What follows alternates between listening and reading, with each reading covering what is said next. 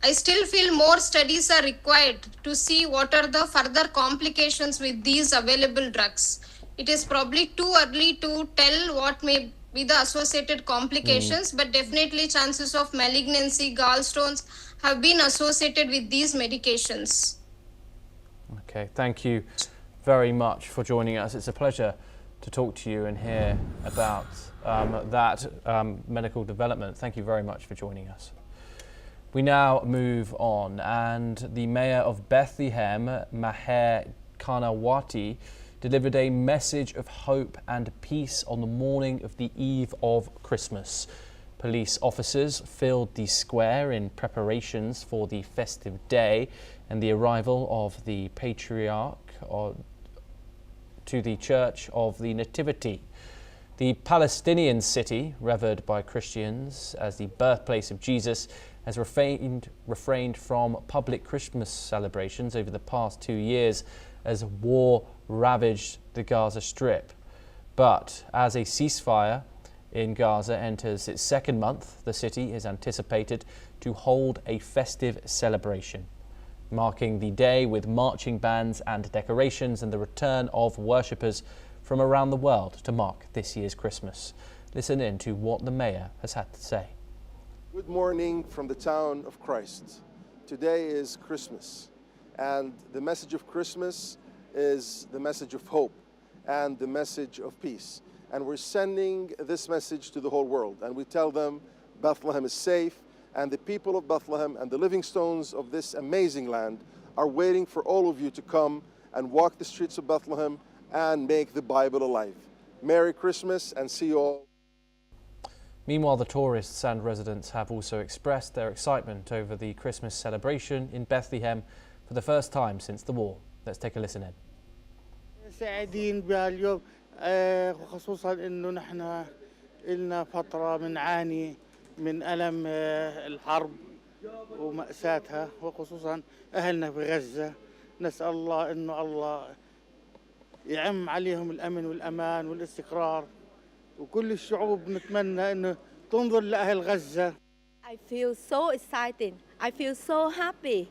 And you know, like I really for 25 years, I really want to come here, but I didn't have chance to come here. But like today, that's the perfect this month to come here, because after the war for 2 years, and I'm so excited and so happy. Well, that's all that we have time for this hour. Keep watching NewsX World for more international news updates.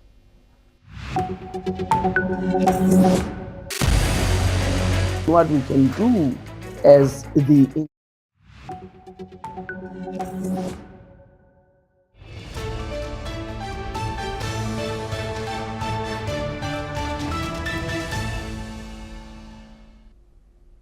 Hello and welcome to the newsroom breaking this hour. Let's start with the top story here. Now, Turkish President Tayyip Erdogan has offered condolences to Libya following the death of Libyan Army Chief of Staff Mohammed Al-Ahmed Al-Haddad in a plane crash near Ankara.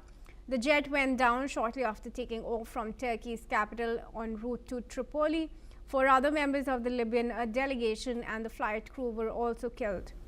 Erdogan said he extended his sympathies to the Libyan people, the armed forces and the government.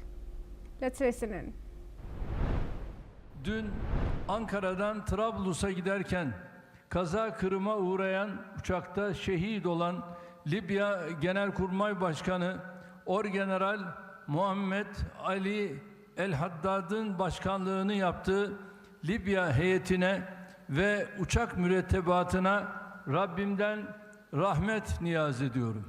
Libya halkına, Libya Silahlı Kuvvetlerine, hükümetine aynı şekilde başsağlığı diliyor. Ülkem ve milletim adına taziyelerimi sunuyorum. Bizleri derinden üzen elim hadiseyle ilgili gerekli tahkikat başlatılmış. And Australia's most populous state has passed sweeping new gun and anti-terror rules following the mass shooting on Bondi Beach, tightening firearm ownership, banning public display of terror symbols and strengthening police power to curb protests. The New South Wales State Parliament passed the Terrorism and Other Legislation Amendment Bill. early morning after the upper house approved the bill by 18 votes to 8 during an emergency sitting. Premier Chris Minns has said that not all residents of New South Wales would support the tough reforms, but his government was doing everything possible to keep people safe in the wake of the December 14 shooting that claimed 15 lives and left dozens wounded. Under the new gun laws, which Minns described as the toughest in Australia, individual licenses will be capped at 4, while farmers will be permitted to own up to 10 guns, while gun club membership will be mandatory for all firearms license holders. Police will be granted more powers to impose restrictions on protests for up to 3 months after a declared terror attack. Under the law, public display of flags and symbols of prohibited militant organizations such as Islamic State, Hamas or Hezbollah has been outlawed, and offenders will be jailed for up to 2 years or fined $22,000. Let's in fact listen in to the New South Wales Premier Chris Minns. This is the first tranche, but an important tranche of reforms in this state in relation to protest legislation, extreme hate symbols in our community, and also the toughest gun restrictions of any jurisdiction in the country. I want to make it clear that this isn't the end of change. Sydney and New South Wales has changed forever as a result of that terrorist activity last Sunday. And we know it's our responsibility to do everything we can to keep the people of New South Wales safe, and that means further change in the new year. We've given a commitment to that. We're currently looking at other areas of the law that are urgently required to confront hate speech. Well, look, the Legislative Council did their job. I think the people of New South Wales expect them to do just that. This is important changes, important legislation. It's unusual that we're back here on Christmas Eve, the day before nearly everybody breaks for a bit of time with family and friends, but we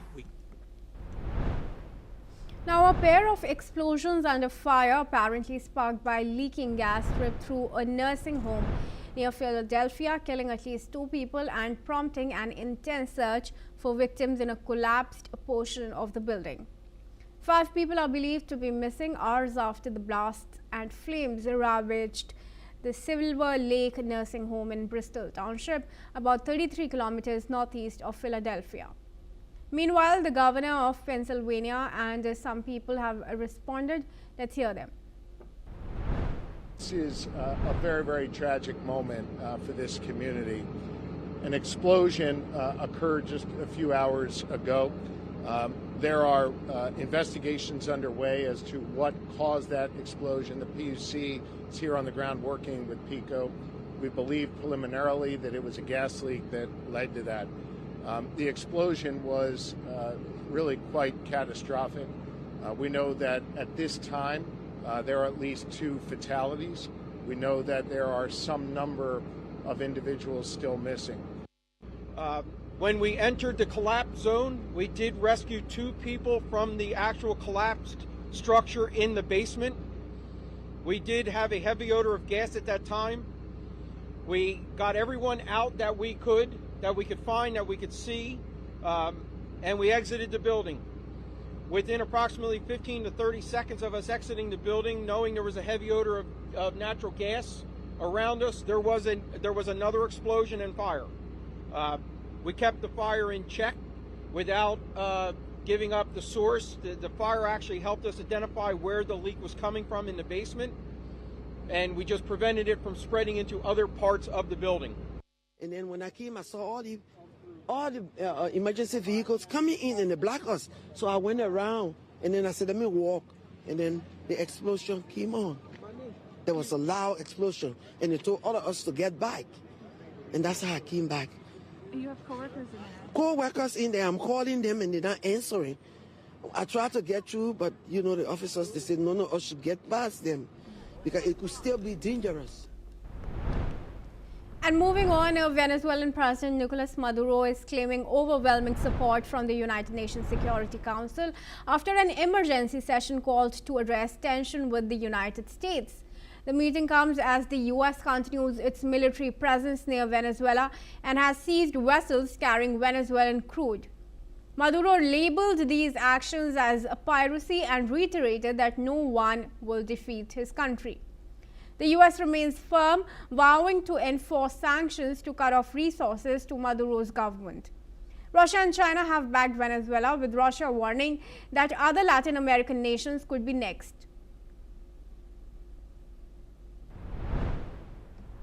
Y ha surgido con fortaleza propia que no le debemos a nadie. Yo no le debo un centavo a nadie. Nosotros no le debemos nada a nadie. Al contrario, son otros los que nos deben a nosotros.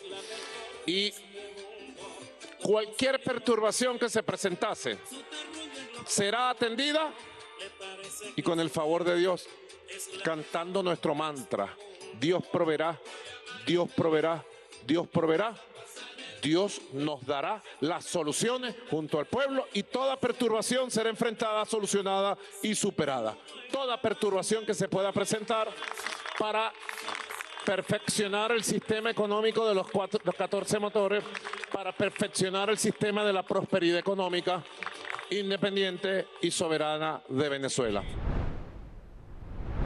Meanwhile, Venezuela's National Assembly has unanimously passed a new law that could see prison sentences of up to 20 years for anyone promoting or financing piracy or blockades. The law, introduced in response to recent U.S. actions against Venezuelan oil shipments, targets international crimes as well. This follows the U.S. Coast Guard seizure of a sanctioned supertanker carrying Venezuelan crude earlier this month, and its attempt to intercept 2 other vessels linked to Venezuela. These actions mark Washington's toughest measures against a state oil company, PDVSA, since its sanctions in 2019. The law now heads to Venezuela's executive for approval and will take effect once published in the official gazette. Let's hear President of Venezuela's National Assembly, George Rodriguez's statement. En consideración, honorables diputadas y honorables diputados, aquellos que estén a favor de aprobar la segunda discusión del proyecto de ley de protección de las libertades de navegación y comercio contra la piratería, bloqueos y otros actos ilícitos internacionales, sírvanse manifestarlo con la señal de costumbre. Queda aprobada la ley por unanimidad. En consecuencia,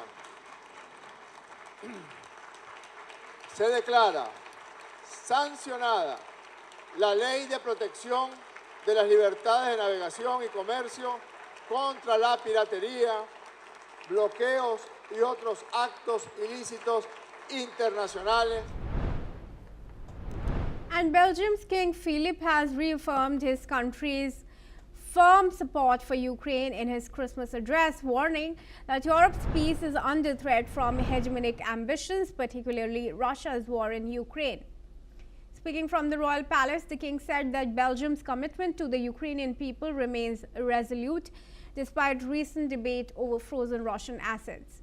His remarks come after Belgium blocked a proposal at the European Council to use those assets for a reparation loan to fund Ukraine, citing legal risks and the lack of a strong solidarity mechanism to protect member states. King Philip also urged unity within the European Union and encouraged Belgians to value the bonds that unite them. Let's listen in. L'Europe s'est construite sur un projet de paix qui lui a permis de prospérer. Cette paix, notre bien commun le plus cher, est aujourd'hui menacée par des ambitions hégémoniques, en particulier en Ukraine. Chez nous, le gouvernement, l'engagement de notre pays aux côtés du peuple ukrainien reste ferme et résolu. Notre position dans le dossier des avoirs russes ne le remet aucunement en cause. C'est le moment d'être tous solidaires au sein de l'Union européenne. Ne laissons personne nous diviser. Ensemble, nos démocraties sont bien plus robustes qu'on ne pourrait le croire. Ties between Serbia and Russia have been described as worrisome for Kosovo by caretaker Prime Minister Albin Kurti ahead of Kosovo's early parliamentary elections on December 28.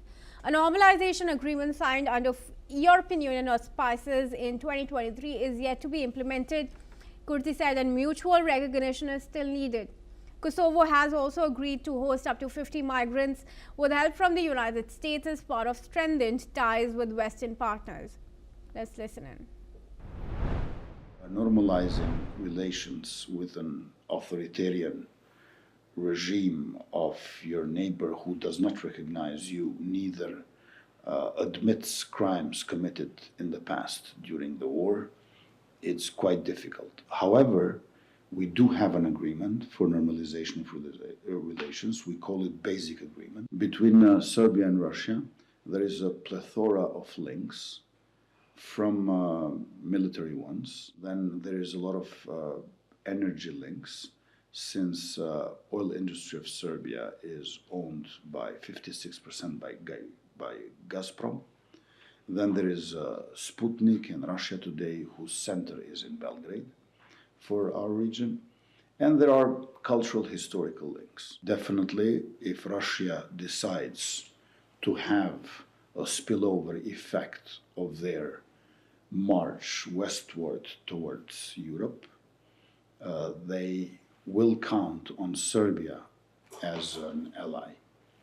And this is worrisome for our country. However, we're working closely with our partners. We have agreed with US that we are going to receive up to 50 migrants. So far, one has arrived. And we don't want any kind of financial support for that, because we are doing that so we can help US. And US is a partner, ally, and a friend. Moving on now, Israeli Prime Minister Benjamin Netanyahu said Israel will spend $110 billion to develop an independent arms industry, aiming to reduce the country's reliance on foreign suppliers, including allies. He admitted full self-sufficiency may not be possible, but said Israel would strive to produce as much of its weaponry as possible at home.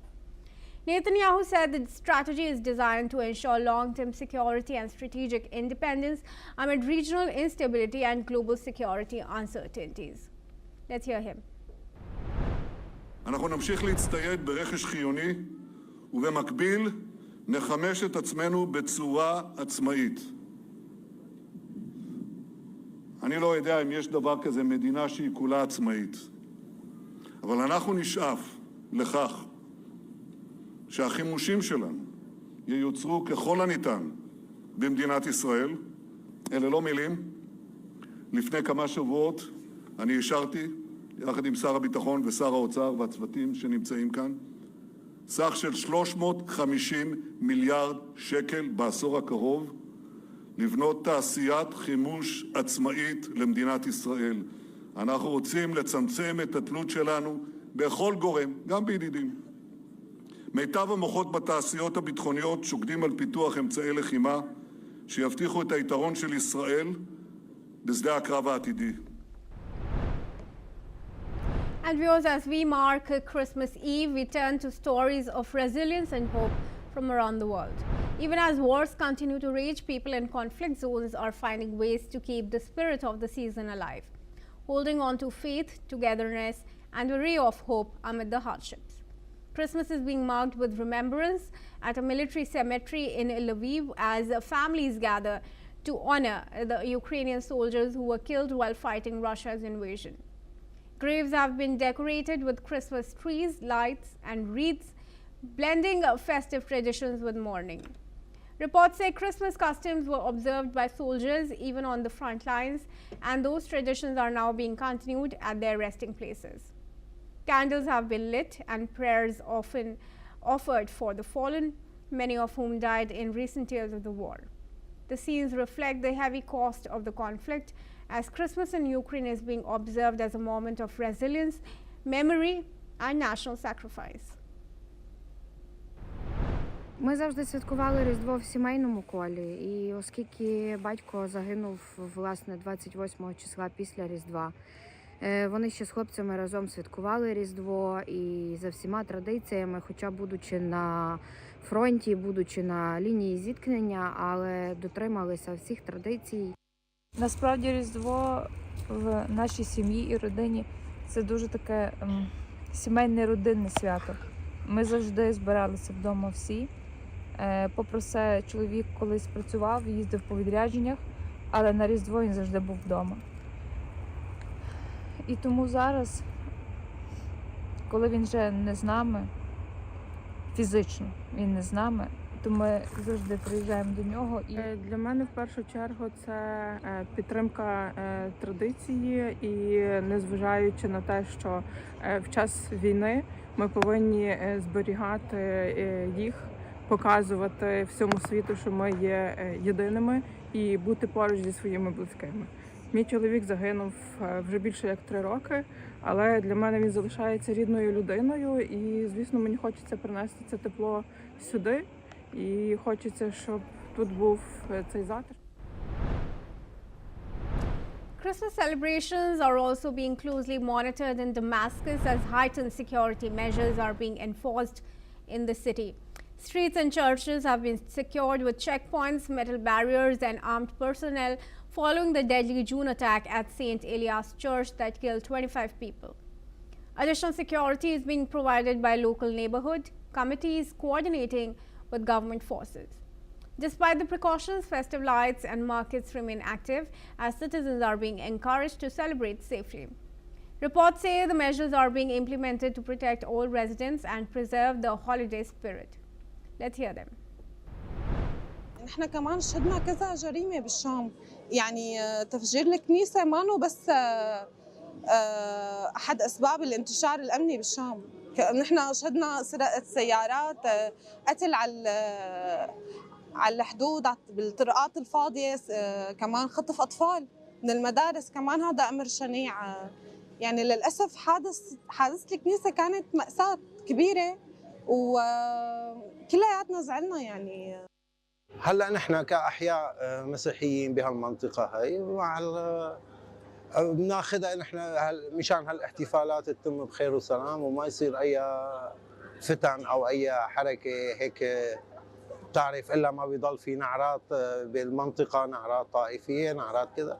هاي الأمور عم ننسقها نحن والأمن العام حتى نتجاوزها. يعني نحن هلا ظروفنا وعيدنا السنة استثنائي، يعني رغم الألم والصعوبات والشيء اللي تعرضنا له والحزن اللي جواتنا، بس نحن دائما ميلاد السيد المسيح هو تجديد وأمل وتفاؤل لحياتنا، هو رمز للسلام. الناس بتيجي على الكنيسة بتحتمي بالكنيسة، إذا فتنا على الكنيسة وتفجرنا وين بعد في أمان؟ But Christmas celebrations in Bethlehem are being held for the first time since the Gaza war, with festive lights, scout parades and public gatherings returning after a 2-year pause. The celebrations were resumed following a fragile ceasefire that halted fighting in Gaza. City officials say the event is being marked as a message of hope and resilience despite ongoing pain over the situation in Gaza. Decorations and the Christmas market have been set up around Manga Square and the Church of the Nativity.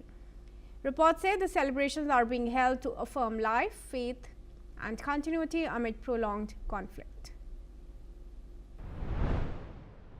هي رسالة أمل وصمود لأهالي بيت لحم، وكمان رسالة أطلقناها لكل العالم بأنه الشعب الفلسطيني شعب محب للحياة، شعب محب للسلام، وبيستنى لحتى أنه إحنا نعيش في هذه الأرض بكل أجزائها مع غزة الجريحة كبني آدمين زينا زي باقي شعوب العالم. الحرب، الدمار، الأوقات الصعبة اللي بنعيشها وخاصة في أهلنا في قطاع غزة، يعني صعب للإنسان أنه يفرح لو حتى في شجرة، لو حتى في زينة، لو حتى العيد وبهجة العيد موجودة، ولكن الألم والحزن اللي في القلب هو صعب الإنسان يعبر عنه. بيت لحم اليوم تحمل رسالة أمل وصمود. اليوم بنقول بأنه الشعب الفلسطيني رغم كل اللي بتعرض له هو في صدد إفشال المشروع الصهيوني بالتهجير وإفراغ البلد. نبعث رسالة لكل العالم بأنه الشعب الفلسطيني صامد في أرضه، الشعب الفلسطيني يمتلك الأمل بالحرية والكرامة، وستتحقق حرية شعبنا رغم كل هذا الاضطهاد. إنه بيت لحم اليوم بتحتفل بعيد الميلاد بعد 2 سنين تقريبا من الحزن، الألم، المعاناة اللي عاناها الشعب الفلسطيني خلال هذه السنتين. اليوم زي ما انتم شايفين في شجرة الميلاد، في المجموعات الكشفية، في الزينة، في كل شيء، ففي بهجة.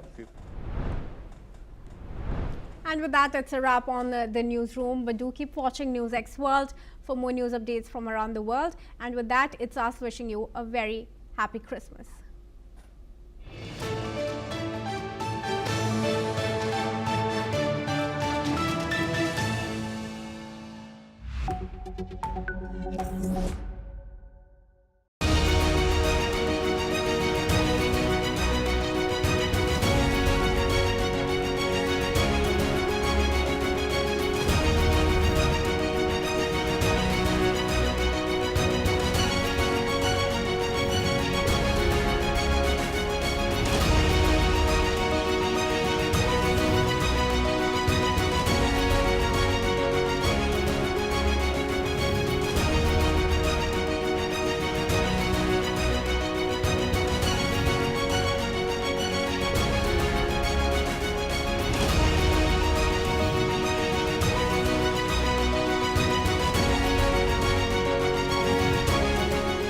In the midst of death, life persists.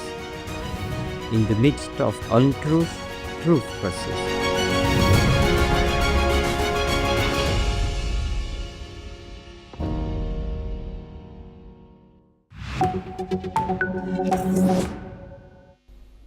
Hello and welcome, I'm Thomas Porteous and you're watching the World Report on NewsX World. Let's take a look at some of the top headlines this hour. Ukrainian drone attacks target Moscow overnight, with Russia saying air defences shoot down several drones and no immediate damage reported in the capital. Debris from a downed drone sparks a fire at an industrial site in the Tula region, as Moscow says more than 170 Ukrainian drones are intercepted across Russia. The US State Department says it will deny visas to 5 people, including a former EU commissioner, accusing them of pressuring American social media platforms to suppress certain viewpoints. The former EU tech chief rejects the claims as a witch hunt. Venezuela tells the UN Security Council that the United States is waging an unofficial war to remove its government and pursue what it calls continental ambitions across Latin America. Caracas warns it is only the first target of a broader strategy. Thailand and Cambodia agreed to hold a meeting of defence officials to try and revive months-old ceasefire talks as border fighting enters a third week with at least 80 dead. The US Supreme Court refuses to let President Donald Trump deploy National Guard troops to the Chicago area. The justices leave in place a lower court order blocking the deployment.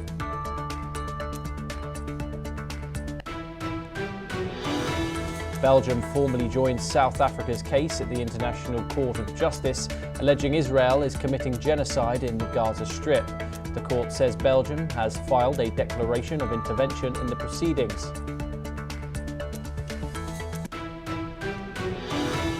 Libya's army chief of staff dies after a private jet crashes following a departure from Turkey.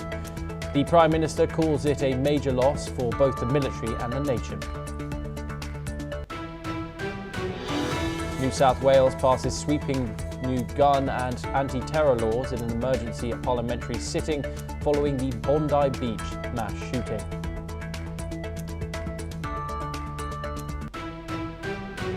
Now, those are the top headlines for the hour, but we move on to our coverage of the release of the Epstein files, and newly released documents from the files reveal a series of controversial emails, including from an individual known as A, who wrote to Ghislaine Maxwell asking for what they call inappropriate friends. The email, sent from Balmoral Castle in 2001, is part of a wider batch of over 11,000 files made public today.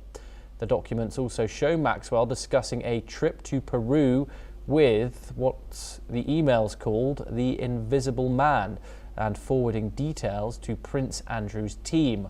Although Andrew Mountbatten is named, the documents don't suggest any criminal activity. However, a request from the US Department of Justice to interview Prince Andrew in 2020 highlights his possible connection to Epstein's ongoing investigations. The release also mentions US President Donald Trump's links to Epstein, noting that he flew on Epstein's private jet more times than 9 in the 1990s.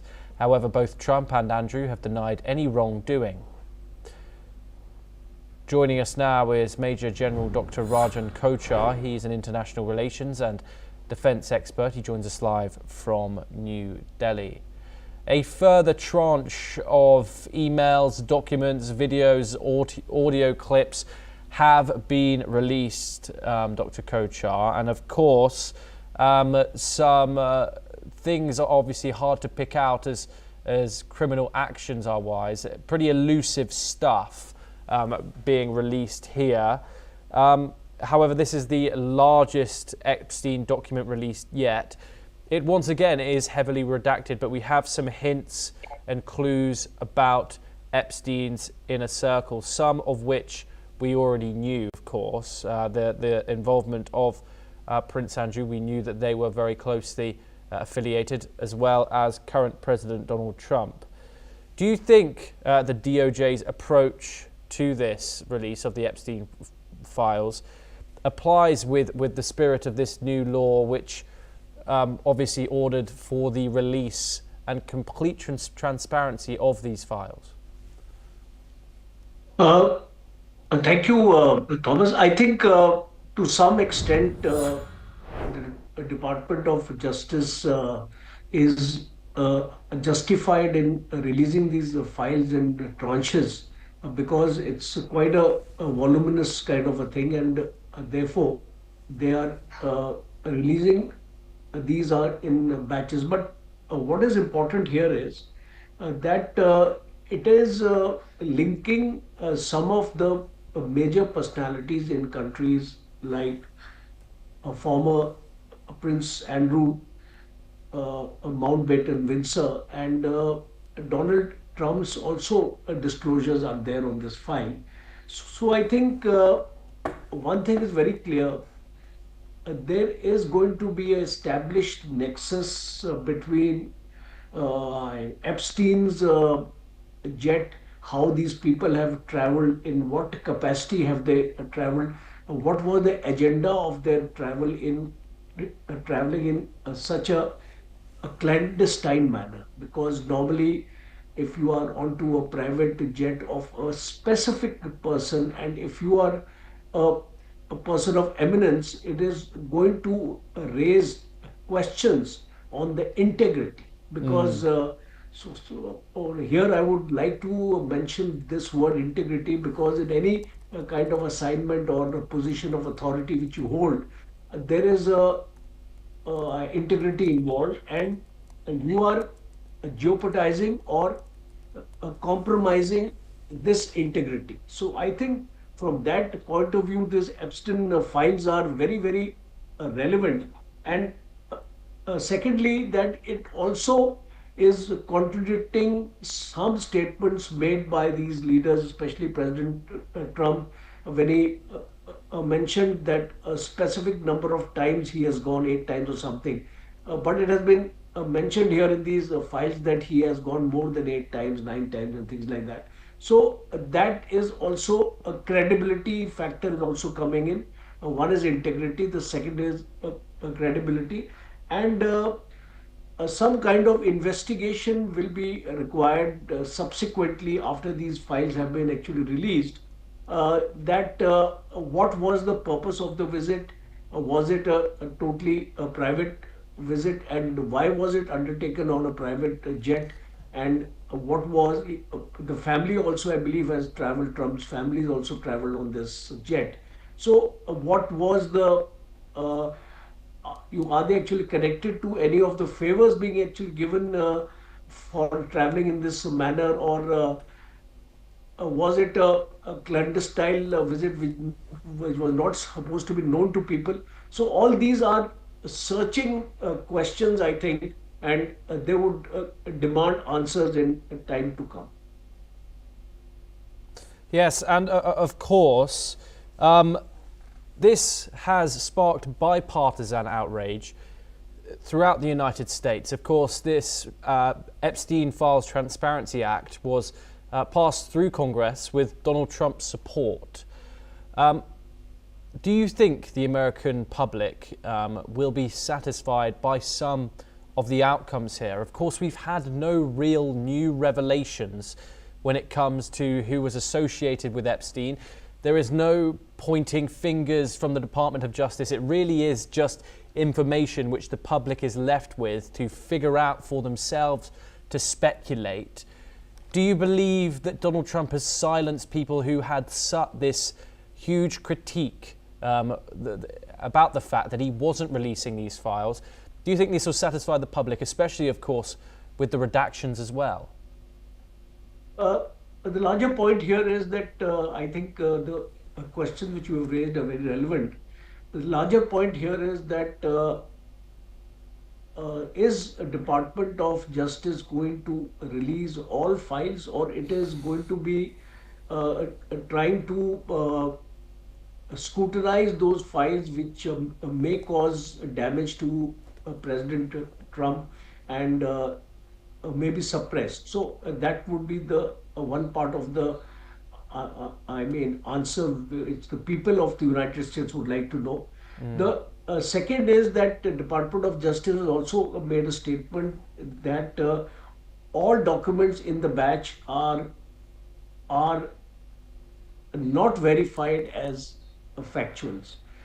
So that means that verification part is, I think, the Department of Justice would like to communicate to the people that what facts have been verified to be true and what facts have been verified to be false, because this kind of transparency is important. Otherwise, it is creating a sensational headline or disputed claims where high profile individuals are involved. So I think it is also a clarification required to clear them of their character assassination if it is there in this particular case. So I think from that point of view, the people of United States would like to know the truth, would like to know the verifiable facts with regard to this information which is being released in tranches by the Department of Justice.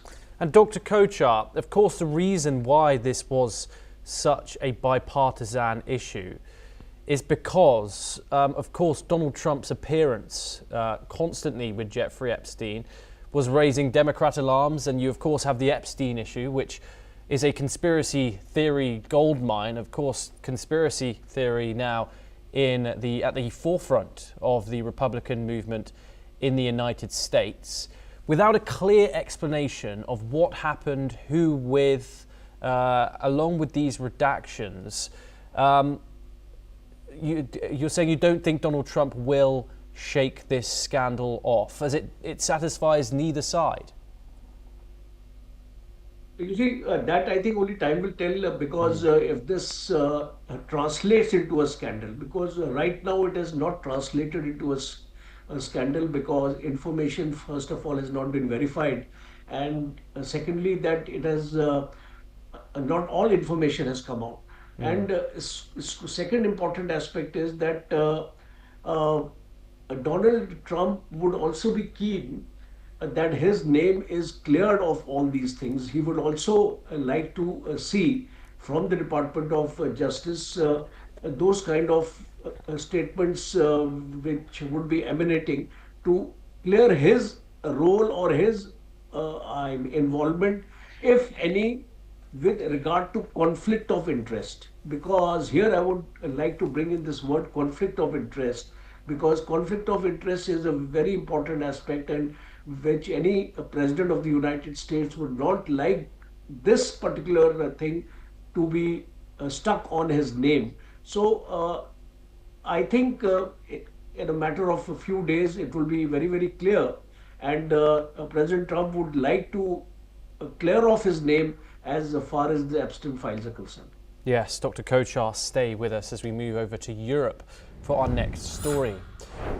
And tragedy has struck Moscow today as an explosion has killed 3 people, including 2 police officers. Authorities say 2 traffic officers approached a suspicious individual near a police car on Yezetskaya Street. As they tried to detain him, an explosive device went off and the officers were killed along with a civilian nearby. This deadly blast comes just 2 days after a senior Russian general, Lieutenant General Fanil Salvatorov, was killed in a car bombing in the capital. The investigative committee has opened a criminal case into the attack on the police officers. Dr. Kochar joins us once again. Of course, we can't speculate as of yet about who carried out this attack, the particular motive. However, what does it say about intelligence operating in the Russian capital? Of course, the Russian Secret Service prides itself as being one of the best in the world. Just 2 days after a major general general lieutenant was killed in the capital, the same thing happens around the same site. Is this a big embarrassment for Moscow? Certainly it is a big embarrassment, because in a capital, if such a senior officer has been targeted, there is bound to be somebody who was planning this entire thing, because this entire thing is planned. It's explosive device, and the person who has detonated it, he has to be an expert in this kind of ammunition knowledge. And secondly, that so far nobody has claimed the responsibility of this blast. So a larger question is, first of all, there has been intelligence failure, because the Russian intelligence agency, KGB, and other agencies have not been able to pinpoint, or have not been able to investigate, or not been able to forecast this kind of incident in which a senior army officer has been assassinated. And the second important aspect is that presently multiple lines of inquiries are being investigated upon. Kyiv has not officially claimed the responsibility, but normally, if you would have seen the past incidents which have been taking place in Moscow, other areas where Ukraine was involved, their security services have been involved, they have normally acknowledged whenever they carry out this operation. But in this particular operation, what I'm seeing is they have not acknowledged, and you see this trend. This killing is the 3rd assassination of a Russian general within about a year. So previous bombings also we actually saw pointed to the involvement of a Ukrainian establishment. So, and these attacks were quite similar. So if you look at these 3 incidents which have happened in the last 1 year, these attacks have been quite similar, but the modus operandi has been practically the same. So I won't be surprised that the finger of suspicion goes on the Ukrainian security agencies in this case. Though of course, they haven't actually claimed the responsibility. So let us see how the investigation of the Russian intelligence goes into this particular aspect, and what has been the cause. Was it other than the Ukrainians? Because that's also an angle which they will like to see, that what was the track record of this general? Was he a kind of an anti-establishment, or was it the handiwork of the Russian, themselves? So all these are very open-ended questions, I would like to say, because when an investigation is going on, you cannot discount any of the angles and any of the possibilities. So I think Yes. In a matter of days, the intelligence agencies will be able to figure it out. Yes, Major General Dr. Rajan Kochar, thank you very much for joining us. It's always a pleasure to speak to you. We now move over to Southeast Asia for our next story, and Thailand and Cambodia have agreed to hold a meeting of defence officials towards resuming the months-old ceasefire as the fierce border fighting between them has entered the third week, killing at least 80 people so far. The decision was taken during a special meeting in Kuala Lumpur of Southeast Asian foreign ministers who were trying to salvage a truce first brokered by ASEAN Chair Malaysia and US President Donald Trump after a previous round of deadly clashes in July. Thailand and Cambodia have engaged in daily exchanges of rockets and artillery along their 817-kilometre land border following the collapse of the truce, with fighting at multiple points stretching from forested regions near Laos to the coastal provinces of the Gulf of Thailand. Joining us now is Collins Chong-Yu-Keat, a foreign affairs, security and strategy analyst, joining us live from Kuala Lumpur in Malaysia. Of course, this comes 3 weeks after this fighting broke out once again over a landmine incident. And previously, even when Donald Trump announced another ceasefire on Truth Social, Thailand and Cambodia both came out and said that they weren't going to abide to it. However, now they are agreeing to talk again today. However, fighting has intensified. What's actually different this time, and what could make a ceasefire stick? Well, these defense talks, they signal damage control, and we have seen how both sides now recognize the escalating cost of escalation. Now that the cost of this escalation have outweighed the benefits, and this is about containment, and of course it's not at the stage of reconciliation. So we have seen how this is in the category of defense level talk, and it's not politically substantive. And this is being treated as a security and command control problem. So this allows both sides to de-escalate quietly without the baggage of political calculations, to avoid nationalist backlash both at home, and of course also to preserve the needed leverage, the opening, of course also the political phase needed to ensure that both sides have the on-the-ground will and capacity to de-escalate quietly. So we can expect some coordination in terms of potential ceasefire, and to resume communication hotlines, as well as, of course, also to have these kind of new mechanisms for troop disengagement. But we should be realistic and practical enough not to expect any kind of talks on border settlements, on legal resolutions and all that. So this is about buying time. It's not about buying peace. And both sides now recognize the increasing cost and risk of letting this escalate freely. So this is what we have seen now, the capacity and the pressure that have been sent to both sides to at least resume talks at the military level, and to, of course, explore the possibility of immediate ceasefire in the days to come. Yeah, and this deal, or these talks, emerged from a special ASEAN meeting in Kuala Lumpur, a bloc that's been heavy with scrutiny. Does this show ASEAN still holds relevance? Well, as I've argued before, that again, time and time again, this has exposed the structural and systemic weaknesses of ASEAN. This weak crisis management mechanism. ASEAN doesn't have the enforcement capability, and is still being trapped by its own internal mantra of non-interference and the focus on diplomatic approach. And we have seen that to have failed before in the case of Myanmar. And this time he has failed again in the case of Thailand and Cambodia. And this, reinforced the perception that ASEAN is reactive in nature, it's not preventive in nature. So he has no deterrent capacity, unlike what Washington has to offer in terms of pressure on both sides. And both Thailand and Cambodia have not been relying so much on ASEAN to offer the needed, economic buffer, or the needed pressure being sent by ASEAN, because ASEAN to them simply does not have the needed capacity to compel both sides to come to this agreement. And it is out of their own, again, the internal factor in both Thailand and Cambodia have driven this conflict also. And so far we have failed to see any kind of, substantive and, and credible and effective measures being sent by ASEAN.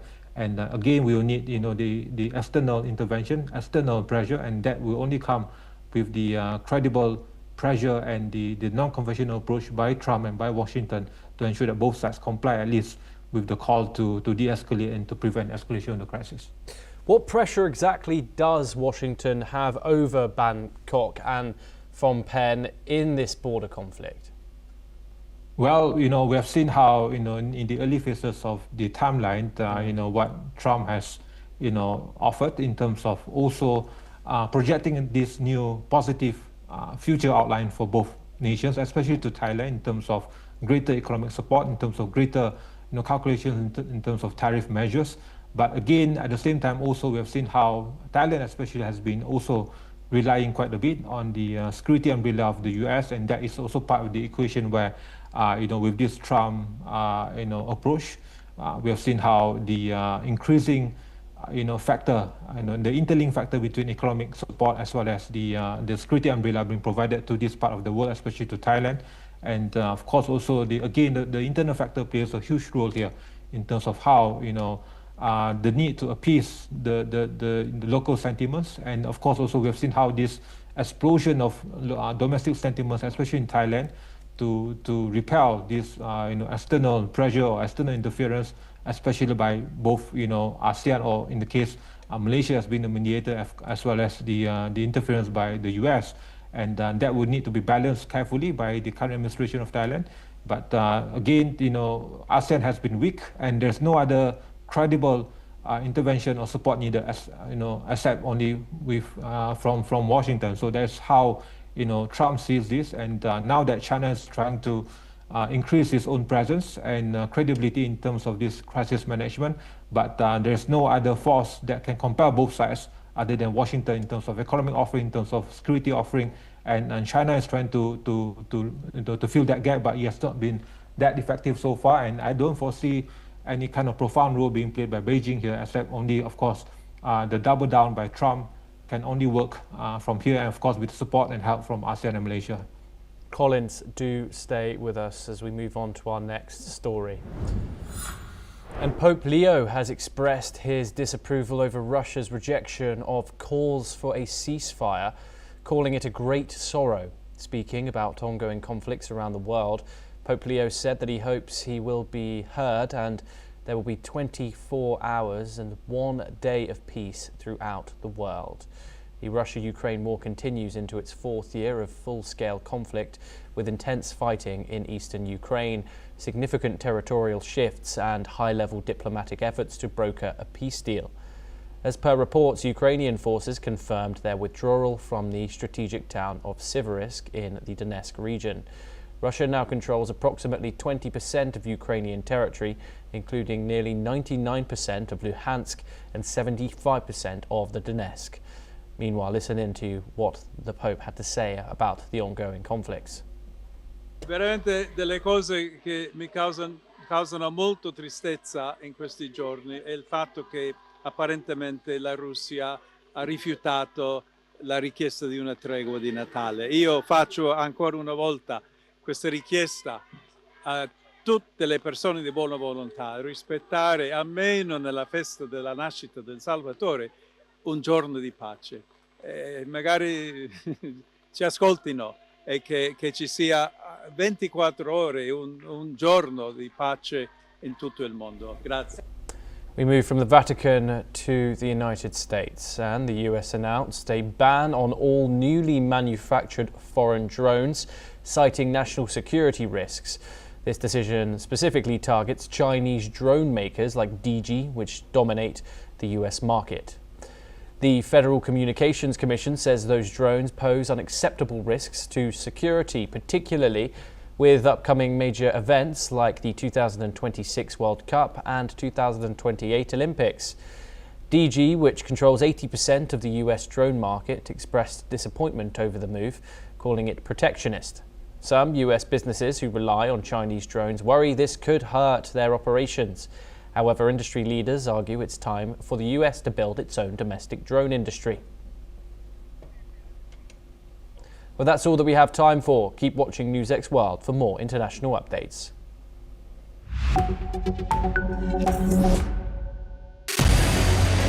What we can do as the Interparliamentary Union to strengthen democracy, to promote human rights, to ensure that humanitarian law is respected.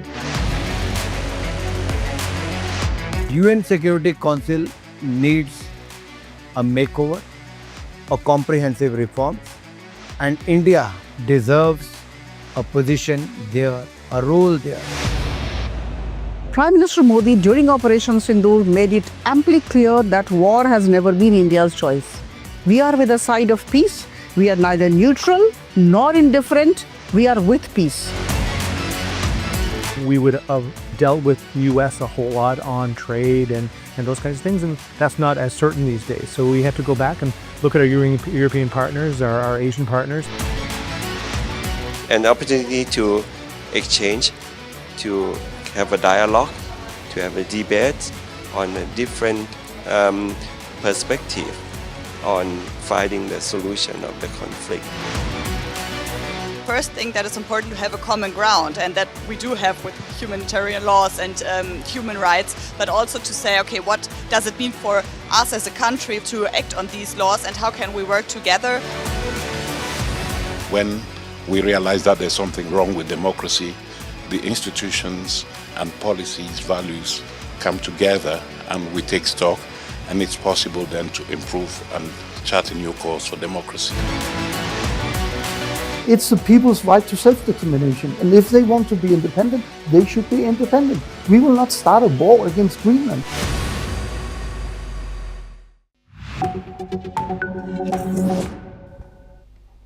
Hello and welcome, I'm Thomas Porteous and you're watching the World Report on NewsX World. Let's take a look at some of the top headlines this hour. Ukrainian President Zelensky says a draft peace plan would freeze fighting on current lines, does not require Ukraine to formally renounce its NATO bid and could include demilitarized zones. He says elections would follow a deal, a leaders' meeting is needed on territory and a nuclear plant, and Kiev awaits Russian response. 2 police officers are killed in an overnight explosion in Moscow after an explosive device is triggered as they approach a suspicious person. The blast occurs near the site where a Russian general was killed earlier this week, raising security concerns in the capital.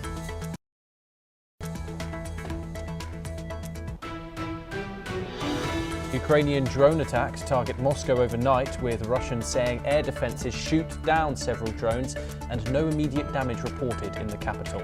Debris from a downed drone sparks a fire at an industrial site in the Tula region.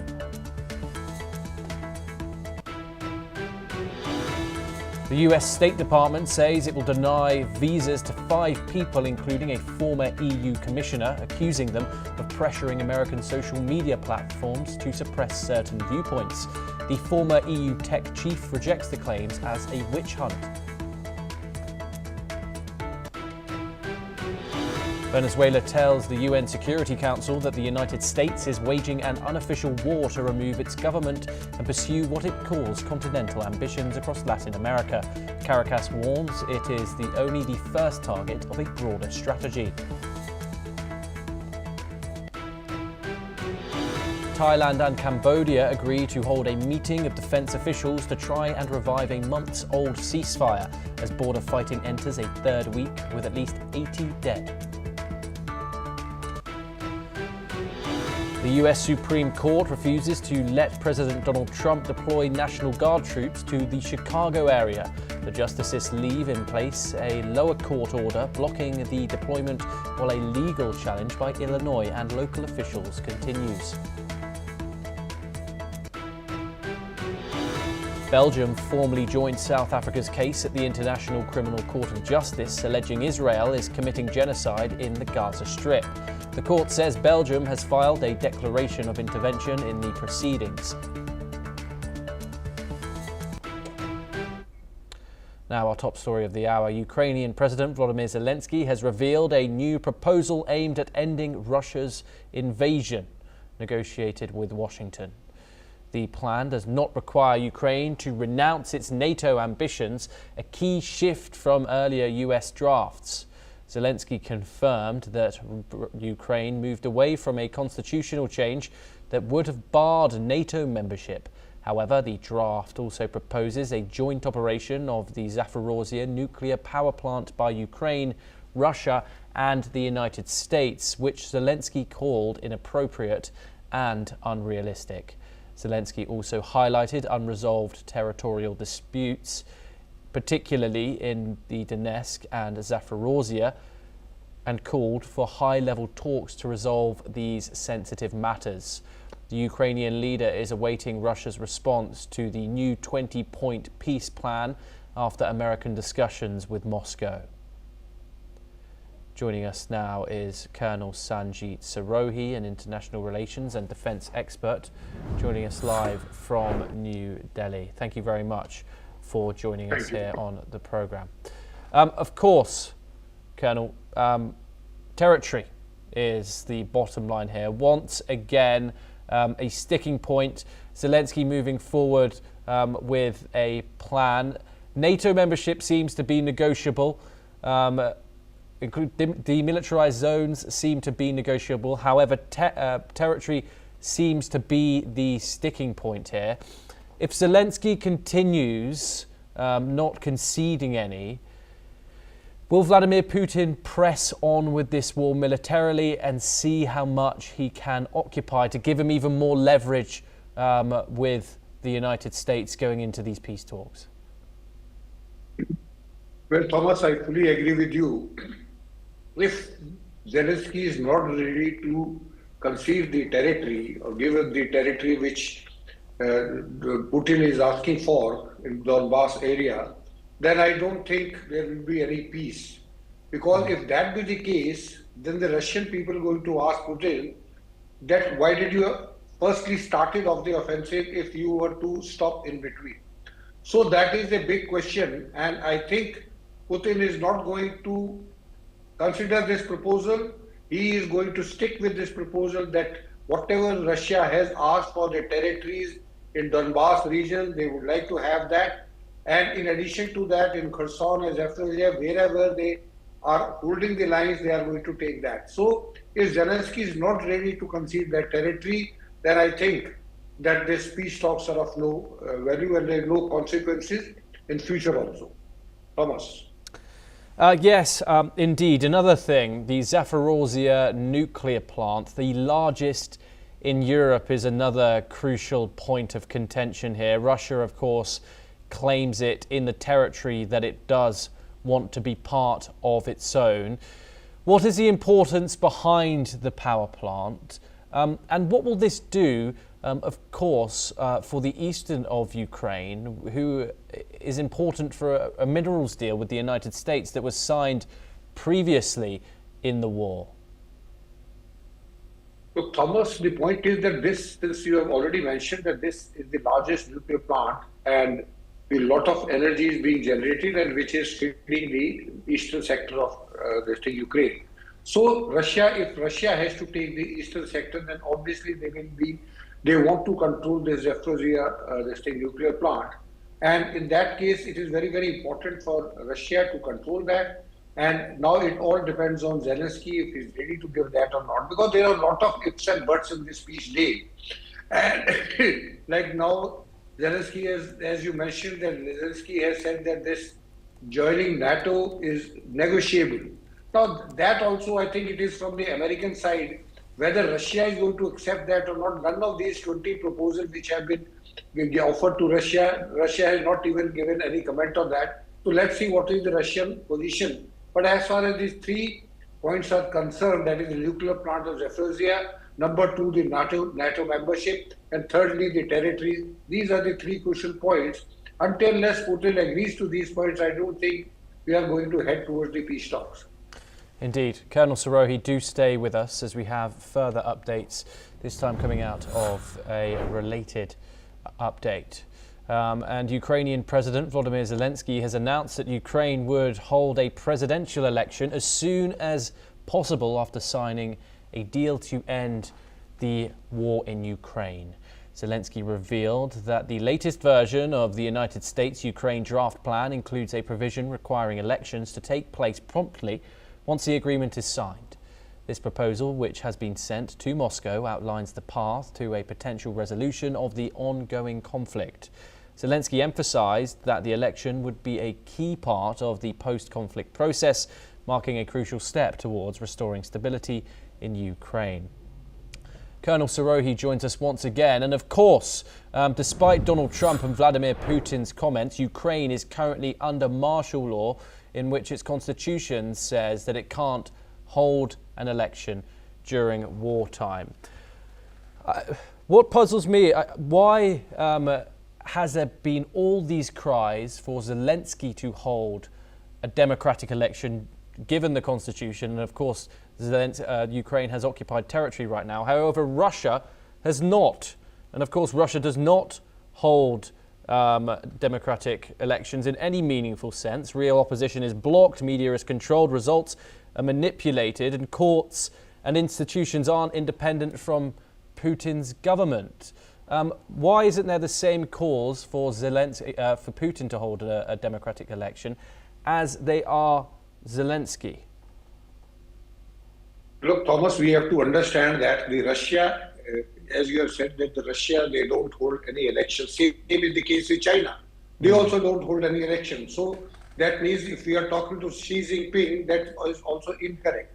And if you remember, initially Putin has put his demand that Zelensky has got no authority since he has lost the popular vote from his people. He should have election and then we will sign a deal if Zelensky there or whosoever is the president at that point of time. Because Zelensky does not hold a legitimate position as a president. So now it all depends if Zelensky has agreed for this thing that after the ceasefire only or the peace talks or the peace, the election will be held.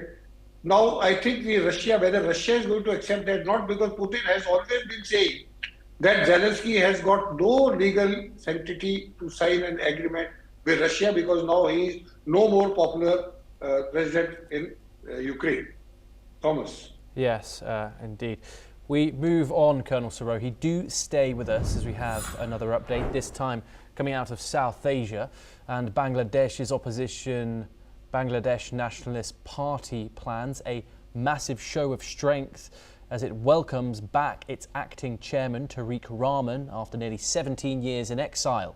The party says up to 5 million supporters could line the route from Dhaka's airport to a reception venue.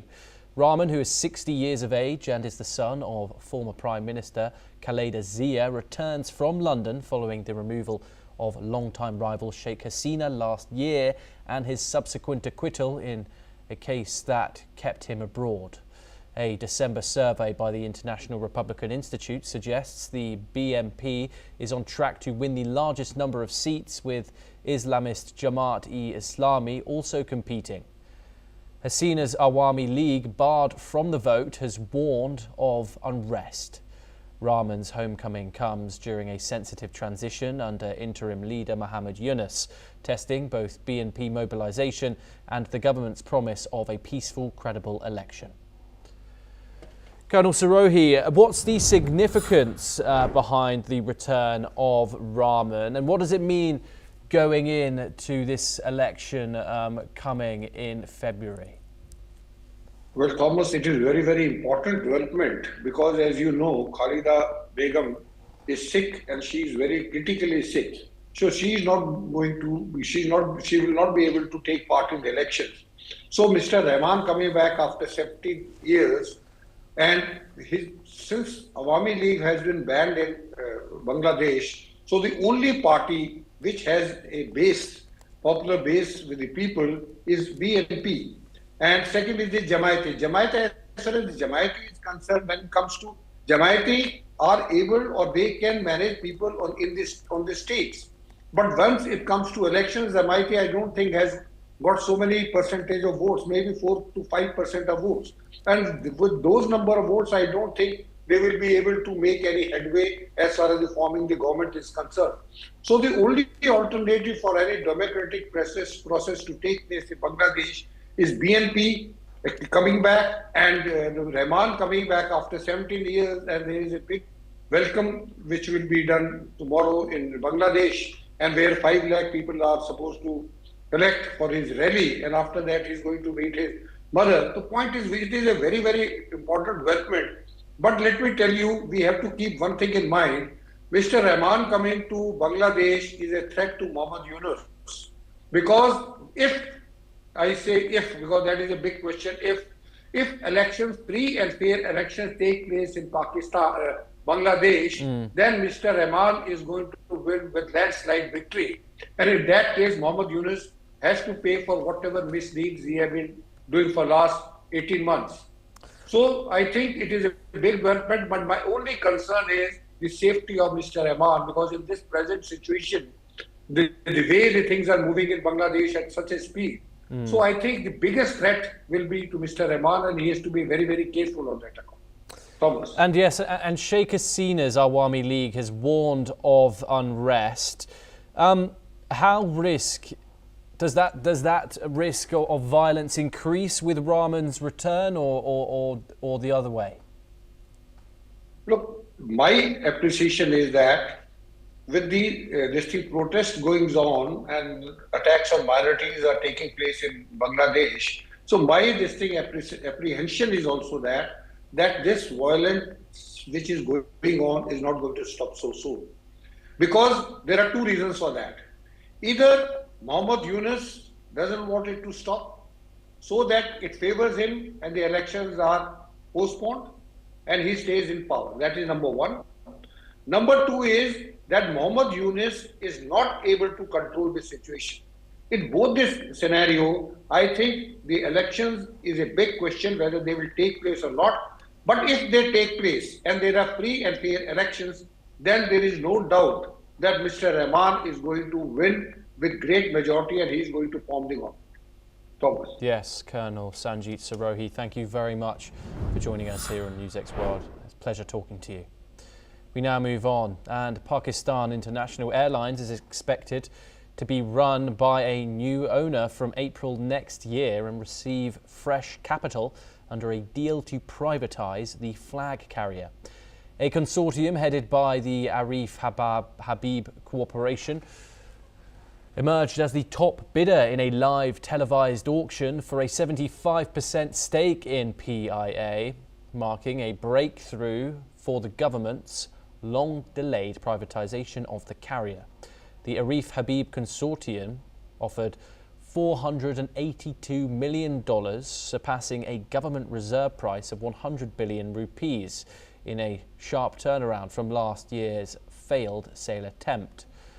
Muhammad Ali, the privatisation advisor to the Prime Minister, has said that the state expects a new owner to be running the airline by April, subject to approvals, of course. The process now moves to final approvals by the Privatisation Commission Board and the Cabinet, expected within days, with contract signing likely within 2 weeks and financial close after a 90-day period to meet regulatory and legal conditions. Ali said the government would receive about 10 billion rupees in cash up front and retain a 25% stake valued at around 45 billion rupees. The winning consortium also compromises fertilizer maker Fatima, private school network City Schools, and real estate firm Lake City Holdings Limited. We move on to our next story, and the US Food and Drug Administration approved Novo Nordisk's weight loss pill, giving the Danish drug maker a leg up in the race to market a potent oral medication for shedding pounds as it looks to regain lost ground from rival Eli Lilly.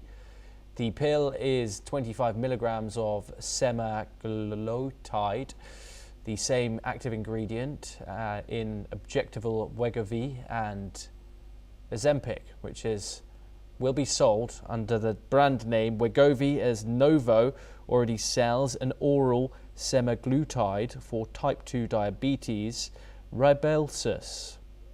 The approval could help spur a turnaround for Novo after a rocky year of sliding shares, profit warnings and slowing sales of its injectable Wegovy amid intense competition from Lilly and pressure from compounded versions as US listed shares of Novo jumped 8% and Lilly fell 1% in extended trading after the approval announcement. Joining us now is Dr. Hema Srinath, a doctor for the SDM Institute of Medical Science in Dharwad. Thank you very much for joining us here on NewsX World. It's a pleasure to have you on the programme. Let's get straight into this. What could the widespread availability of this oral weight loss pill like semaglutide mean for public healthcare costs, of course, and societal attitudes towards obesity within the next decade? Thank you so much. I'm Dr. Hema Malini Gururaj. As we all know, obesity is the trending epidemic in all the countries. So we had injectable drugs available for obesity management, as you told already, like Ozempic, Mounjaro and all.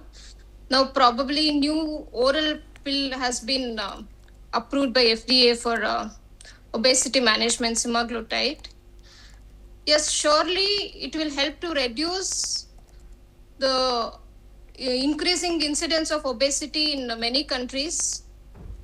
It will also help to reduce the associated cardiovascular complications associated with obesity. It will help to reduce the incidence of diabetes, hypertension associated with obesity. But definitely concern will be more about the cost of the drug, whether it will be, can be used by all will definitely be a concern. But instead of using injectables when something is available as an oral pill, definitely the drug use will be definitely increased compared to injectables. Indeed, and what did the US FDA approve for Novo Nordisk, and how does it differ from its existing weight loss drugs that are already accessible? We already have existing drugs mostly in the form of injectables. Whatever was available, Wegovy, Mounjaro, semaglutide, tirzepatide, they are more of injectable drugs which needs to be taken once a week. But taking a drug orally is always more convenient for the patient to take the drug. And semaglutide mainly acts on GLP-1 analog, which helps to decrease appetite in a person. It reduces cravings. So definitely it will help compared to taking injectable medications. Of course, the obesity crisis is getting worse in the likes of the United Kingdom, the United States, and of course here in India as well. Do you see this, and of course Ozempic is become quite a widely known name now, particularly in the United States. Do you see this as a kind of revolution? Do you think that these weight loss drugs will become the norm now when it comes to tackling the obesity crisis in some of these countries? Yeah, definitely. As you told, compared to India and other countries, obesity is widespread. We also see childhood obesity. All this will definitely increase the incidence of associated cardiovascular complications. So if a drug is available with much lesser side effects and which will improve the cardiovascular benefits in a patient, definitely in abroad, especially US, UK and all where obesity is high, chances of reducing complications will be definitely improved with the... Apologies there, we seem to have lost the audio. Hopefully we can get that sorted just in a sec. And of course, what are the side effects that you talk about? Say you wanted to lose weight healthily, of course, no side effects from that. But if you were to take one of these drugs, which speeds up the process, what will the negative side effects be? And a company's working to cut them out? Few studies have shown that these drugs are associated with thyroid cell carcinomas, increased risk of gallstones. But I still feel more studies are required to see what are the further complications with these available drugs. It is probably too early to tell what may be the associated complications, but definitely chances of malignancy, gallstones, have been associated with these medications. Okay, thank you very much for joining us. It's a pleasure to talk to you and hear about that medical development. Thank you very much for joining us. We now move on, and the mayor of Bethlehem, Maher Kanawati, delivered a message of hope and peace on the morning of the eve of Christmas. Police officers filled the square in preparations for the festive day and the arrival of the patriarch to the Church of the Nativity. The Palestinian city, revered by Christians as the birthplace of Jesus, has refrained from public Christmas celebrations over the past 2 years as war ravaged the Gaza Strip. But as a ceasefire in Gaza enters its second month, the city is anticipated to hold a festive celebration, marking the day with marching bands and decorations and the return of worshippers from around the world to mark this year's Christmas. Listen in to what the mayor has had to say. Good morning from the town of Christ. Today is Christmas, and the message of Christmas is the message of hope and the message of peace. And we're sending this message to the whole world, and we tell them Bethlehem is safe, and the people of Bethlehem and the living stones of this amazing land are waiting for all of you to come and walk the streets of Bethlehem and make the Bible alive. Merry Christmas, and see you all. Meanwhile, the tourists and residents have also expressed their excitement over the Christmas celebration in Bethlehem for the first time since the war. Let's take a listen in. سعيدين بهاليوم خصوصا انه نحن لنا فتره بنعاني من الم الحرب ومأساتها، وخصوصا اهلنا في غزه. نسأل الله انه الله يعم عليهم الامن والامان والاستقرار، وكل الشعوب نتمنى انه تنظر لاهل غزه. I feel so excited. I feel so happy. And you know, like I really for 25 years, I really want to come here, but I didn't have chance to come here. But like today, that's the perfect this month to come here, because after the war for 2 years, and I'm so excited and so happy. Well, that's all that we have time for this hour. Keep watching NewsX World for more international news updates.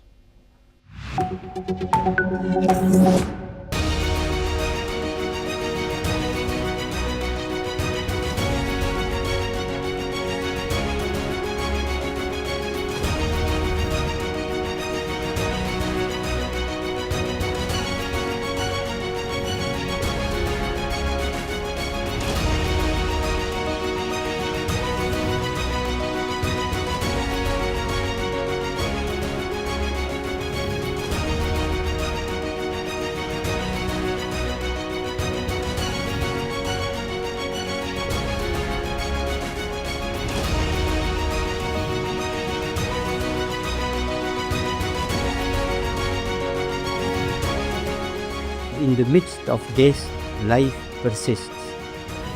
In the midst of untruth, truth persists.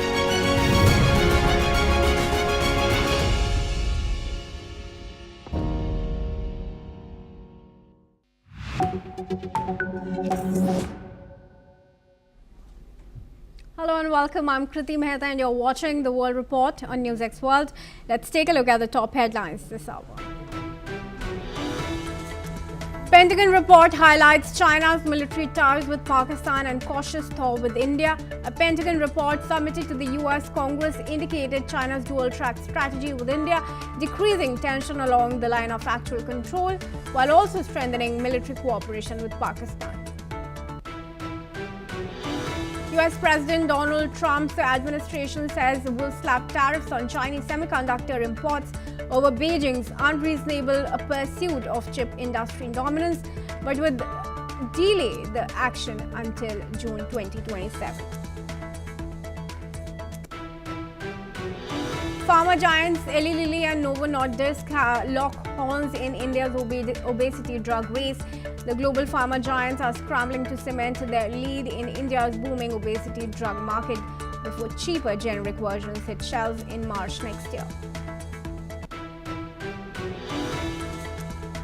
Russia plans a nuclear power plant on the moon within a decade, plan to power joint Russian-Chinese research.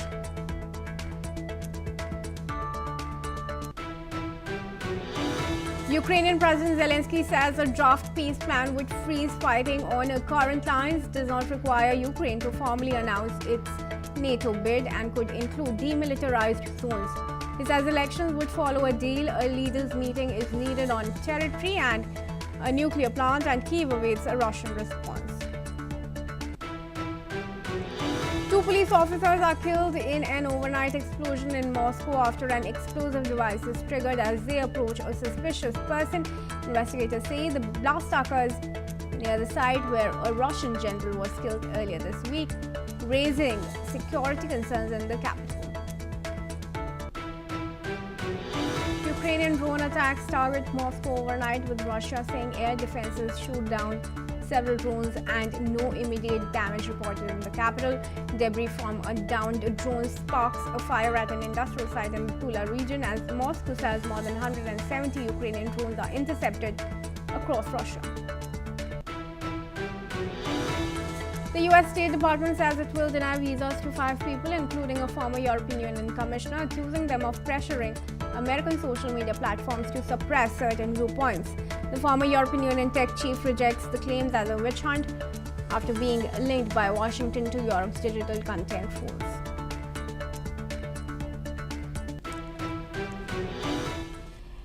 And viewers, let's start with the top focus. Ukraine has won some concessions now in a US-led draft plan to end the Russia-Ukraine war. President Zelensky revealed the key territorial and political issues remain unresolved. The 20-point plan removes immediate requirements for Ukraine to withdraw from Donetsk or recognize a Russian-controlled territory and drops demands to renounce NATO membership. However, Kyiv may still pull troops back from parts of Donetsk under demilitarized zones, with possible special economic zones planned. Zelensky emphasized any withdrawal would require a Ukrainian referendum. Meanwhile, Russian President Putin has shown no willingness to compromise, continuing to demand sweeping Ukrainian concessions. The plan also proposes joint management of the Zaporizhzhia nuclear plant, but Zelensky rejects Russian oversight. And joining me in this discussion is Professor Georgi Tuluraya. He's a professor at the Russia Academy of Science and joins us from Moscow. Oh no, beg your pardon, he joins us from Bangkok instead. Thank you, Professor Tuluraya, for joining me in this discussion.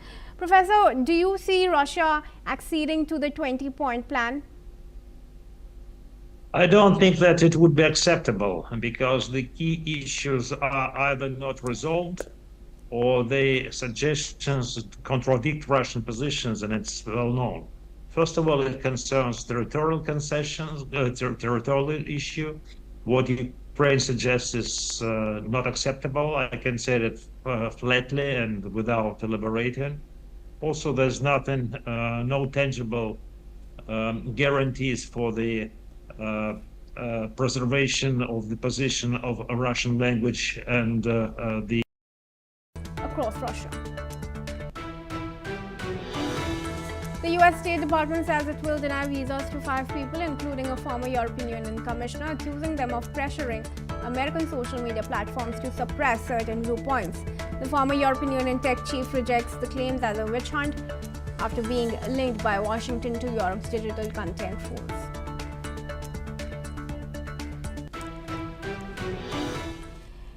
And viewers, let's start with the top focus. Ukraine has won some concessions now in a US-led draft plan to end the Russia-Ukraine war. President Zelensky revealed the key territorial and political issues remain unresolved. The 20-point plan removes immediate requirements for Ukraine to withdraw from Donetsk or recognize a Russian-controlled territory and drops demands to renounce NATO membership. However, Kyiv may still pull troops back from parts of Donetsk under demilitarized zones, with possible special economic zones planned. Zelensky emphasized any withdrawal would require a Ukrainian referendum. Meanwhile, Russian President Putin has shown no willingness to compromise, continuing to demand sweeping Ukrainian concessions. The plan also proposes joint management of the Zaporizhzhia nuclear plant, but Zelensky rejects Russian oversight. And joining me in this discussion is Professor Georgi Tuluraya. He's a professor at the Russia Academy of Science and joins us from Moscow. Oh no, beg your pardon, he joins us from Bangkok instead. Thank you, Professor Tuluraya, for joining me in this discussion. Professor, do you see Russia acceding to the 20-point plan? I don't think that it would be acceptable because the key issues are either not resolved or the suggestions contradict Russian positions, and it's well known. First of all, it concerns territorial concessions, territorial issue. What Ukraine suggests is not acceptable. I can say that flatly and without elaborating. Also, there's nothing, no tangible guarantees for the preservation of the position of a Russian language and the guarantees of the Russian-speaking population in Ukraine. Also, they want to keep a very big army, even this is not as much important as the issue of the territorial delimitation, which cannot be accepted by Russia. So I presume that this whole desire of Zelensky under this suggestion is to prolong the war. It also noted, which caught my attention, that he suggests to hold elections sometime after the ceasefire is enforced. So that means there won't be any election. And what he actually wants is to get ceasefire and to cling to power. That's his desire. And then he would blame Russia for torpedoing the peace deal. That won't work. I don't think that's anything to discuss on this basis. So we won't see any stop in the military efforts anytime soon, I believe, unfortunately. And how do you think the US is going to move ahead as far as the peace dialogue is concerned, given that Russia is definitely not keen on accepting these 20 points, even if Zelensky goes ahead with them? Well, US knows pretty well our position, especially concerning the territories, and they know that we won't agree to this. So I think there's just another step trying to close the gap between the position of the parties. But so far, these efforts are unsuccessful, and I hope that US will continue pressuring Zelensky to be more realistic. Otherwise, he will lose everything. All right, sure, Professor Tuluraya, do stay on with us as we move ahead. Now, Kosovo's Prime Minister Albin Kurti, in office since 2021, now faces ongoing challenges in normalizing relations with Serbia, which still does not recognize Kosovo's independence. Kurti stressed that dialogue is difficult with a neighboring country that denies war crimes and refuses cooperation. He called on Serbia to hand over Milan Radiošić, accusing it of planning a 2023 attack in northern Kosovo, urging the European Union, France and Germany to apply pressure. Tension is heightened by Serbia's close ties with Russia, which worries Kosovo about potential destabilization. Meanwhile, Kosovo is strengthening relations with the US, lifting tariffs on American goods and agreeing to accept some migrants, not for financial aid, but to support a key ally. After failing to form a coalition in the February 2025 election, Kurti has called early election, aiming to secure over 50% of the vote to break a 10-month parliamentary deadlock. And I request Professor Tuluraya to join me back in the discussion here and explain to our international viewers the real issue that's going on between Kosovo and Serbia. Is this really now just between these two stakeholders, or has it, expanded with inclusion of Russia and US into the conflict? Well, there's no conflict, but on our part, we are not contradicting the US on this issue, but I think Europe does, because Europe says there are some suggestions that the end of war in Ukraine may provoke President Vucic of Serbia to attack Kosovo, because Serbia is not recognized in Kosovo, though de jure, although it has to interact with Kosovo in de facto, but that doesn't mean that there is any prospect for the recognition by Serbia of independence of Kosovo. So I don't think that now is the time to raise this issue, and I don't think that US and Russia will be really eager to tackle this very sticky issue when they have a lot of other to discuss. All right. Well, thank you for now, Professor, for joining me in this discussion, and we're now going to move ahead, viewers. Now, airstrikes were carried out by the Israel Defense Forces (IDF) across multiple locations in southern Lebanon earlier today.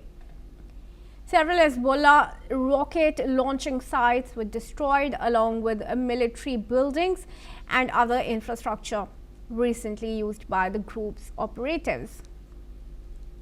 Hezbollah was accused of violating ceasefire agreements and understandings between Israel and Lebanon.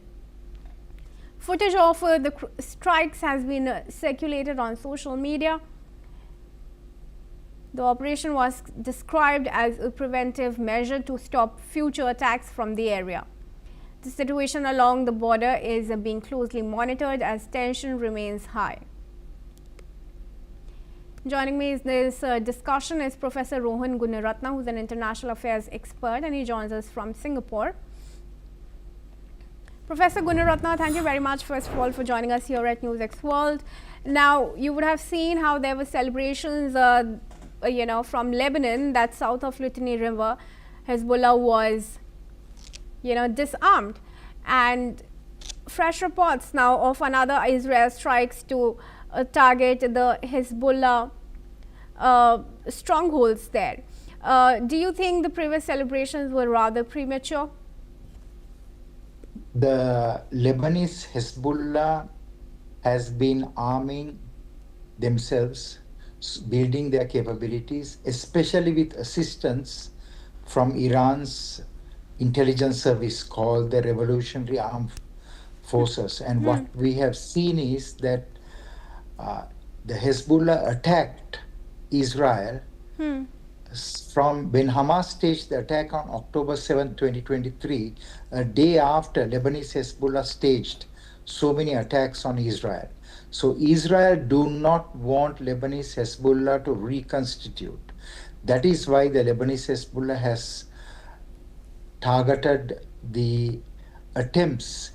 The Israel targeted Lebanese Hezbollah pockets in Lebanon, especially in southern Lebanon, because that borders Israel, so that there will be no build-up of threat against Israel. So I believe that there is no option but for the Lebanese government to exercise leadership and start to disarm the Lebanese Hezbollah. If they don't do that, Israel will persist and continue to attack Lebanon, where especially the strongholds of the Lebanese Hezbollah.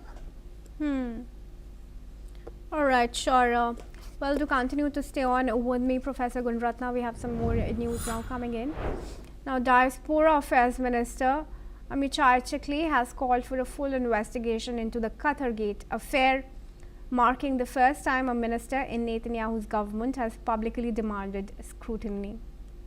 The scandal involves allegations that the Prime Minister's top aides, including Eli Feldstein and Jonathan Urich, worked as paid lobbyists for Qatar while in Netanyahu's employment.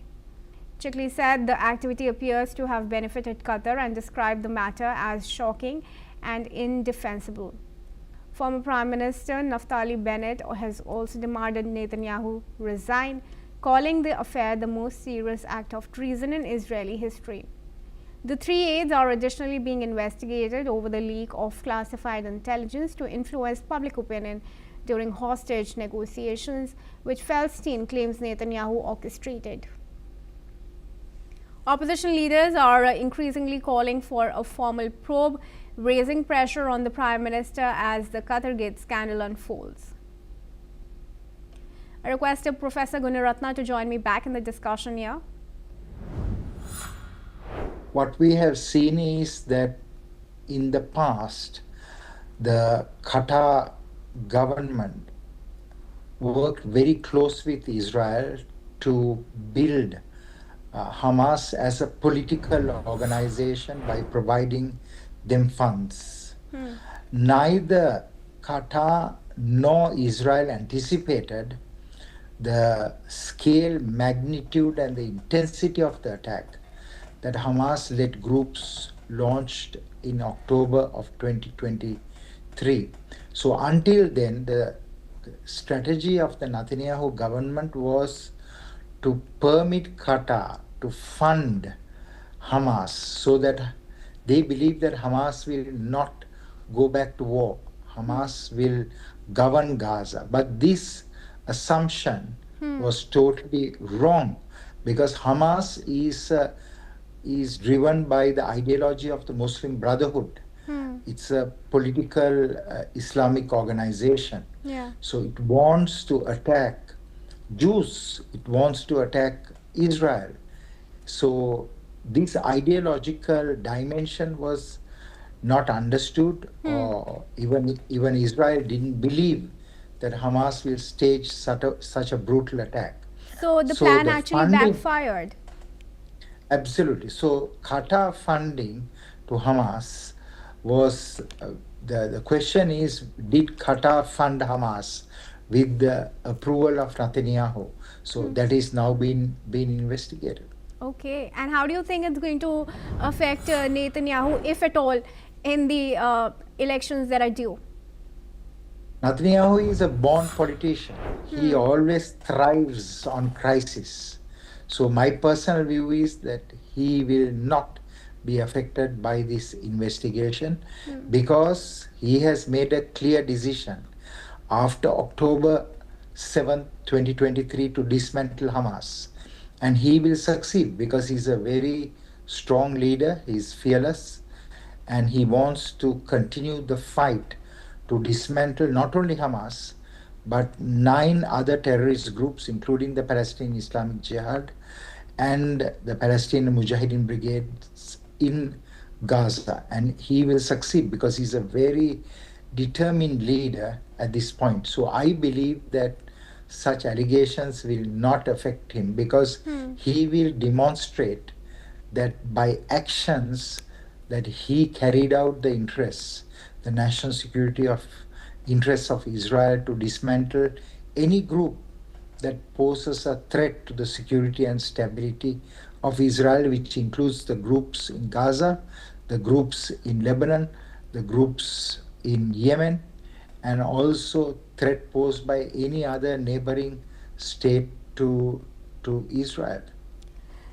So, Professor Gunaratna, if Israel was in the know-how of this and Qatar knew this, how unlikely is it for the United States to not know this? United States monitors very closely both hostile states and also non-state groups like Hamas. But certainly the preparation for October 7th was neglected by the leaders. Leaders didn't believe that Hamas will stage such a wide-ranging attacks where 6,000 terrorists will cross the Gaza Israel border and attack the state of Israel. Israelis knew that there was some preparation to strike, but they didn't anticipate that it would be such a large attack. No, but So more there is a- specifically, the question of Qatargate, that Israel was indeed working with Qatar. Are we to believe that Trump had no knowledge of this? Qatar funding for Hamas was very well established. It was known by the Israelis, it was known by the Americans, it was known by many countries, but they believe that Hamas will be happy with the money they get and they will govern Gaza and they will not do that kind of attack. But none of them understood the very real ideology of Hamas, because Hamas is a group that is driven by the ideology of Muslim Brotherhood, because it's the Palestinian branch of the Brotherhood. Even if you pay them all the money, they will persist with their ideology. For them, their ideology is the most important thing, their belief system. Is it possible for Hamas to disarm if they're given the security guarantees? Even if the even if the question of the Palestinian state and the recognition of it is not really accepted, would they disarm if they're given the security guarantees? All the information and intelligence we know is there's a huge reluctance on the part of Hamas and many other groups to disarm. So the first phase is release of the hostages. All hostages except one has been released. And that is a deceased hostage, the body. The second phase is the disarmament and the demobilization, which is the most difficult stage. And right now there's a lot of pressure. The mediators, Egypt, Turkey, and Qatar is putting on Hamas and other groups to disarm, but they have not done it so far. So I believe that it will require extraordinary pressures, but also guarantees that eventually Palestine will have their own state.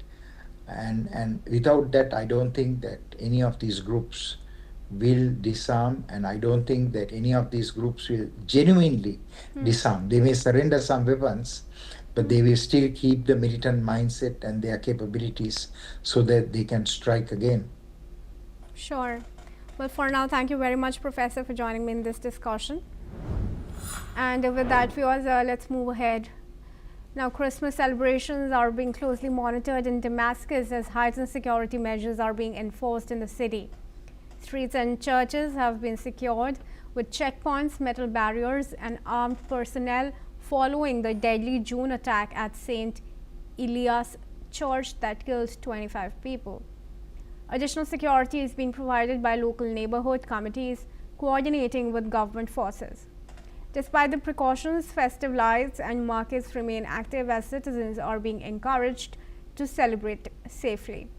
Reports say the measures are being implemented to protect all residents and preserve the holiday spirit. Let's listen in.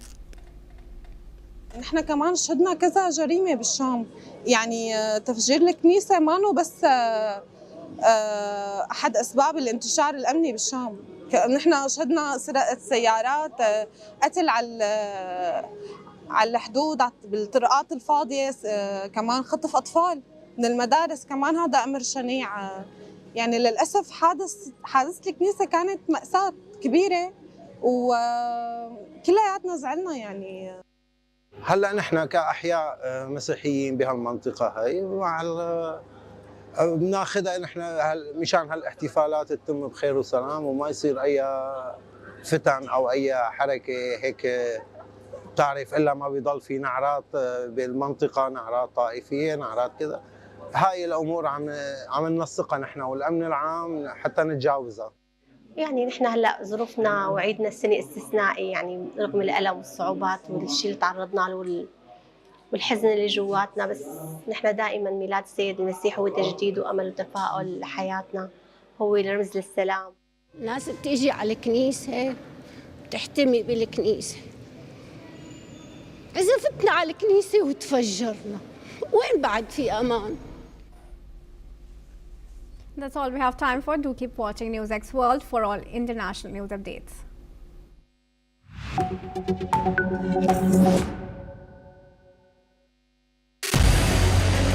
What we can do as the Interparliamentary Union to strengthen democracy, to promote human rights, to ensure that humanitarian law is respected. UN Security Council needs a makeover, a comprehensive reform, and India deserves a position there, a role there. Prime Minister Modi during Operation Sindoor made it amply clear that war has never been India's choice. We are with the side of peace. We are neither neutral nor indifferent. We are with peace. We would have dealt with the US a whole lot on trade and those kinds of things, and that's not as certain these days. So we have to go back and look at our European partners, our Asian partners. An opportunity to exchange, to have a dialogue, to have a debate on a different perspective on finding the solution of the conflict. First thing that is important to have a common ground, and that we do have with humanitarian laws and human rights, but also to say, okay, what does it mean for us as a country to act on these laws and how can we work together? When we realize that there's something wrong with democracy, the institutions and policies, values come together and we take stock, and it's possible then to improve and chart a new course for democracy. It's the people's right to self-determination, and if they want to be independent, they should be independent. We will not start a war against Greenland.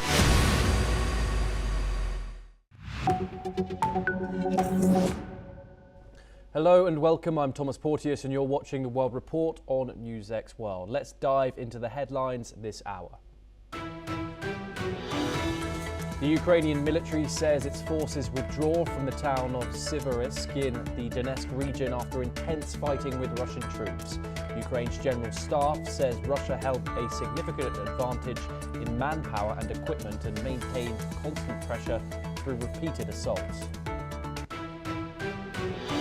Washington tells the United Nations it will enforce sanctions to the maximum against Venezuela. Russia warns this could set a dangerous precedent in Latin America, while Caracas accuses the US of being the real threat. Syrian foreign and defense ministers hold talks in Moscow on deepening strategic cooperation with a strong emphasis on military and defense industries, alongside political and economic issues. Thailand and Cambodia agreed to hold a meeting of defence officials to try to revive a months-old ceasefire as border fighting enters a third week with at least 80 dead. The US Supreme Court refuses to let President Donald Trump deploy National Guard troops to the Chicago area, marking a rare setback for the administration. The justices leave in place a lower court order blocking the deployment, while a legal challenge by Illinois and local officials continues. Belgium formally joined South Africa's case at the International Court of Justice, alleging Israel is committing genocide in the Gaza Strip. The court says Belgium has filed a declaration of intervention in the proceedings. Libya's army chief of staff dies after a private jet crashes following departure from Turkey. The Prime Minister calls it a major loss for both the military and the nation. New South Wales passes sweeping new gun and anti-terror laws in an emergency parliamentary sitting following the Bondi Beach mass shooting. We start in New York at the United Nations, and Venezuelan President Nicolas Maduro is claiming overwhelming support from the UN Security Council after an emergency session was called to address tensions with the United States. The meeting comes as the US continues its military presence near Venezuela and has seized vessels carrying Venezuelan crude. Maduro labeled these actions as piracy and reiterated that no one will defeat his country. The US remains firm, vowing to enforce sanctions to cut off resources to Maduro's government. Russia and China have backed Venezuela, with Russia warning that other Latin American nations could be next. Listen in to what the Venezuelan President Nicolas Maduro had to say on the issue. Y ha surgido con fortaleza propia que no le debemos a nadie. Yo no le debo un centavo a nadie. Nosotros no le debemos nada a nadie. Al contrario, son otros los que nos deben a nosotros. Y cualquier perturbación que se presentase será atendida y con el favor de Dios, cantando nuestro mantra, Dios proveerá, Dios proveerá, Dios proveerá. Dios nos dará las soluciones junto al pueblo y toda perturbación será enfrentada, solucionada y superada. Toda perturbación que se pueda presentar para perfeccionar el sistema económico de los 14 motores, para perfeccionar el sistema de la prosperidad económica independiente y soberana. Meanwhile, Venezuela's National Assembly has unanimously passed a law that could see prison sentences of up to 20 years for anyone promoting or financing piracy or blockades. The law, introduced in response to recent US sanctions against Venezuelan oil shipments, targets international crimes as well. This follows the US Coast Guard's seizure of a sanctioned supertanker carrying Venezuelan crude earlier this month and its attempt to intercept 2 other vessels linked to Venezuela. These actions mark Washington's toughest measures against state oil company PDVSA since its sanctions in 2019. The law now heads to Venezuela's executive for approval and will take effect once published in the official Gazette. Let's listen in to the President of Venezuela's National Assembly, Jorge Rodriguez's statements. Consideración, honorables diputadas y honorables diputados, aquellos que estén a favor de aprobar la segunda discusión del proyecto de ley de protección de las libertades de navegación y comercio contra la piratería, bloqueos y otros actos ilícitos internacionales, sírvanse manifestarlo con la señal de costumbre. Queda aprobada la ley por unanimidad. En consecuencia, se declara sancionada la ley de protección de las libertades de navegación y comercio contra la piratería, bloqueos y otros actos ilícitos internacionales.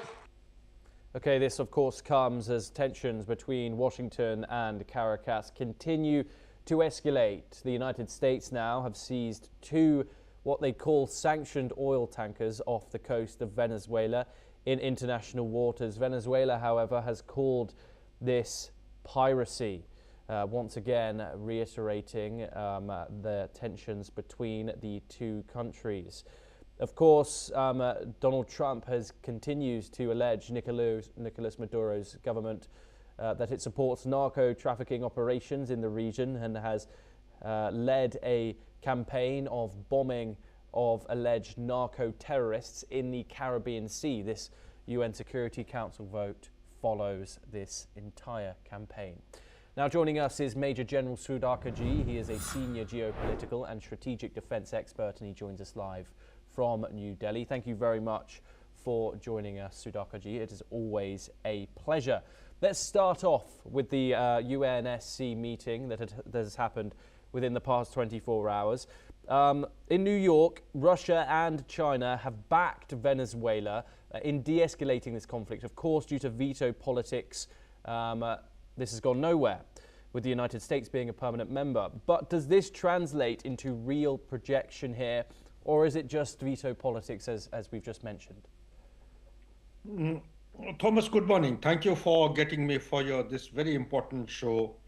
This is, I would say, this is going to be a very significant turnaround of 21st century, can be called as a very important milestone. When I'm saying this, it is annotated with strategic rivalry at its peak.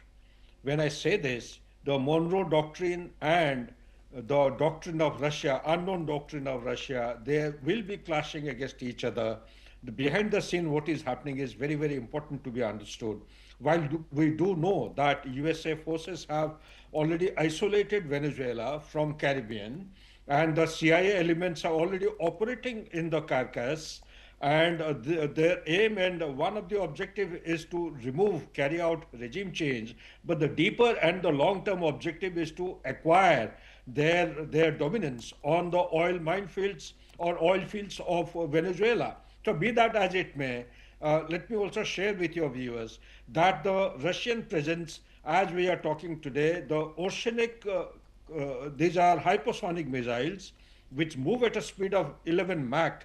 They are already deployed on the soil of Venezuela.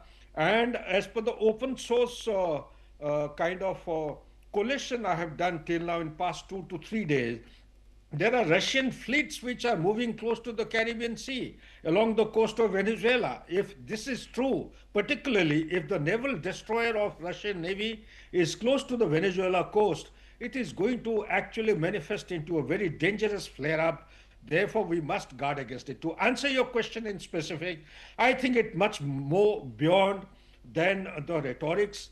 The China and Russia coming together with total, I would say, consensus and support in favor of Venezuela, and United Nations Security Council would do well to preempt any kind of flare-up between America and all the allied members of Russia, China, maybe Iran in times ahead, maybe North Korea, along with Venezuela. It's a very dangerous flashpoint which may turn out into very, very conflicting and unmanageable in times ahead.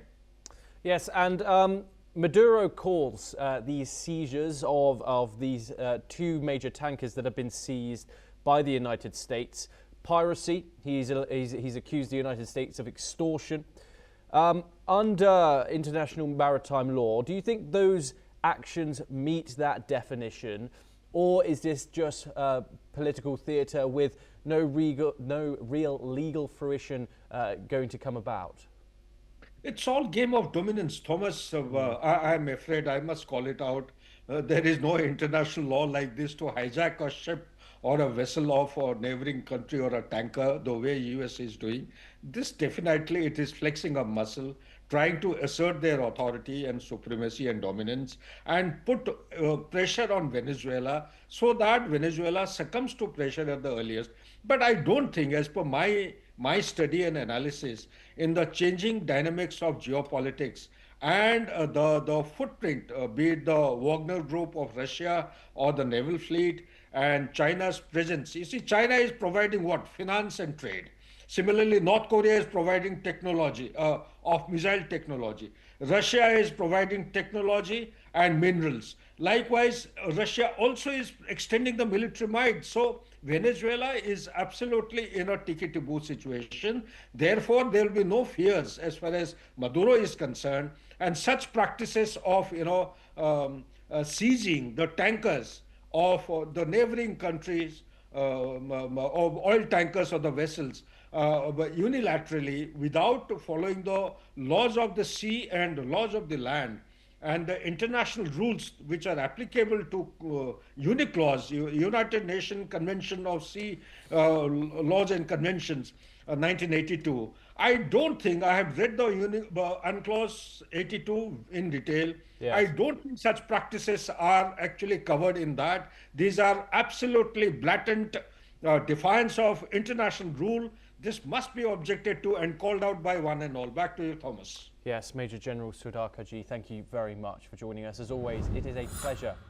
We now move over to the United States for our next story, and the US Supreme Court has refused to let US President Donald Trump send National Guard troops to the Chicago area as the Republican president expands the use of the military for domestic purposes in a growing number of Democratic-led jurisdictions.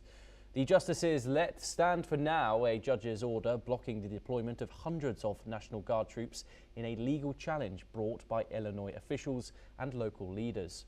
The US Justice Department had sought to allow the deployment while the case proceeds. The order states that the president's authority to take federal control of National Guard troops likely only applies in exceptional circumstances. Following this, the White House spokeswoman Abigail Jackson said in a statement that Trump promised the American people he would work tirelessly to enforce the immigration laws and protect federal personnel from rioters, and that, quote unquote, nothing in the ruling detracts from the core agenda. Meanwhile, Illinois Governor J.B. Pritzker called the ruling an important step in curbing the Trump administration's consistent abuse of power and slowing Trump's march towards authoritarianism. Trump ordered troops to Chicago, the third largest U.S. city, and to Portland, Oregon, following his earlier deployments to Los Angeles, Memphis, and Washington, D.C. Okay, this of course follows Donald Trump's staunch immigration policy, where he has deployed National Guard troops to many Democratic-led cities. Of course, Los Angeles was the start, then it led to the US capital of Washington, D.C., and Memphis, and that of other cities have followed. Of course, this marks a rare loss at the US courts for the Trump administration. The Supreme Court is a conservative leading institution now that Donald Trump has appointed several judges, which of course serve for life on the court, the highest court in the American land. And Donald Trump has had his claim and want for National Guard troops on the streets of Chicago rejected. Donald Trump's military use in Democratic areas has been assailed as power abuse during this campaign, and the judges have questioned the administration's portrayal of the protests going on currently in Chicago as violent. And Illinois and Chicago, of course, argue that these protests are indeed peaceful. And this marks a rare High Court decision defeat for the Trump administration. The justices have let stand for now judge's order blocking the deployment of hundreds of National Guard troops in a legal challenge brought by Illinois officials and local leaders. The crime rate in Chicago has, in fact, in many major crime categories, has been falling, although pockets, of course, still do exist in areas of the city. 28% of a crime rate, the crime rate has fallen by 28% in 2025, which is the lowest homicide count in the third largest city in the United States in a decade.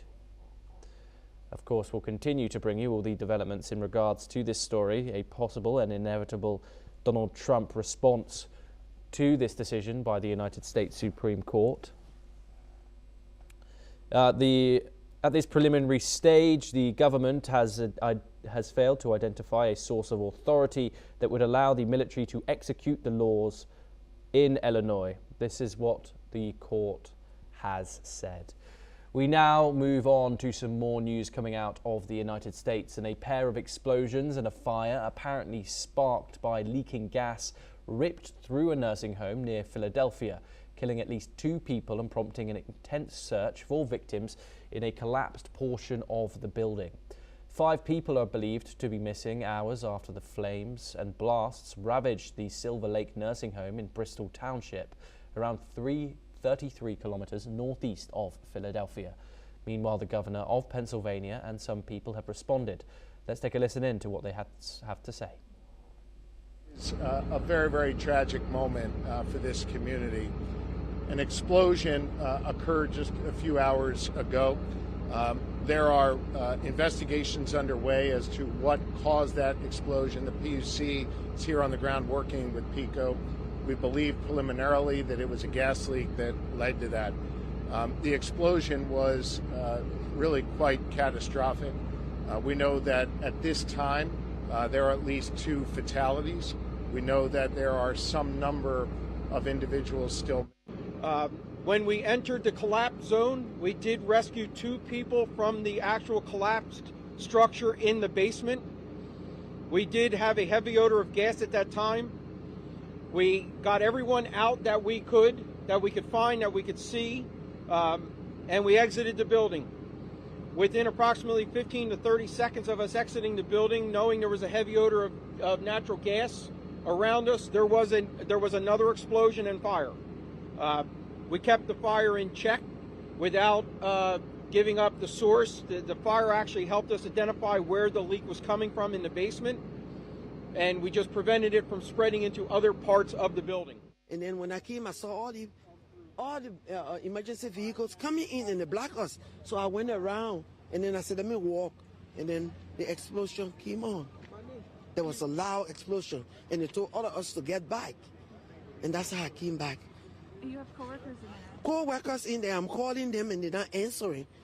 I tried to get through, but, the officers, they said, no, I should get past them, because it could still be dangerous. We move on now, and Australia's most populous state has passed sweeping new gun and anti-terror rules following the mass shooting on Bondi Beach tightening firearm ownership, banning public display of terror symbols and strengthening police power to curb protests. The New South Wales State Parliament passed the Terrorism and Other Legislation Amendment Bill early morning after the Upper House approved the bill by 18 votes to 8 during an emergency sitting.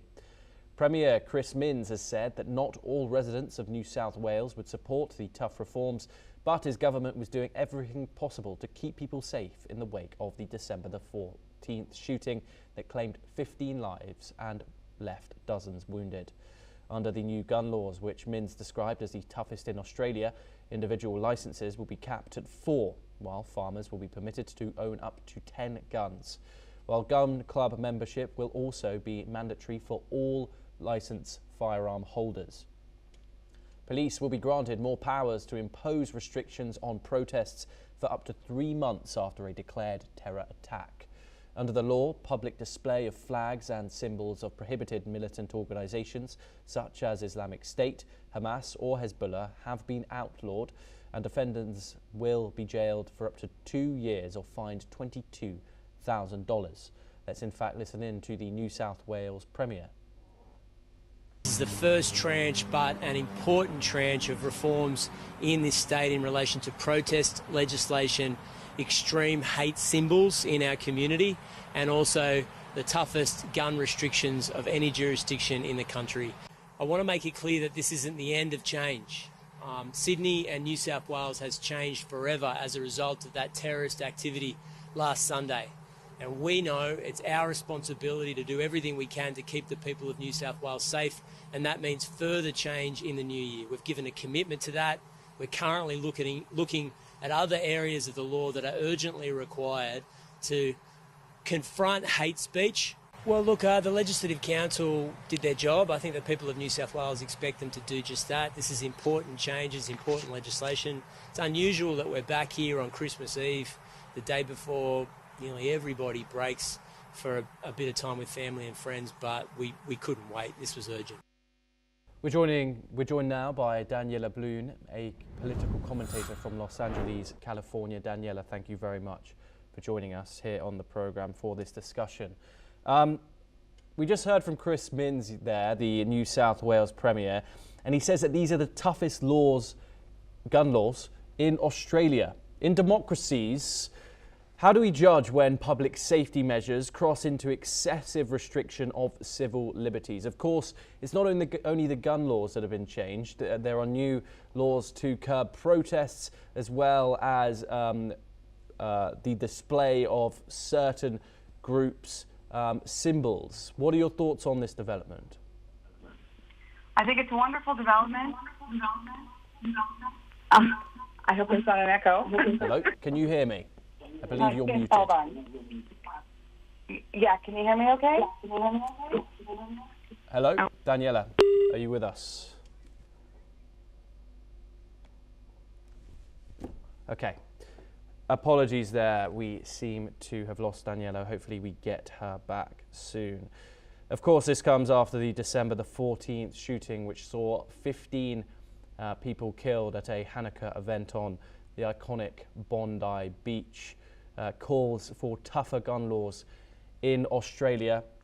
Now, the state where Sydney is situated, the most populous state in Australia, New South Wales, has announced these new gun laws, which of course tighten thoroughly.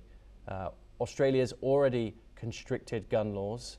Of course, many restrictions being brought in, not just to tighten guns, but of course to curb protests, and one is prevented now from showing any sign or affinity towards a terrorist group in the country. Critics say that this might prohibit free speech in Australia, but of course we'll continue to cover everything as soon as we get it here.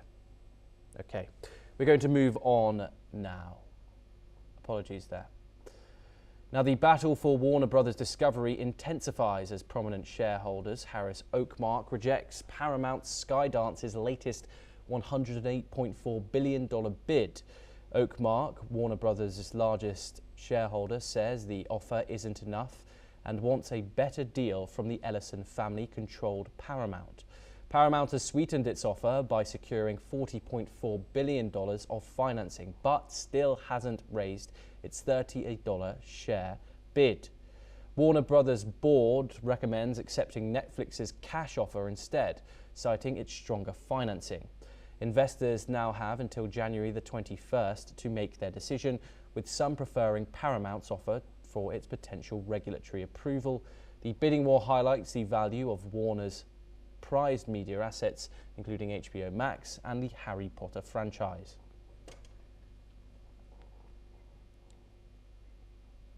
Well, that's all that we have time for. Keep watching NewsX World for more international updates.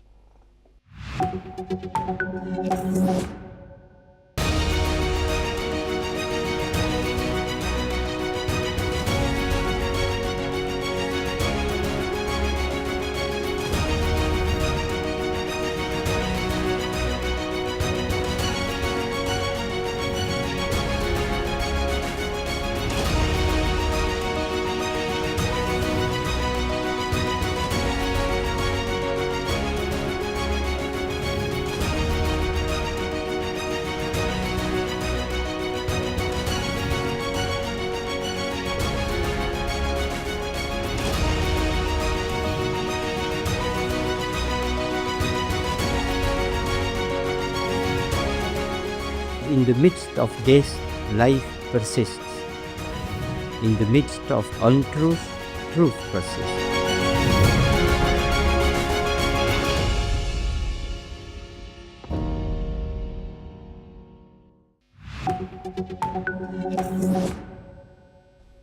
Hello and welcome, I'm Thomas Porteous and you're watching the World Report on NewsX World. Let's take a look at some of the top headlines this hour.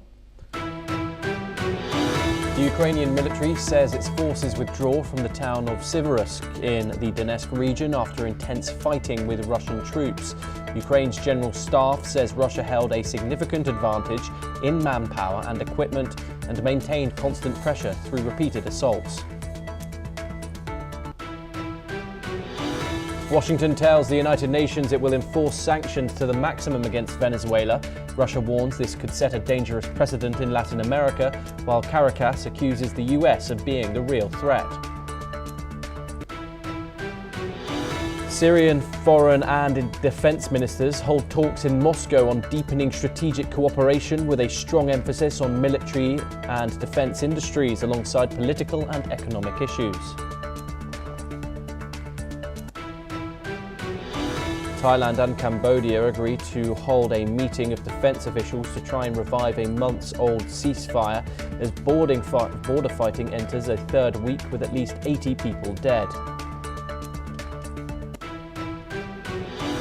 The US Supreme Court refuses to let President Donald Trump deploy National Guard troops to the Chicago area, marking a rare setback for the administration. The justices leave in place a lower court order blocking the deployment while a legal challenge by Illinois and local officials continues.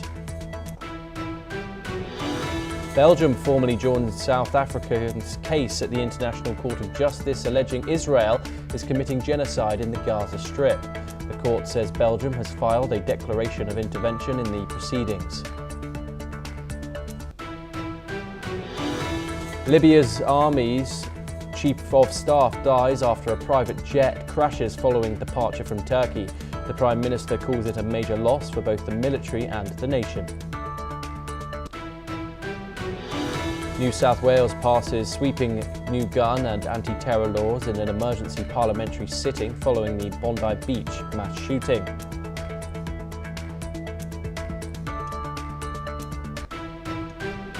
Those are the headlines of the hour, but we continue our coverage on the newly released Epstein files. And these released documents reveal a series of controversial emails, including from one individual known as A, who wrote to Ghislaine Maxwell asking for inappropriate friends.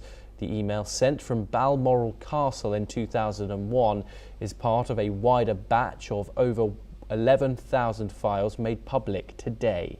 The documents also show Maxwell discussing a trip to Peru with someone called the Invisible Man and forwarding details to Prince Andrew's team. Though Prince Andrew, now Andrew Mountbatten, is named, the documents doesn't suggest any criminal activity. However, a request from the US Department of Justice to interview Prince Andrew in 2020 highlights his possible connections to Epstein's ongoing investigations.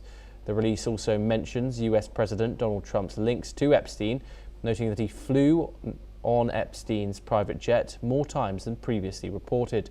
Both Trump and Andrew have denied any wrongdoing.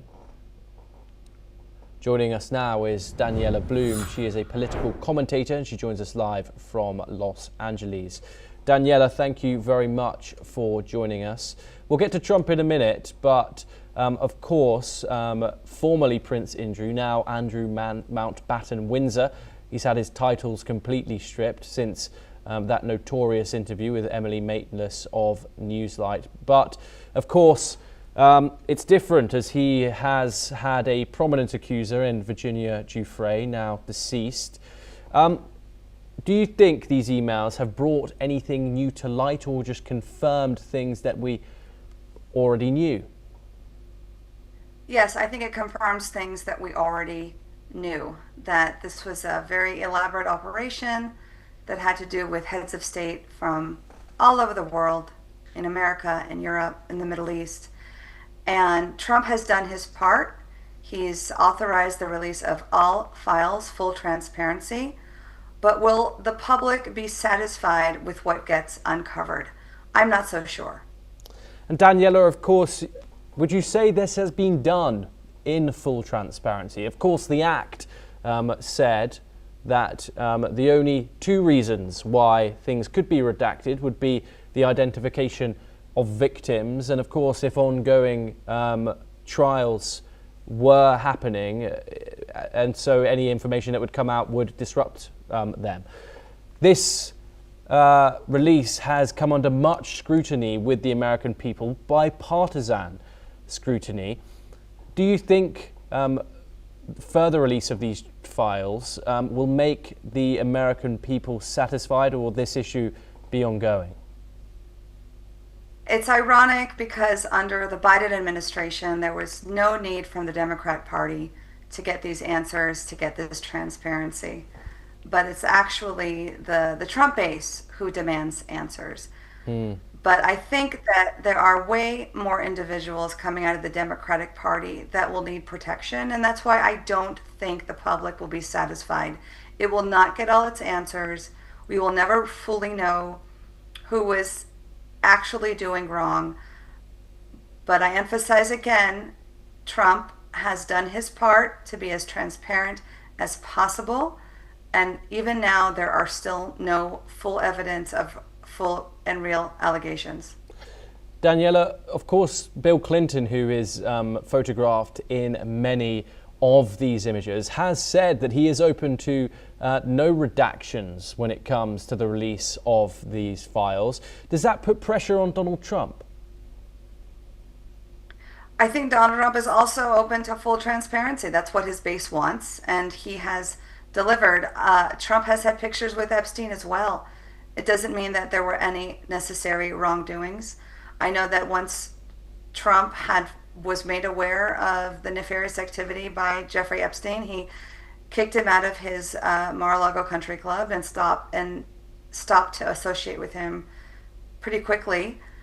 But again, there's a lot of other heads of state and important people who were on Epstein Island.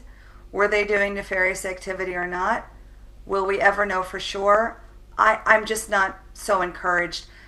I do think that more light needs to be shined on actual victims in America who are truly the voiceless, namely the ones who have been victims of open border policies. We have over 100,000 of minors unaccounted for. And if truly people want to stand up for child sex trafficking, this is where I would like to see their platforms shine a light on. And of course, many victims have come out now and said that these files are not transparent. There's one in particular victim that was on CNN just yesterday. She was saying that she wanted Donald Trump impeached over the manner in which these files have been released. Of course, Marjorie Taylor Greene has also voiced her opinion about the matter as well and said that this isn't transparency. Of course, you've also got certain senators saying that they're going to take Pam Bondi to court. How do you think this might develop? Again, something that should be nonpartisan is absolutely partisan. I know that this was a big issue for Trump's base. Trump himself has said there's really not much in the files. He was under the impression that there was. But according to Alan Dershowitz, the lawyer on the case, other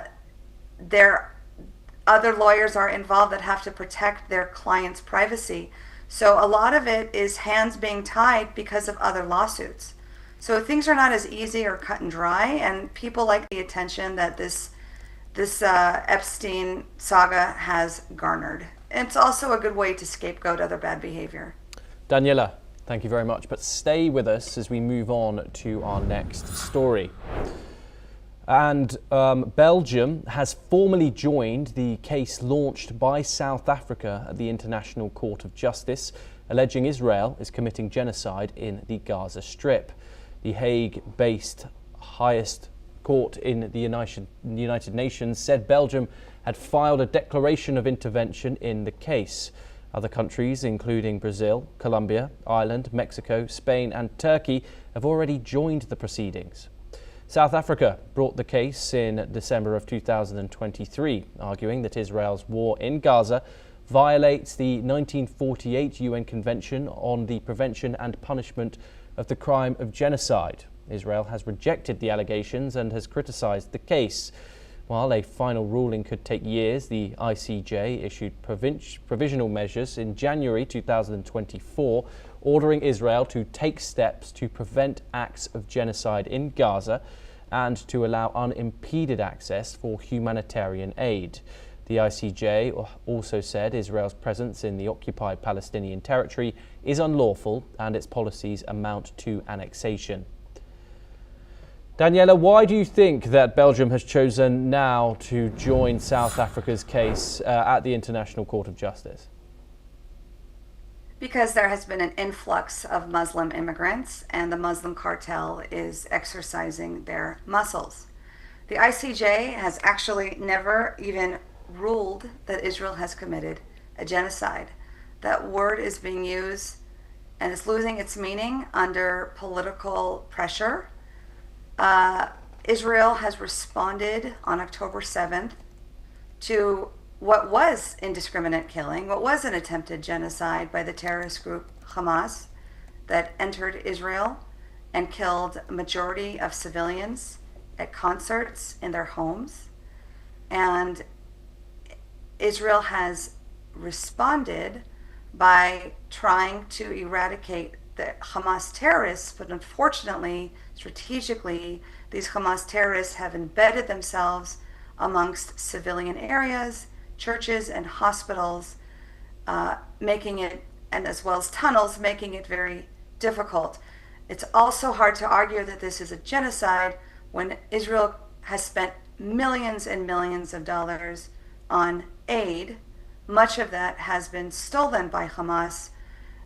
These are not evidence of a genocide. Daniela, I just want to reiterate that, of course, the United Nations and the ICJ hasn't said yet that Israel has or is committing a genocide in Gaza. Of course, that case is ongoing. However, it could take years. However, if Israel is found guilty in this ICJ case, do you think that it will follow the precautions set up in 1948, which was binding after this international treaty, after the Holocaust? This court was founded after the Holocaust. How do you think, if Israel is found guilty, it will take those precautions, it will take action? Will it bear responsibility? Well, I think it's hard to take the UN or the ICJ seriously, considering its disproportional focus on countries like Israel without the same kind of attention and focus to other countries like Syria, Yemen, China, North Korea. It's unfortunate. I don't think it's a fair assessment. I think Israel is targeted and disproportionately scrutinized. I think that evidence shows time and time again Israel has wanted to seek peace with its neighbors. It's offered a peace plan 5 times. 5 times it was rejected. In the Hamas charter, it says unabashedly that there is only one solution. There is one state. There is no interest in living side by side with Jews. So with that, Israel, ICJ, the UN, they can say whatever they want. They don't live in Israel. They are not regularly attacked. Israel has every single right to protect its borders. The best thing the Palestinians can do is to want more moderate leadership so that there's actually 2 partners in peace and a way forward from this mess. Israel is, of course, party to the UN Genocide Convention. It signed the convention in 1949 and ratified it in 1950. This makes Israel legally bound to the convention's obligations. I once again want to reiterate to our viewers that this ICJ has not ruled that Israel has committed a genocide in Gaza. This case is ongoing. I want to thank Daniela Bloom for joining us here on NewsX World. It's been a pleasure talking to you. Thank you for taking the time. We now move on, and US President Donald Trump's administration has imposed visa bans on a former European Union commissioner and anti-disinformation campaigners accused of censoring US social media platforms, marking the latest escalation against European regulations that US officials claim that it exceed the legitimate authority. Trump's administration has ordered that US diplomats build opposition to the European Union's landmark Digital Services Act, which is intended to combat hateful speech, misinformation and disinformation, to which Washington says stifles free speech and imposes costs on US tech companies. The visa bans come after when the administration's national security strategy has said that European leaders were censoring free speech and suppressing opposition to immigration policies, that it would risk civilizational failure for the continent. Joining us now is Matthew Vadum. He is an author and journalist. He joins us live from Washington. Matthew, thank you very much for joining us. Sure.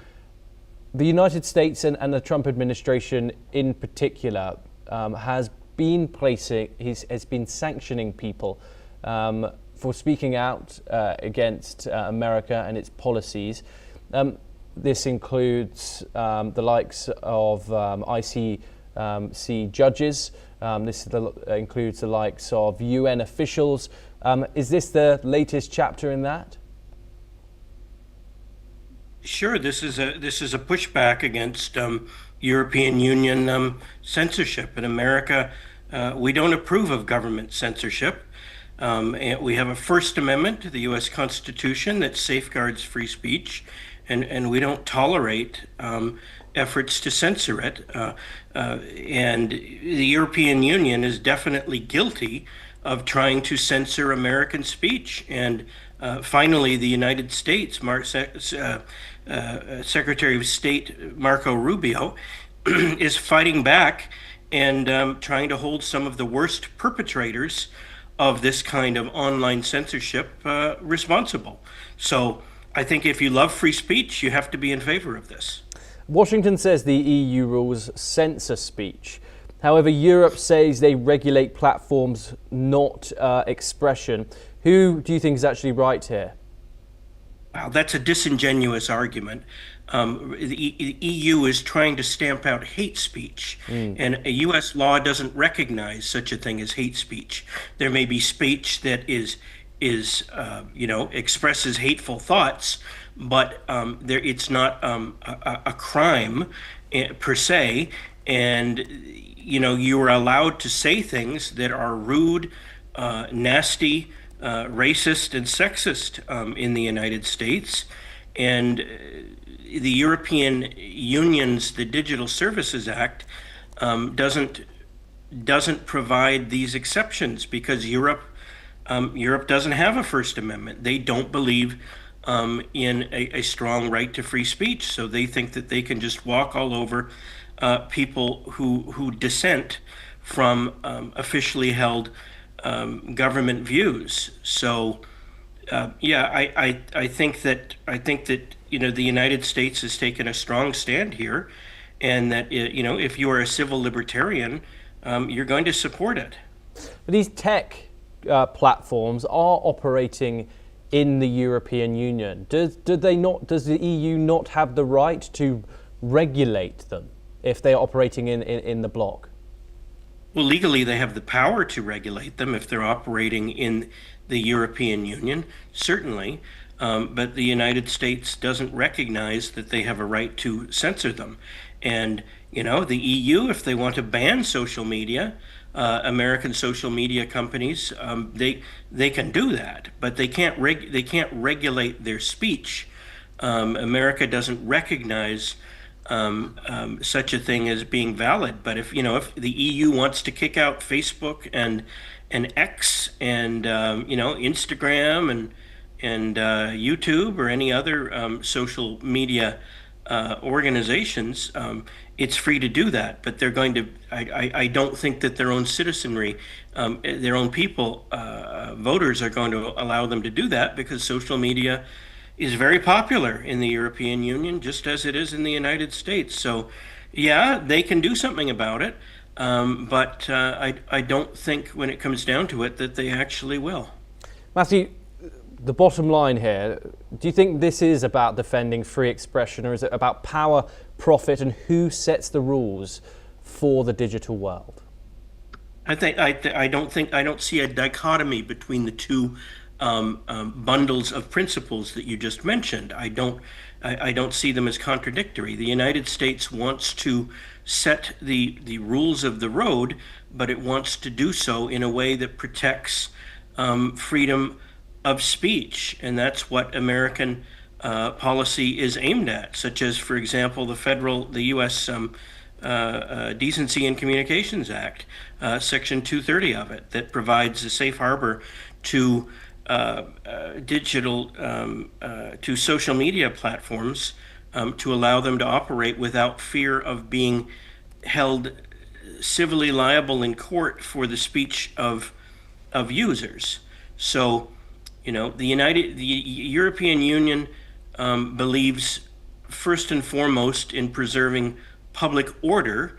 The United States, by contrast, has values that support freedom, that support liberty, and that's a big difference between the two things. The Europeans are much more, and pretty well always have been, much more deferential to authority.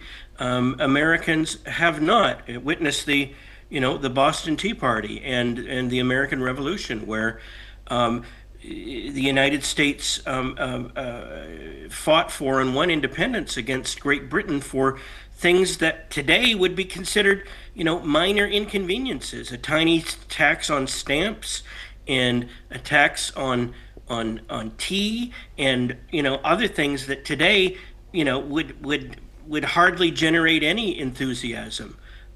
So there's a clash of values, of principles that the two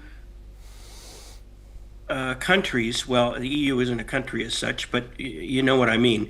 The two power blocks hold, and the United States has served notice that it's not going to put up with it. Now, if the European Union wants to keep fining, I think they issued a fine against X recently, or maybe it was Facebook, for like about $100 million or something like that. They can keep on doing that. And those are, minor inconveniences to social media platforms, which have more money than God, as the saying goes. And if they really want to punish them, they can do that. But they're going to find that if they do too much, they're going to drive these social media platforms away, and European Union voters are not going to be happy with that. So, basically, the EU stands for order, the United States stands for liberty, and these two things are not really compatible national values, and so that is why you're seeing this clash play out right now, in my opinion. Matthew Verdum, thank you very much, as always, for taking the time and joining us. It's always a pleasure to talk to you.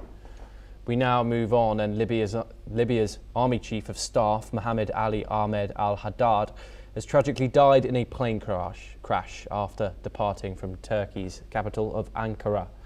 The crash also claimed the lives of 4 others, including the commander of Libya's ground forces and a military advisor. The plane, a Dassault Falcon 50, lost radio contact after taking off from Ankara's Esenboga airport. Turkish authorities later found the wreckage near Kezikavak village, but the cause of the crash is still under investigation. Libya has declared 3 days of official mourning, and Prime Minister Abdulhamid Dbeya has sent a delegation to Turkey for updates. The jet, a leased Maltese aircraft, was en route to Tripoli.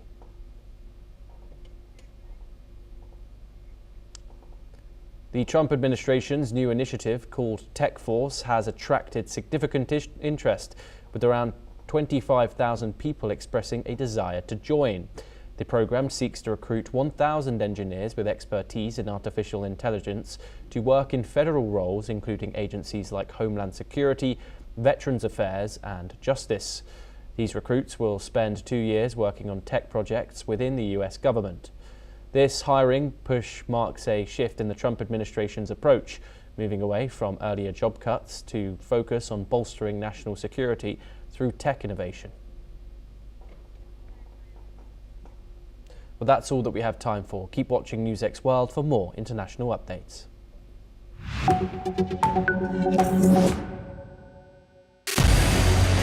What we can do as the Interparliamentary Union to strengthen democracy, to promote human rights, to ensure that humanitarian law is respected. UN Security Council needs a makeover, a comprehensive reforms, and India deserves a position there, a role there. Prime Minister Modi during Operation Sindoor made it amply clear that war has never been India's choice. We are with the side of peace. We are neither neutral nor indifferent. We are with peace. We would have dealt with US a whole lot on trade and those kinds of things, and that's not as certain these days. So we have to go back and look at our European partners, our Asian partners.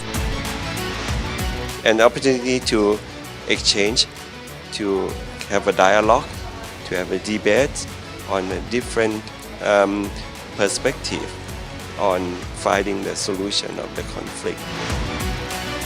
First thing that is important to have a common ground, and that we do have with humanitarian laws and human rights, but also to say, okay, what does it mean for us as a country to act on these laws, and how can we work together? When we realize that there's something wrong with democracy, the institutions and policies, values come together and we take stock, and it's possible then to improve and chart a new course for democracy. It's the people's right to self-determination, and if they want to be independent, they should be independent. We will not start a war against Greenland.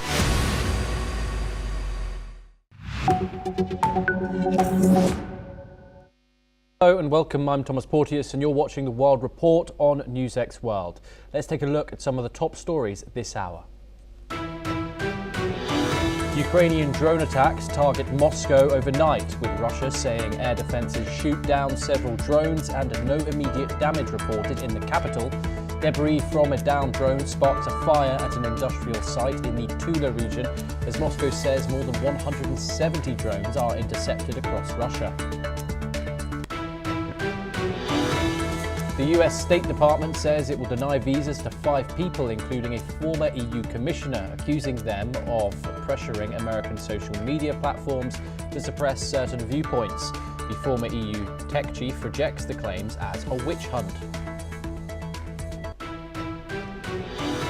Venezuela tells the UN Security Council that the United States is waging an unofficial war to remove its government and pursue what it calls continental ambitions across Latin America. Caracas warns that it is the first target of a broader strategy.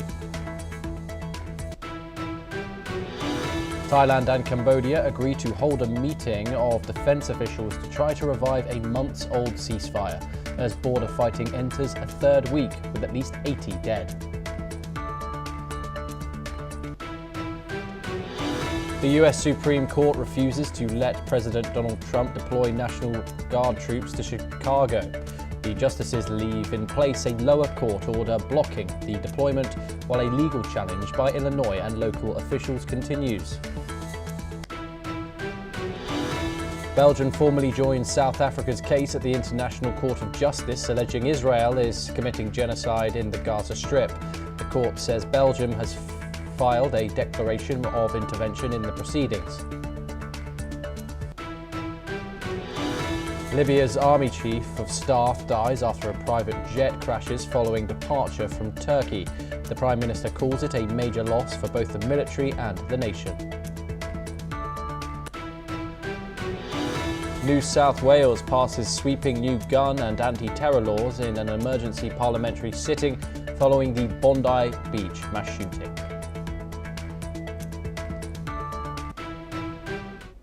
We start this hour in Europe, and Russia has intensified its attacks on Ukraine, targeting military and industrial sites and energy infrastructure using hypersonic missiles and drones.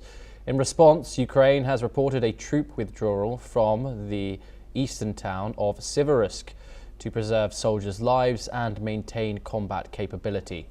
Meanwhile, Ukrainian drone attacks targeted Moscow overnight, causing a fire at an industrial site in the Tula region. Moscow's air defense reportedly downed 172 Ukrainian drones, but the city's airports were still impacted, limiting operations. Ukraine says these strikes were aimed at disrupting Russia's military and logistics supply chains. Joining us... Okay, of course, this is the ongoing events in the Russia and Ukraine war. Cross-border aerial strikes continue, with drones being the main weapon of choice when it comes to these strikes usually on energy infrastructure that have flown cross-border and sparked a fire in Moscow and hit other energy infrastructure in an already embattled Kyiv. Gautam Mukherjee joins us now. He's a senior journalist and he joins us live from New Delhi. Gautam, thank you very much as always. It's great to talk to you. Your thoughts on how the Russia-Ukraine war is unfolding at this current moment? Of course, we've seen diplomatically developments, but no real motion when it comes to a solidified peace agreement yet. However, on the ground, things do remain very real. Russia claims gains in Ukraine's east, as some believe that Vladimir Putin is vying for leverage when it comes to these talks. What's your analysis of what's going on right now? I think you're quite right. Russia is seeking leverage. It will continue to take territory. It has made clear that it will retain the territory, particularly in the south and the Donbass region, and increasingly some of the ports with an eye even as far as Odessa. They wish to retain this for the future. They are quite happy if Ukraine joins the EU, as long as there is no question of it joining the NATO. They are not in favor of other Western European troops being stationed in Ukraine. And it does look like the US is leaning towards the Russian position, and it is a matter of time, I feel, before Ukraine comes around, along with its European allies, to agree to more or less the Russian position. There will be negotiations on the details, but the broad parameters of a possible peace agreement will involve ceding of substantial, almost a third of Ukraine's territory to Russia. Yes, and of course, Vladimir Putin and his negotiating tactics, apologies, remain unchanged. Still committing that he does want Ukraine to concede territory. Ukraine once again, and the Europeans reiterating that Ukraine does need to decide this on its own. What does this say for the international order per se, if Ukraine were to concede territory after in this peace deal brokered by Donald Trump, if of course it does happen? I think it doesn't affect the European order as such. This is a consequence of drifting eastwards for the last 30 years and threatening the very doorsteps of Moscow by the Western Alliance and NATO. And this is a situation in which Ukraine will be retained as a buffer state of sorts. It isn't the same Ukraine as was there before the war, but this is the best that can be expected. And Europe, especially the leaders who are opposed to a deal that appears to concede to Russian aggression, will have to come to terms with it. That's I'm talking of Britain, France, and Germany in the main. They are going to have to come to terms with the on the ground position that Russia has taken 1/3 of Ukraine and will not give it back. Gautam, of course, we're reaching the end of 2025 and this war is approaching its 4th year. But the entire conflict seemed to change momentum when Donald Trump took office in January. We have, of course, seen diplomatic efforts to end the war increase. However, Ukraine continues to lose land on the battlefield. What's your analysis been over Donald Trump's first year in office when it comes to his attempts in ending this war, and how have the dynamics changed? The meeting in Alaska is the blueprint, and Donald Trump is more or less sticking to it. Zelensky has been trying via his Western allies in Europe to dilute the position that Trump has taken. Trump has not substantially moved from it because he thinks it's the only solution. He is continuing nominally to support Ukraine in its war efforts, but he is not willing to escalate it, and he is not willing to support it indefinitely. So, insofar as it goes, the pressure is on Europe to make up the gap, and they are actually, truth be told, not able. The costs of sustaining Ukraine for a prolonged period will tell badly on NATO minus US and the EU as well. So their economies are not doing well enough to do all this. For a while, they were threatening to use frozen Russian assets, but really, while they're substantial, they're not enough to sustain a prolonged war. Yes, Guatam, do stay with us. Thank you very much for joining us as we move on to our next story. And we move over to the Indo-Pacific, and Chinese authorities have said that 2 Taiwanese citizens led a smuggling operation involving a Chinese crew vessel that damaged subsea cables earlier this year.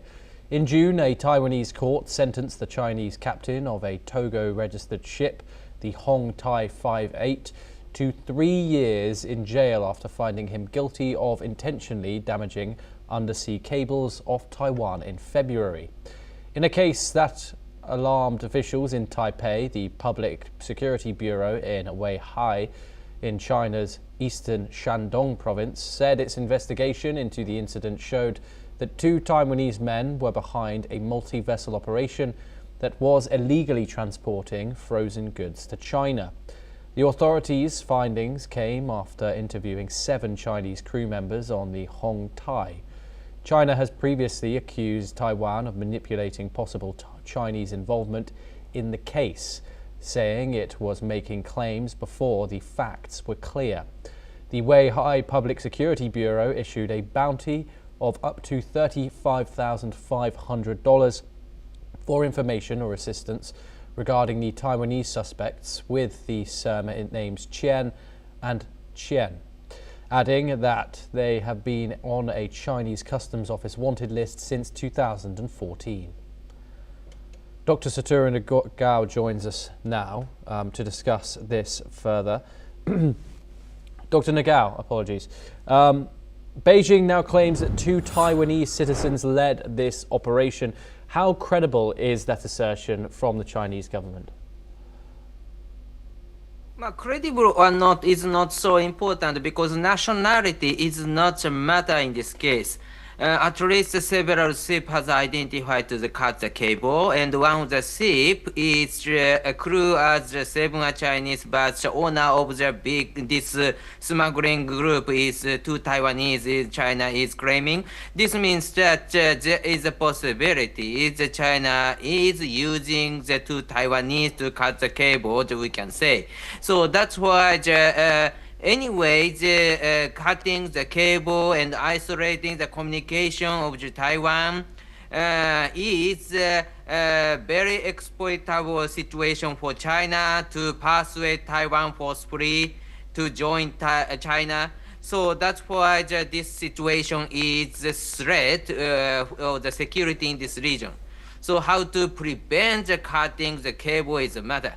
So in this case, the Taiwanese or not is not so important, because if the Chinese finds the agent of Taiwanese agent to cutting the cable, in this case, the on surface nationality is Taiwanese, but the reality is their agent, China's agent. So that's why in this case, China want to say the Taiwanese overestimate the situation, overemphasize China's brutality, but the reality is China is really planning to cut the cable to isolate Taiwan. So that is the reality, I think. Thank you. Yeah, and how much of this case is about facts on the seabed, and how much is it about shaping public perception in China, Taiwan, and internationally in the region as well? In this case, China said only one incident is February, but in another case is January, another cutting the cable situation has happened. And so repeatedly it has happened indeed several times per year. But because of the cable itself is located in the seabed, how big damage has happened is that it is not easy to identify. When the internet has cutting or damaging, in this case they can identify. But without this, it looks like this is normal, even if some damage has happened. So repeatedly cutting has happening the cable around Taiwan, and sometimes Taiwan side identified as damaged. But indeed, there's a high possibility that more fluently, more often China is try to cutting the cable. Success or not is matter, but they try to do it is clear that because of the at least some has already damaged and Taiwan identified. Yes, Dr. Nagal, thank you very much for joining us. It's always a pleasure to talk to you here on the programme. And we now move on, and a federal judge has rejected a challenge by the US business lobby group to President Donald Trump's $100,000 fee for the new H-1B visas for highly skilled foreign workers, to which Trump says it fell under his board powers to regulate immigration. US District Judge Beryl Howell in Washington, D.C. has rejected the arguments by the US Chamber of Commerce that the fee conflicts with federal immigration law and will lead many companies, hospitals and other employees to cut jobs and the services they provide to the public. Gautam Mukherjee joins us once again. Of course, this is an ongoing saga. What do you make of these recent developments coming at us today? I think Trump is fairly determined not to let too many people in. The ones who already have H-1B visas can renew them. New ones are proving impossible with a $100,000 fee. This will change the topography of many of the IT companies as well as others that need highly skilled workers that are not available on the ground in America. Training in such high-tech areas is not so easy on an overnight basis. It takes long and hard years to come up to that skill level, which is why the US IT industry is fueled very largely by Indian people from the IITs that have gone there over the years. This might play well with his political audience, the MAGA, but it is going to be difficult to substitute workers from the local population in the foreseeable future. However, he's determined to push it through, and the courts seem to be supporting him. Yes, Gautam Mukherjee, thank you very much. As always, it's a pleasure to talk to you. We now have some breaking news coming in, and according to an investigative committee, 2 police officers were killed in an overnight explosion in Moscow that occurred when they tried to stop a suspicious person. They mentioned that an explosive device was triggered as the officers approached the suspect, who was near the device vehicle. The blast occurred close to the site where a Russian general was killed earlier this week. Of course, some huge breaking news coming out of Moscow there, another possible assassination. We now move on, and India has successfully launched a heaviest satellite in orbit using the LVM-3 rocket. ISRO's LVM-3 rocket places the 6.5-ton Bluebird Block 2 satellite of US-based form AST Space Moby into a 520-kilometre circular orbit. The Prime Minister of India, Narendra Modi, has congratulated ISRO for the new milestone. He has said that it strengthens the foundation for future missions such as Gaganyaan, and the Prime Minister has also said that the success of the heavy lift LVM-3 rocket also reinforces India's growing role in global commercial launch markets. PM Modi has said that the LVM-3 launch was also reflective of efforts towards India, and congratulated hard-working space scientists and engineers. We're now joined by Dr. B.R. Guru Prasad, a renowned former ISRO scientist and public relations officer and current director of the Jawaharlal Nehru Planetarium in Bangalore. Thank you very much for joining us here on the programme. What makes this such a significant day in Indian space travel? How big of a development is this? Good afternoon to all the viewers. And yes, it is a very significant day for India. And as it was told, it's indeed a milestone because India's heaviest rocket and the most complex and the most capable rocket, LVM-3, which is affectionately dubbed as Bahubali, okay, it has launched a very heavy satellite. Satellite is not only heavy, 6,500 kilograms, okay, that is the heaviest launched by LVM-3 so far. It had launched 72 satellites for a UK-based thing earlier, and together in each launch they weighed around 6 tons. This time it is 6.5 tons almost. So it is a very heavy satellite. At the same time, it is a very sophisticated satellite, in fact, because this satellite, Bluebird Block 2 satellite, the first one in that series, it is going to bring cellular broadband data, the facilities to the ordinary mobile phones, that is smart mobile phones, in fact. This is a very significant step. That is as far as the satellite is concerned. But as far as the rocket is concerned, about which we are more worried about, okay, we are concerned about, I'm sorry, is that the launch went picture perfect. It was a textbook launch. And the fact that the satellite was put into an orbit which was barely 1.5 kilometers away from its intended one, that speaks volumes for India's capability and India's skills. And it was told that India has already launched 434 satellites for 34 countries, and many of them are from the United States. And another GSLV rocket a few months back that launched the NISAR satellite, which was built jointly by NASA and ISRO. So Indian launch vehicles have come a long way.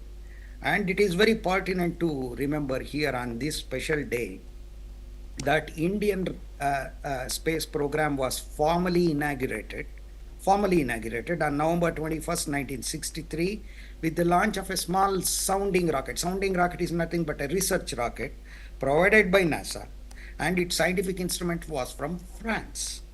But today, December 24th, 2025, from that time in 62 years, we have come a long way. And today we launched an American satellite weighing 6,000, a whooping 6,500 kilograms into an orbit perfectly. So this is indeed a milestone. This is a time. This is a day to celebrate. As far as India is concerned, yes, all of us have to celebrate. And yes, and where does India, now stand when it comes to space capabilities? Of course, the United States and China is massively ahead of anyone else. However, where does India now stand when it comes to this? See, when we talk of space capabilities, we talk of end-to-end capability in satellites and robotic spacecraft and human spaceflight. For example, end-to-end capability in satellite domain means design, development, building, testing, launching a satellite. That is very important. That capability is not easy to acquire, as well as to maintain the satellite in orbit, manage it in orbit, as well as to utilize it effectively. And for that you need launch vehicles for launching the satellites. So in the satellite domain, in the launch vehicle domain, and at the same time, as far as space exploration is concerned, you need robotic spacecraft, and India has already proved its worth in the case of the moon, in the case of Mars, and now it is busy in studying the sun from a vantage point. So in all these three domains, India has excelled. But it has taken up now the human space flight program, the first step of which is Gaganyaan. And the same rocket, LVM-3, is going to launch India's Gaganyaan spacecraft from the Indian soil, containing an Indian astronaut, in fact. So 4 astronauts have already been trained, and Shubhanshu Shukla, one of them, already participated as the pilot of Axiom 4 mission successfully. And definitely Gaganyaan adds a new dimension, but it augurs well. Today's successful launch of LVM-3 brings more confidence to Indian scientists, but the rocket it is being human rated. That is, its reliability has been significantly enhanced. So this is where India stands. And when it comes to complex space technology, I told you end-to-end capability. We have in all these things only 6 countries. We have United States, Russia, China, Japan, and in Europe, significantly it is France. Okay, Germany, UK, they are there, but France has acquired its own niche in this regard, and of course India. So this is where we stand. Yes, Dr. Guru Prasad, thank you for bringing so much clarity to that. It's a pleasure to have you on the programme. Thank you for taking the time. We now move on, and Waymo, the self-driving unit of Alphabet, is updating its software after a weekend incident in San Francisco where its robo-taxis stalled during a major power outage. The outage, caused by a fire at a PG&E substation, knocked out power to about 1/3 of the city, affecting 130,000 residents. Videos showed Waymo vehicles struck at intersections as traffic signals went dark. While Waymo's cars are designed to handle dark signals, the outage caused a backlog of requests, contributing to traffic congestion. Waymo says it is refining its protocols to better handle such events and improve emergency responses, and the company resumed its ride-handling service on Sunday, but California's Public Utilities Commission is reviewing the situation. Well, that's all that we have time for. Keep watching NewsX World for more international updates.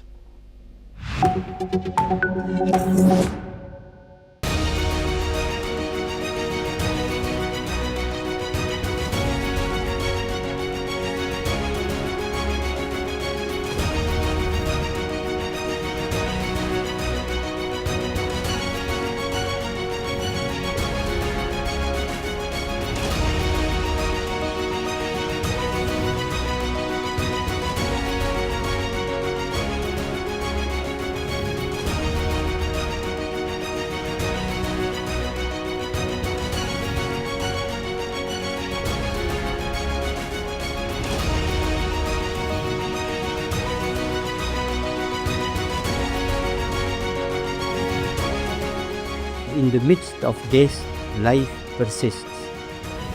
In the midst of untruth, truth persists.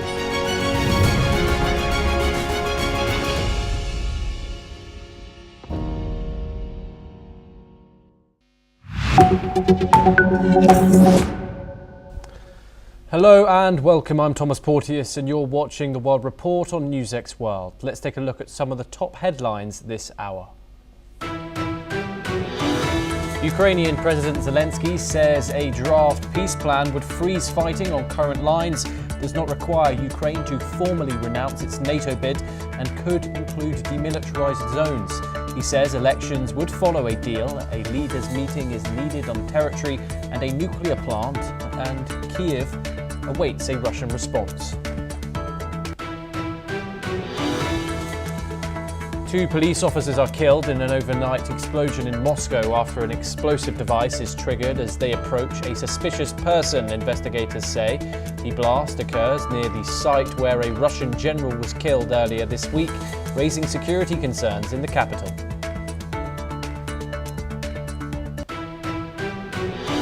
Ukrainian drone attacks target Moscow overnight, with Russia saying air defences shot down several drones and no immediate damage was reported in the capital.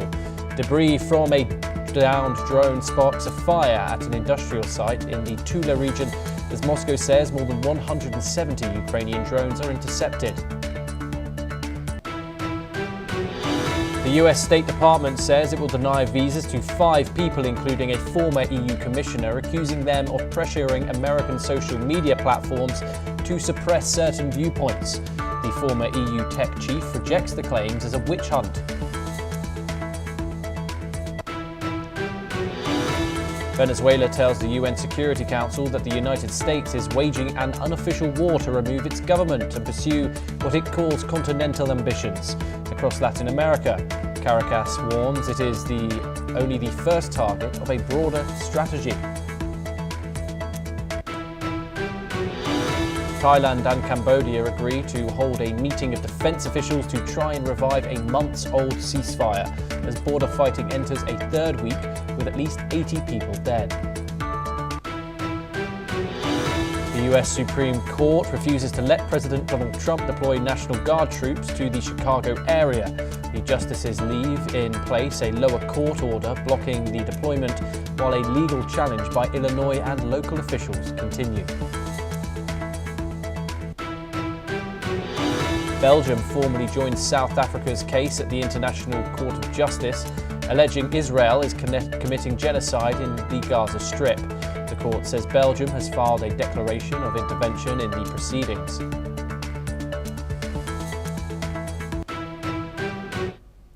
Now, our top story of the hour. We start in Europe, and the French government has condemned a US visa ban on Thierry Breton, former European Commissioner and key architect of the EU's Digital Services Act. French Foreign Minister Jean-Noël Barrot called the move strongly unacceptable after the Trump administration imposed bans on Breton and other European figures. The US claims these individuals are involved in censoring American social media platforms. Breton, who helped drive the EU's regulations, defended the Digital Services Act, calling it a democratic decision with no extraterritorial reach. He also criticised the visa ban, questioning whether it was a return to McCarthy-style tactics. Joining us now is Peter Baum. He is the editor of the Weekly Blitz, and he joins us live from London. Peter, thank you very much for joining us in this discussion. Peter, of course, the United States tech has a foothold in Europe, and of course we now know how much tech and social media does indeed influence our lives in the modern world. Who do you think is right in this scenario? Of course, the United States is protected by the First Amendment, which of course is free speech. However, there are restrictions when it comes to hate speech within the European Union. And so the United States has put in sanctions on EU officials for policing this. How do you think this might develop? And do you think that the United States was right for placing sanctions upon these officials? Good morning, Thomas, to you. First of all, let's be direct. Is the United States right? No, but fully understandable. And this is a case where the censors themselves are being censored. Now, the ban is on 5 EU bureaucrats. Let's bear in mind that none of these officials have been elected. They've all just been given positions in EU organisations, in this case the digital services industry. So they're unelected, and they have definitely imposed censorship on a certain viewpoint emanating from US social media platforms. And if that viewpoint doesn't interact or is similar to their own ideology, then they come down hard on those US platforms. The ideology that they seek and have successfully striven to censor is the, let's say, the conservative pro-Trump bloc. But in Europe themselves, they've been quite happy to allow hate speech on digital platforms, which, for example, is can be construed as anti-Semitic, anti-Judeo-Christian values. So those being censored themselves are guilty of censorship, and they are coming from one viewpoint which they do allow, and in many instances, numerous instances I should say, is hateful speech. But as long as it's ideologically connected to their own view of the world, that's acceptable. As soon as the hate speech comes, in their view, comes from those platforms, individuals, organisations, etc., politicians, that is at odds with their view of the world, then that's when they come down hard. So we do want to see free speech globally, and we do want to see hate speech stamped upon, but we don't. But we must be consistent. And unfortunately, I think it's the 5 EU officials who've been not given visa rights. Only look at it from one particular ideological angle, which is a very, let's say, left-wing, progressive, anti-Zionist, some might even say anti-Semitic, anti-Trump bloc. So if we had consistency, all well and good, we don't, and I think that's why the Trump administration is behaving as it is. How damaging is this for US and EU relations? Of course, we've seen a bit of a down spiral when it comes to the relations between Europe overall, really, and the United States. Of course, in Donald Trump's national security strategy, he's labelled Europe as being invaded and raised all sorts of alleged problems with the continent. Do you expect further movements from the Trump administration when it comes to sanctioning European countries, fellow members of NATO, of course, and when it comes to these bans against current and former European officials? Yeah, that's a good question, Thomas. The US-EU relations are at a very low point, very low ebb, mainly based on 2 issues. The first one is 3 issues, I should say. The way the EU have supported and not supported Ukraine. In other words, given political support to Ukraine, but at the same time buying Russian oil, so prolonging the war. The second thing is the way the European NATO allies contribute so little to NATO, and the US has borne that burden for decades. And the third thing is the way Trump has clamped down on administration and the way the EU have not. So those 3 issues which Trump has specified have really brought the relations down to a very low ebb. The banning of these 5 unelected bureaucrats, frankly, will do no further harm to relations to what is already done. They're 5 people, most of whom Europe hasn't even heard of. They may have heard of Thierry Breton, but certainly the other 4 characters are just really minor. They might be have important roles in the organisation they're in, but they're certainly minor bureaucrats of no particular importance. So what I'm saying to your question is that relations won't deteriorate further just because the Trump administration has put a ban on these 5 individuals. They're already at a very low ebb, and the only way they will improve is if Trump sees that Europe are improving their policies towards immigration, more defence spending, etc. Yes, Peter, do stay with us as we have further news updates coming for our viewers. And we move over to Turkey, and their Interior Minister, Ali Yerlikaya, has said that the voice recorder and black box on a jet carrying the Libyan Chief of Staff was found after it crashed in the outskirts of Ankara. Turkey's head of communications has said that the private jet reported an electrical failure and requested an emergency landing shortly before crashing near Ankara, and the Dassault Falcon 50 jet took off from Ankara's Esenboga airport. Let's listen into what Turkey's Interior Minister had to say. Enkaz alanında saat 02:45'te uçağa ait ses kayıt cihazı, saat 03:20'de ise kara kutu bulunmuştur. Bunların inceleme ve değerlendirme süreçleri ilgili kurumlarca başlanmıştır. Ayrıca Libya Savunma Bakanlığı tarafından görevlendirilen 5'i hayatını kaybedenlerin yakını olmak üzere 14 kişilik heyet ile Libya İçişleri Bakanlığı'ndan görevlendirilen 8 kişi, yani toplam 22 kişilik Libya ekibi Ankara'ya intikal etmiştir. Peter joins us once again. A devastating day for Libya. What more can you tell us about this crash that's happened just coming out of the Turkish capital today? Interesting one, Thomas, and I've been trying to do some research and coming up with very little, but this is, I think there's more to come on this, but this is what the feedback is so far.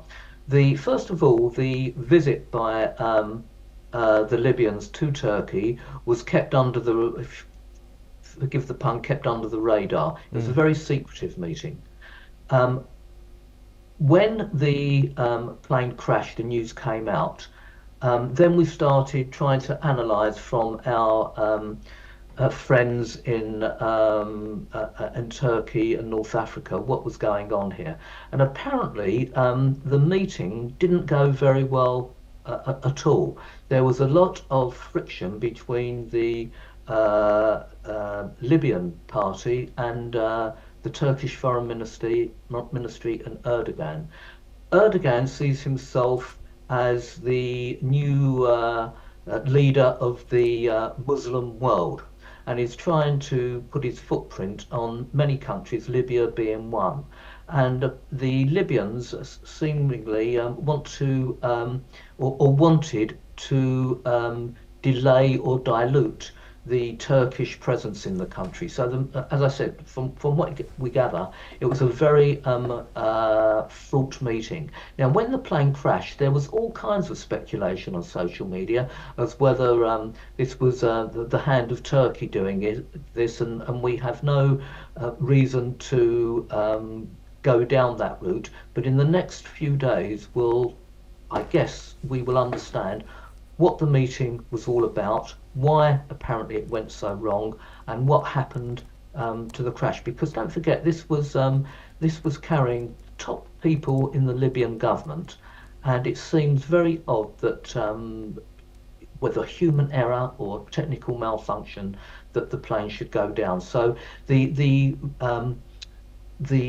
details behind the story are still very, very vague, Thomas, and unfortunately I can't give you and your viewers any more than that, other than the speculation that has been fed back to me. Hopefully in the next 48 hours we'll find out more. But apparently the meeting between the two parties did not go down well at all, as Turkey sought to have a bigger imprint on the internal affairs of Libya. Indeed, Peter, I'm sure we will find out more in those coming hours. Thank you very much for joining us as always. It's been a pleasure. We now move on, and a Chinese spokesperson has slammed Taiwan's Democratic Progressive Party authorities, led by Lai Ching-te, for selling out Taiwan's competitive industries. Spokesperson of the State Council Taiwan Affairs Office, Peng Quiying, made the remarks at a regular press conference in Beijing. He has said that the United States is providing a stage for Taiwan's separatists, adding that democratic supply chain is Lai Ching-te's authorities' violation of economic rules and market rules and shameless accommodation of external force. Joining us now is Roger Liu, an assistant professor at National Sun Yat-sen University, joining us live from Kaohsiung in Taiwan. Thank you very much for joining us. China accuses the Democratic Progressive Party of selling out Taiwan's competitive industries here. What exactly is Beijing referring to?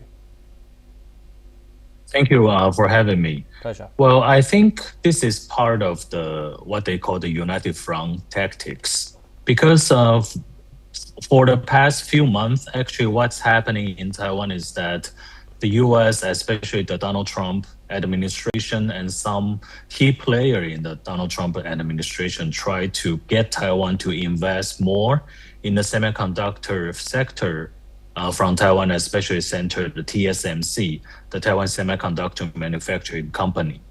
So the company actually they promised to invest at the total amount of $300 billion in the years to come in the United States. And at the same time, there is a sentiment of anti-US among some people in Taiwan, saying that actually U.S. tried to hollow out Taiwan by relocate Taiwan's most important semiconductor manufacturing capacity from Taiwan to the U.S.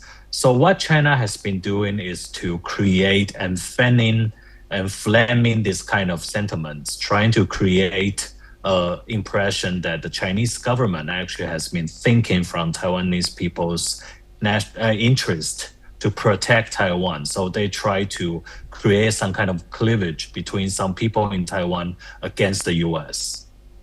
Yes, indeed. And is this about Taiwan's semiconductor sector, or does China see broader economic alignment with the United States as the problem?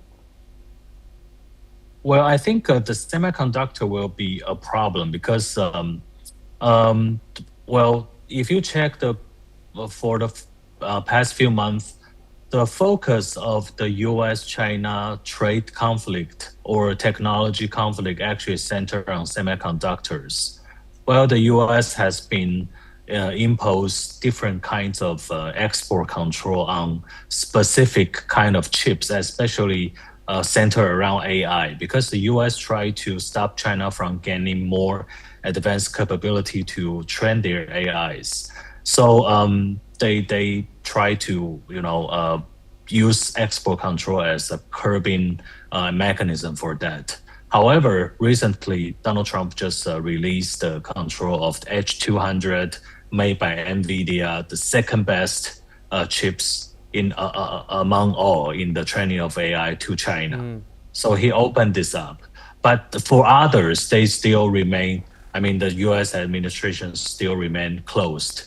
So I think Donald Trump wants to use it as a leverage for further negotiations because China still control the rare earth and they are still in the negotiation process. So it's like come and go on and off process between the two. So they try to, so that's why China tried to leverage on the Taiwanese side to see whether they can find some loopholes. And from Taipei's perspective, is this about selling out or about economic security and diversification away from Beijing?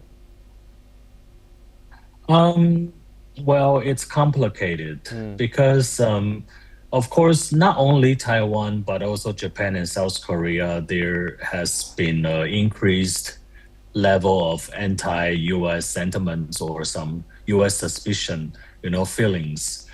But because US actually asks a lot to be invested in the US outside of the country, and that will actually create some, economic effect back in the host country, home countries. But the Taiwanese people know that to protect Taiwan from China, we need the US, and US is the only country that have this kind of, capacity to protect Taiwan. So we try to maintain the balance between the two. At the same time, we try to keep the anti-US statement at the lower level, but at the same time, we try to make sure that Taiwan still have the core capacities remain in Taiwan rather than relocated all to the US at the same time. Yes, thank you very much, Roger Liu, for joining us here on NewsX World. It's been a pleasure to have you on the program. Thank you. We now move on, and the United States is facing a diplomatic challenge as US President Donald Trump recalls 13 ambassadors, leaving more than half of sub-Saharan Africa without top-level representation. This move complicates US efforts in a region plagued by coups and conflicts. The Trump administration has shifted focus in Africa from aid to trade, aiming to compete with China's growing influence. Critics say the recall undermines diplomacy and could hurt America's efforts to mediate peace and trade. Meanwhile, US envoys to countries like Rwanda, Nigeria and Niger are among those affected. The State Department has not confirmed whether replacements will be appointed.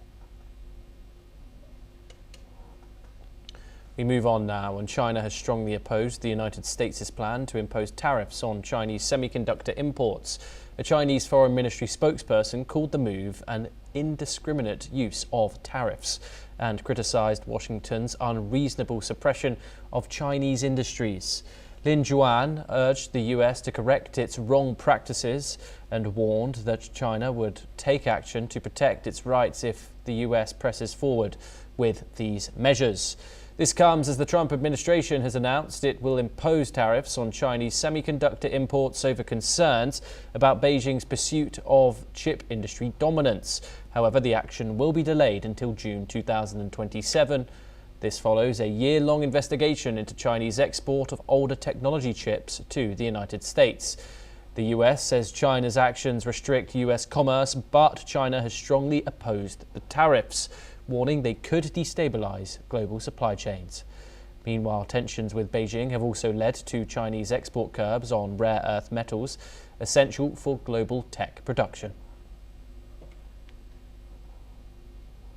Well, that's all that we have time for this hour. Keep watching NewsX World for more international news updates.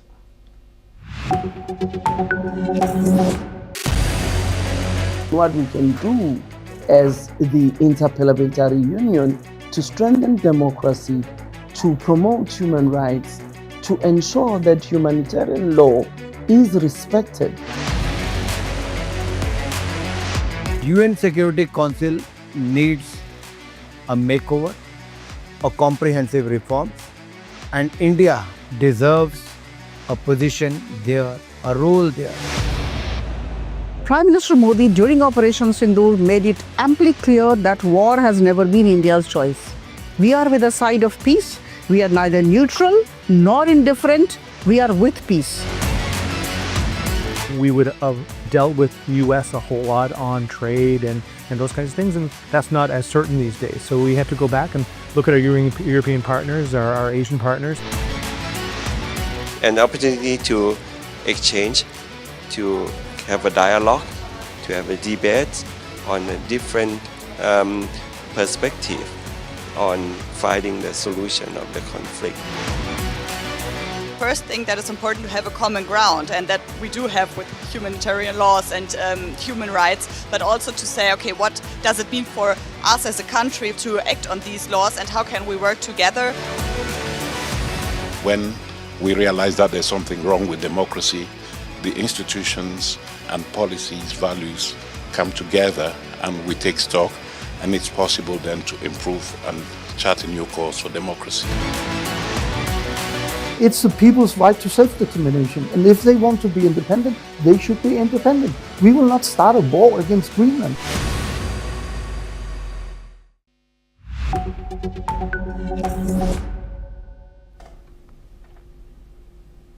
Hello and welcome. I'm Kriti Mehta and you're watching the World Report on NewsX World. Let's take a look at the top headlines this hour.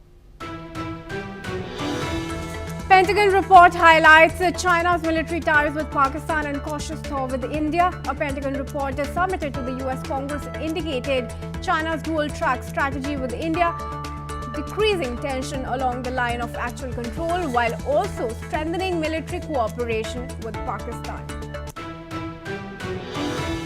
US President Donald Trump's administration says will slap tariffs on Chinese semiconductor imports over Beijing's unreasonable pursuit of chip industry dominance, but would delay the action until June 2027.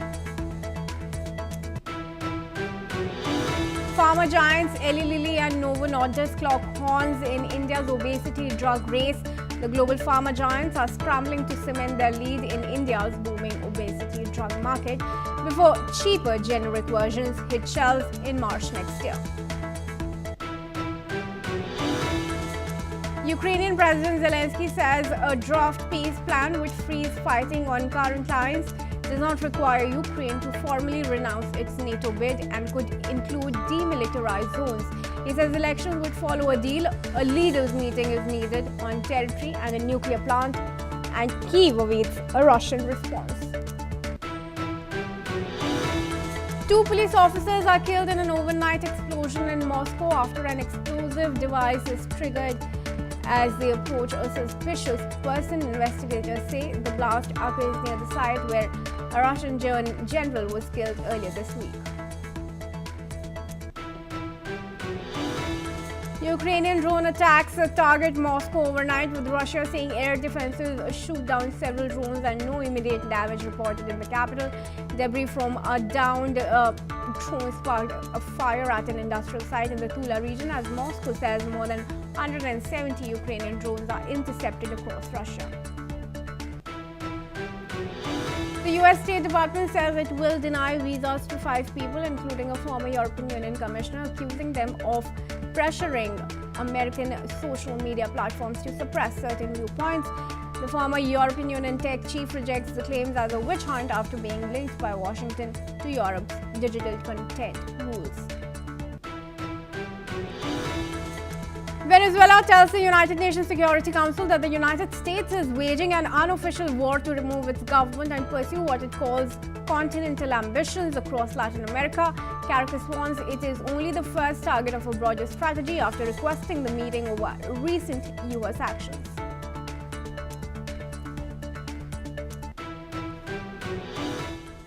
All right, let's start with the top focus here at World Report. Now, a new US Pentagon report has flagged fragile ties between India and China while highlighting Beijing's expanding military cooperation with Pakistan. The assessment says recent disengagement along line of actual control and renewed dialogue have eased tension, but deep mistrust continues to limit the relationship. It notes China is likely seeking to stabilize ties with India to prevent closer US-India alignment, even as skepticism remains in New Delhi. The report points to high-level engagements following last year's Xi-Modi meeting, covering border management and people-to-people exchanges. At the same time, concerns are raised over China's designation of several territorial disputes as core interests. Separately, the report underscores China's growing defense partnership with Pakistan, including aircraft, naval vessels, drones, and potential future logistics access, signaling a broader regional security strategy. And I'd like to welcome retired Major General Gigi Dwivedi, who's also a defense analyst and joins us from New Delhi.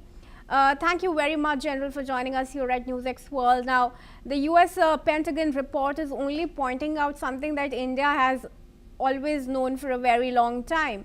How do you react to the report that is now also published by Pentagon? Well, Kriti, firstly, always a pleasure to be on the NewsX World. Well, you flagged two points in the Pentagon report. One is the easing of tension between India and China, and second is the China-Pakistan increased military cooperation. I'll first take on the India-China tension.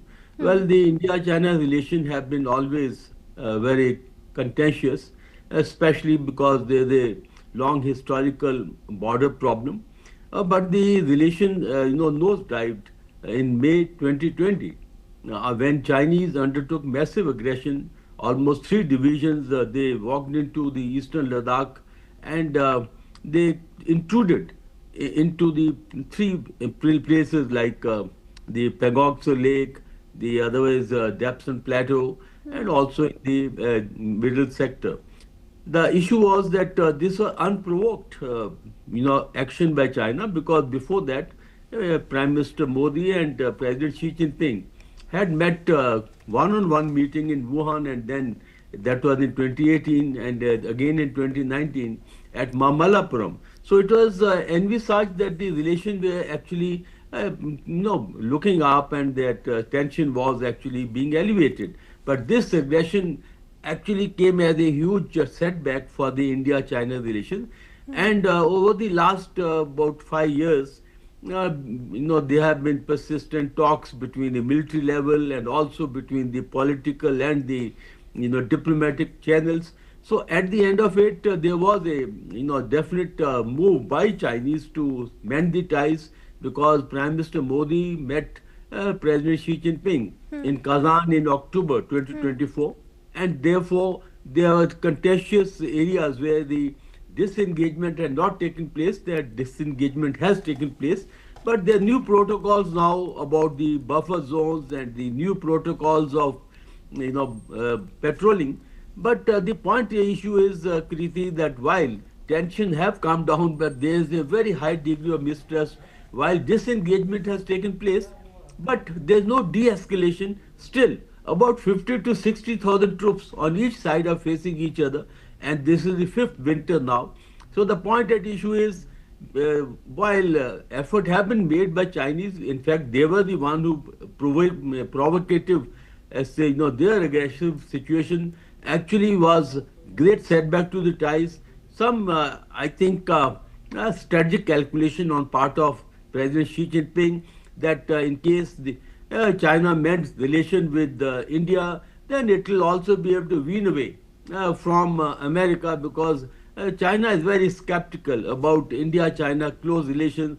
So they always try to balance out, and this is one of the reasons why there was a thaw in the border areas. But I would only say, having served myself both as a defense attaché in China and commanded my troops on the India-China border, that while de-escalation has taken place, but there's, I would say disengagement has taken place, but there's no de-escalation, and mistrust prevails.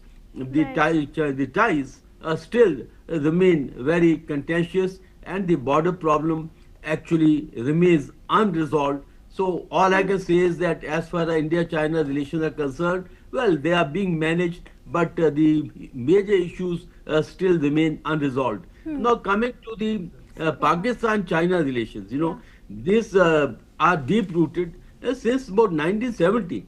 The Chinese have been actually a major supplier of weapon system to Pakistan, and today, Kriti, 80% of the Pakistan military inventory is of Chinese origin, and that includes J-10C fighter aircraft, which were also in action during Operation Sindoor. They have been actually, they carry the PL-15 missiles, which as per Pakistani is proved effective. But as per India's assessment, Chinese equipment did not fare well. Secondly, they also have the other aircraft JF-17, which is a joint manufacture, and Chinese have also promised Pakistan to give them fifth generation fighter, that is J-35. And beside that, Kriti, other equipment like Hangar submarines, one has been delivered, the four are still under manufacture, and they'll be delivered. So the Pakistan-China military relations are deep-rooted, and I have seen for myself that there's a very, give and take, or there's a very, deep understanding between the Chinese military, that is PLA, and the Pakistan army, beside the government to government. So therefore, their relations are deep-rooted, and they have they are very strong allies with each other, which I said also was witnessed during Operation Sindoor. And my last point is, these relations are now well beyond the military relations. Chinese have invested about $60 billion into the China-Pakistan economic corridor. So the relations for transcend military to military, and also have the economic relations. And I would only say that Pakistan is a very strong ally of China, and they are also working on the new trilateral, that is Bangladesh, Pakistan, China trilateral, and Bangladesh is now developing very close ties with Pakistan. Incidentally, I fought 1971 war in Bangladesh and was part of the freedom war, freedom liberation war. But today the situation is quite different, and Pakistan, Bangladesh are actually strengthening their relations, and the military ties are also looking up. Kriti. Sure. I'd like to have asked more questions to you, but anyway, that was a very comprehensive answer. Do stay on with us, General. Still, we have some breaking news coming in. Viewers, a 6.1 magnitude earthquake has struck southeastern Taiwan, according to the island's Central Weather Administration. The quake hit at 5:47 p.m. local time, with its epicenter in Taitung County at a shallow depth of about 11.9 kilometers. Shaking was felt across parts of eastern and southern Taiwan, but authorities say there are no immediate reports of damage or injuries. Officials are continuing to monitor the situation and assess any potential impact. Taiwan lies along the Pacific Ring of Fire and regularly experiences seismic activity. In the latest, another 6.1 magnitude earthquake has struck. And now moving on, viewers, let's also consider some news from the United States in context to China. Now, tension between Washington and Beijing over semiconductor trade have resurfaced as the United States signaled new tariffs on Chinese chip imports while delaying their implementation. US officials have said China's chip policies are unfair and aimed at dominating the global semiconductor industry. However, the proposed tariffs will not take effect until June of 2027, with rates to be announced in advance. Beijing has strongly opposed the move, criticizing what it called the indiscriminate use of tariffs and unreasonable suppression of Chinese industries. Chinese officials warn that steps will be taken to protect national interests if the measures proceed. The action follows a year-long US investigation into Chinese exports of older technology chips launched under Section 301 of trade rules, underscoring ongoing economic frictions between the two powers. Let's listen in. 中方坚决反对美方滥施关税，无理打压中国产业。美方的做法扰乱全球产供链稳定，阻碍各国半导体产业的发展，损人害己。 All right, let's request General Dwivedi to join me back in the discussion here. General Dwivedi, now this concern by US is being raised once again, especially after it allowed the NVIDIA H200 chips for China to use. Of course, that was, as some said, a suicide for the United States because China was going to exploit all the available technology from the sale of those chips. And now once again China, the US are raising concerns over chips and Chinese monopoly over it, and further saying a delay on tariffs. What is the United States' real concern here? Well, Kriti, between China and America, the trade war is on for quite some time, especially even during President Biden's time. The trade has been a very major issue because China enjoys a very huge trade balance in its favor, about almost to the tune of $350 billion. And secondly, China controls the major supply chains, and also it has weaponized the trade per se. And that has been not taken very kindly, not only by America, but by the other countries as well. But whereas America and China are two competing powers today, and trade is a major issue. Therefore, one of the critical areas is the semiconductors, because China dominates this arena, and it is able to play the game and take maximum advantage. Like you are right that US had conducted a investigation by its US trade representative under Section 301, and the probe which concluded brought out certain very pertinent facts. First and foremost, the Chinese are resorting to the aggressive, sweeping non-market practices in that they give heavy subsidies to their private players, even the wage suppression is done, and all these things ultimately end up in the domination of the semiconductor market. And this is one of the vulnerability of the Americans, and that's why they had to, even in fact President Trump, he allowed the NVIDIA to ship the H200 chips with 25% tariffs, so that at least they gain something. But the pointed issue is, as of now, there's no immediate solution. Of course, America is now going on in wholehearted drive to ensure that they are able to reduce dependence on China and also have their own manufacturing facility, but that is going to take time. That's why till 2027 early, they said that they'll not be imposing any tariffs, because in case they do that, then America is going to suffer more than Chinese. At the same time, America also has developed good trade ties with Taiwan, and Taiwan is a very major manufacturer of the chips, and which is not to the liking of Chinese. In fact, Chinese only, I think yesterday, their spokesperson was alleging that Taiwan is playing into the hands of America. So the point I'm trying to make is that trade war is the ongoing war. And in that, the semiconductors.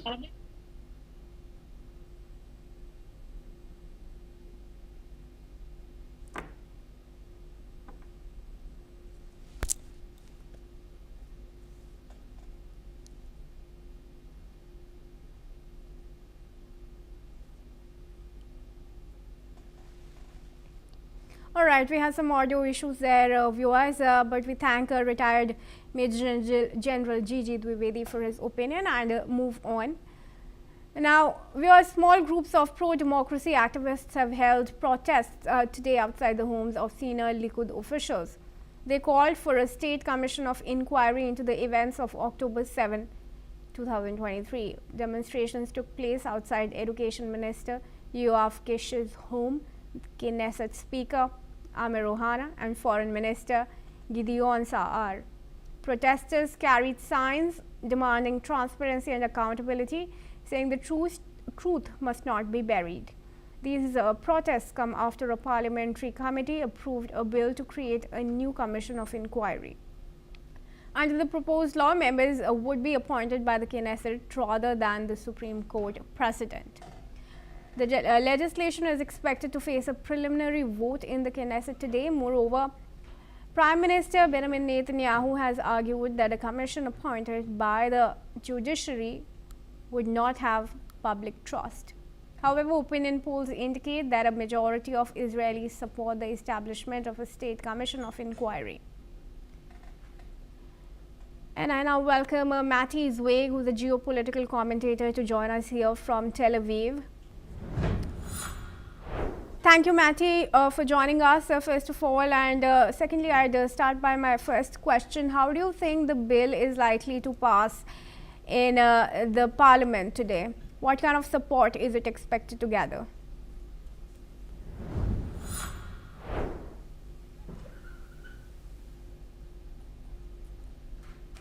All right, we have some audio issues with our guests there, but crucial moment in Likud today as protesters have been carrying signs demanding transparency and accountability into the events of October 7, 2023.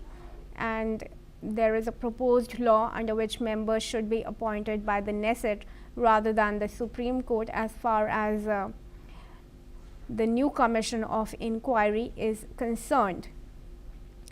The parliamentary committee approved a bill to create the new commission of inquiry, which triggered the protests there. This legislation is expected to face a preliminary vote today in the Knesset. Prime Minister Benjamin Netanyahu has argued that a commission appointed by the judiciary would not have public trust. However, this remark is contrary to what opinion polls are indicating, that a majority of Israelis are in fact supporting the establishment of a state commission of inquiry. As of now, small groups of pro-democracy activists have held a protest outside the home of senior Likud officials, calling for a state commission of inquiry into the events of October 7. All right, unfortunately unable to establish that connection with our guests, and we move on. Syria's foreign and defense ministers have been received by Russian President Vladimir Putin in Moscow, with talks focused on expanding military, political and economic cooperation. According to Syria state news agency, strategic collaboration in defense industries and modernization of Syria's military capabilities were discussed. The meetings come as Russian Foreign Minister Sergei Lavrov held separate talks with Syrian counterpart Asad al-Shibani. Cooperation on reconstruction, infrastructure and investment was also reviewed. Earlier, President Ahmed al-Shara had assured Moscow that all past agreements would be honored, signaling continued Russian military presence in Syria after last year's leadership change. Let's listen in to what the Russian Foreign Minister has said.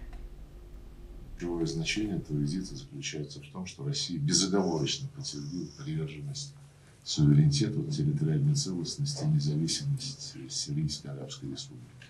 Я знаю, что вчера у вас состоялся очень хороший разговор с президентом Путиным. в ходе которого обсуждались и двусторонние вопросы, ситуации в регионе и практические задачи по обеспечению. The Cambodia conflict. Now, tourism at Cambodia's Angkor Wat has been badly hit as the ongoing conflict between Thailand and Cambodia on the border continues to disrupt travel, with cancellations leaving the UNESCO-listed temple complex unusually quiet. Overland border crossings have been closed to tourists, forcing tour operators to suspend routes and leaving transport services idle in both Cambodia and Thailand. Businesses report widespread cancellations and a fall in bookings amid safety concerns, despite authorities stressing that Siem Reap remains secure. Tourism officials say recovery will depend on an end to the conflict, warning the prolonged crisis is hurting livelihoods across the region. Let's hear him. ប្រាក់ចំណូលខ្ញុំគឺធ្លាក់ចុះខ្លាំងមែនទែនបាទខែនេះដោយសារថាមានបញ្ហាព្រំដែនមកខ្ញុំគាត់អត់ពិចារណាគាត់មកគាត់ខ្លាចបាទគាត់ខ្លាចគាត់ថាមានបញ្ហាដល់គាត់ទៅគាត់អាចលុបចោលការមកកំសាន្តទៅរៀងរាល់ឆ្នាំខែនេះខ្ញុំទទួលការងារធ្វើជាង20ថ្ងៃបាទប្រាក់ចំណូលអាចជា7ទៅ800ដែរប៉ុន្តែឆ្នាំនេះក្នុងខែនេះខ្ញុំបានតែ5ថ្ងៃទេបាទ แต่พอเจอเหตุการณ์แบบนี้เนี่ยทุกวันมีลูกค้ามาถามอยากจะไปเขมรคัมโบเดียซึ่งเขาเคยไปมาเมื่อที่เขาเคยมาเมื่อรอบก่อนๆตอนนี้เราก็บอกได้แค่ว่าไปไม่ได้แล้วก็ไม่มีอะไรที่จะแนะนำเขาว่าคุณสามารถจะเดินทางไปได้อีกเมื่อไหร่เราไม่มีคำตอบ And that's all we have time for. Do keep watching News X World for more news updates from around the world.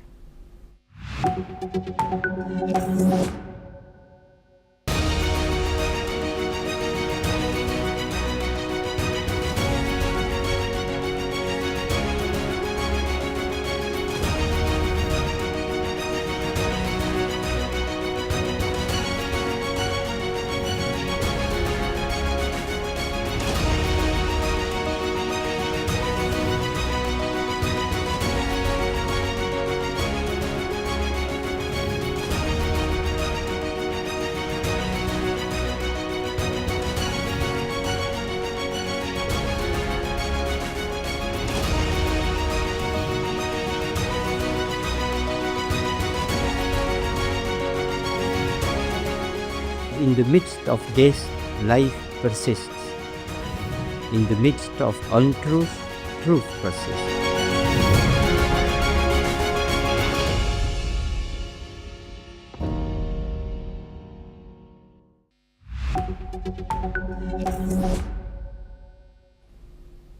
Hello and welcome. I'm Kriti Mehta and you're watching the World Report on News X World. Let's start with a look at the top headlines.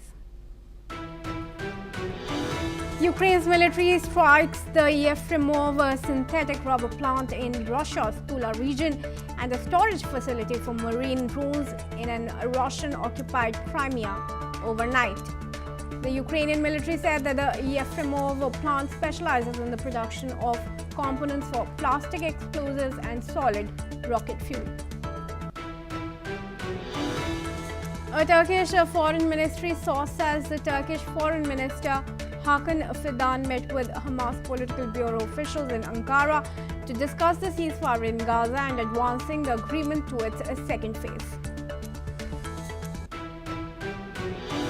The European Union, France and Germany condemn US visa bans on European citizens, combating online hate and disinformation, with Brussels saying it could respond swiftly and decisively against the unjustified measures.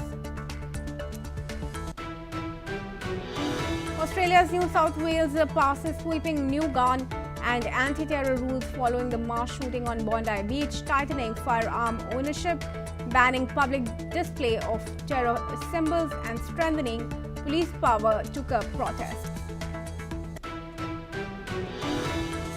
Russia plans a nuclear power plant on the moon within a decade, plant to power joint Russian-Chinese research. Pentagon report highlights China's military ties with Pakistan and caution thaw with India. A Pentagon report submitted to the US Congress indicated China's dual-track strategy with India, decreasing tension along the line of actual control. US President Donald Trump's administration says will slap tariffs on Chinese semiconductor imports over Beijing's unreasonable pursuit of chip industry dominance, but would delay the auction until June 2027. Sanofi to buy US vaccines company Dynavax Technologies for around $2.2 billion, a deal that will give it access to an improved and approved hepatitis B vaccine.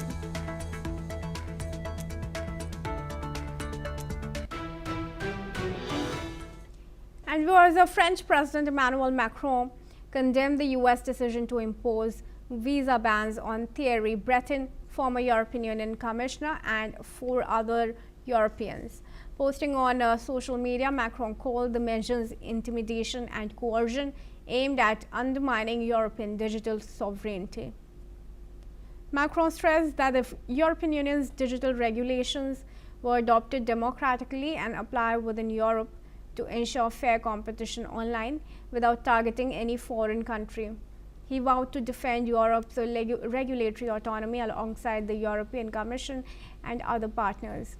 Adding on to it, Spain's foreign ministry has also condemned the US decision. The government called it unacceptable measures between partners and allies. The ministry emphasized that maintaining a safe digital space, free from illegal content and disinformation, is a core democratic value in Europe and a shared responsibility. The US argues the individuals are involved in censoring American social media platforms. Breton criticized the visa restrictions, defending the Digital Services Act as a democratic measure and questioning whether the move reflects McCarthy-style tactics. And joining me in this discussion is Keith Vaz, who's the former British minister, joins us from London. Thank you very much, Mr. Vaz, for joining me in this discussion. How do you view the US action? Well, this is unprecedented, that someone as senior as a former EU commissioner should be banned from visiting the United States. And President Macron was quite right to do what he did, which was to take action by condemning what was going on, and he was joined by the Spanish as well. As the President has said, President Macron has said, France and the United States are allies. This is not what allies do to each other. Right. If you're proposing to ban someone, you usually bring up the other side and tell them it's going to happen. You don't do it unilaterally. And this will create a lot of ill feeling between European allies and the United States. Because, of course, he could do this to virtually anybody. Right. But what do you think has triggered the alleged censorship in the first place? I don't know. I mean, the American administration needs to explain why it's being done to so many officials of the EU, the process that they adopted, and the reasons and how long it's going to last. It could, of course, be the usual thing, which is a tactic designed to embarrass the French, to make them feel as if they're under a bit of pressure. And then it's going to be pulled out of the bag, and this guy is going to be allowed to travel. But these are not ordinary citizens who always fear arrival in the UK, in the US is going to cause trouble. These are very senior officials who've worked with the Americans in the past. But the US is saying that, these individuals have led organized efforts to coerce American platforms to censor, demonetize, and suppress American viewpoints. That's what Marco Rubio has said in his statement. So how do you respond to this? Well, these are policy decisions.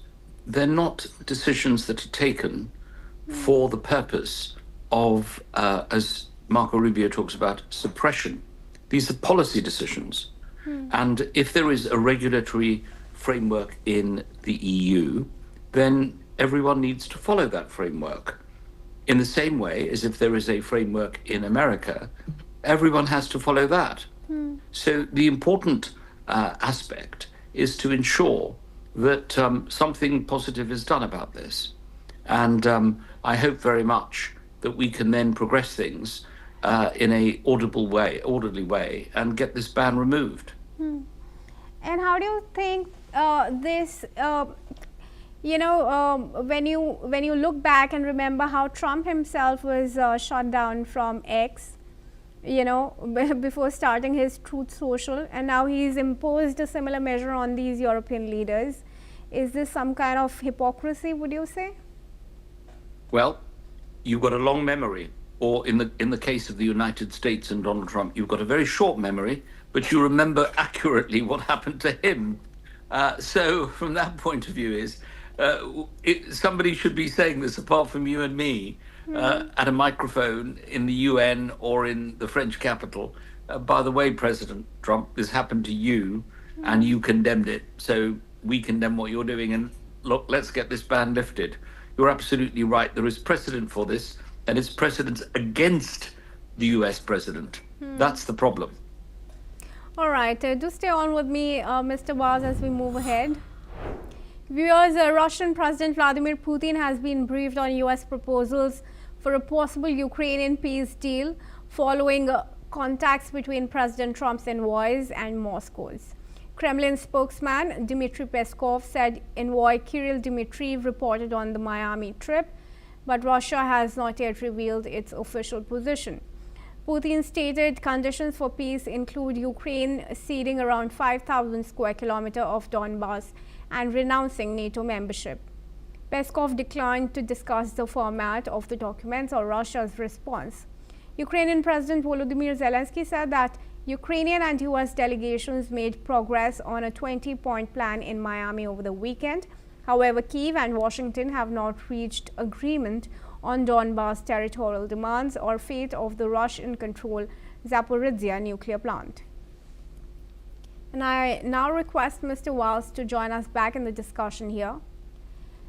Mr. Vaz, now it is being voiced by several stakeholders, especially from the Russian side, that it is unlikely to accept the 20-point program, especially on the question of the Donetsk region that Ukraine says it will not give up, even if it has given up on the NATO membership. Negotiations and discussions, frankly, will continue for some time. They're not going to be concluded. There's going to be a lot of back and forth before anyone is going to come to a logical conclusion.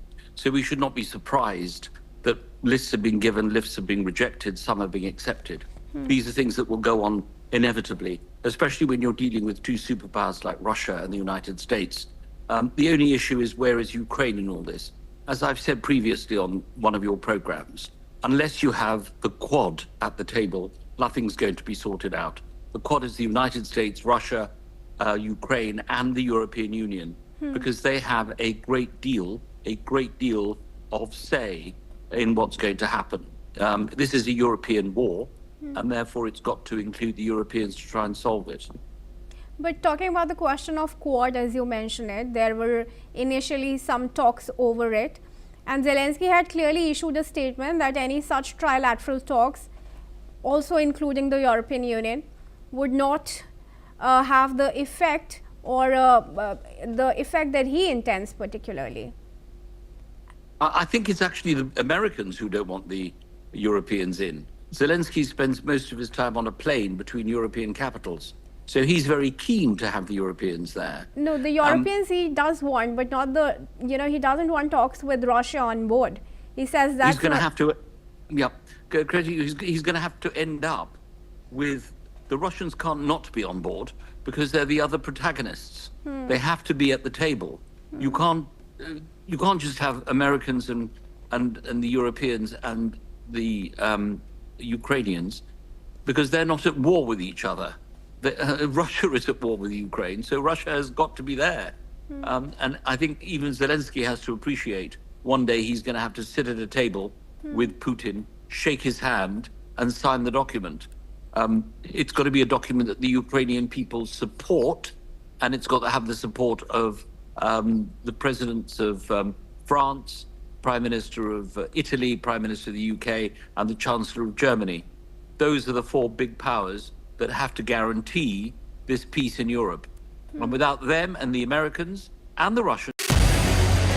What we can do as the Interparliamentary Union to strengthen democracy, to promote human rights, to ensure that humanitarian law is respected.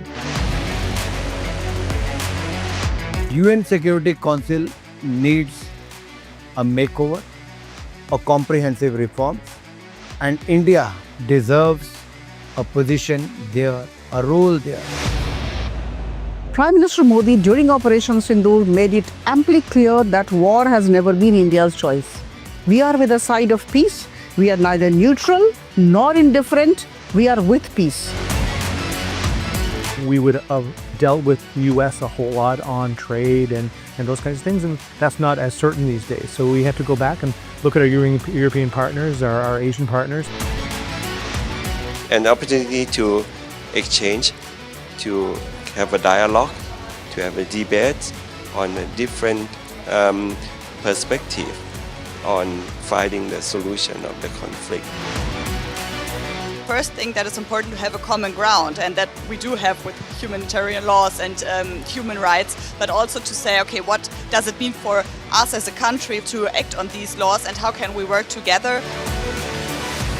When we realize that there's something wrong with democracy, the institutions and policies, values come together and we take stock, and it's possible then to improve and chart a new course for democracy. It's the people's right to self-determination, and if they want to be independent, they should be independent. We will not start a war against Greenland.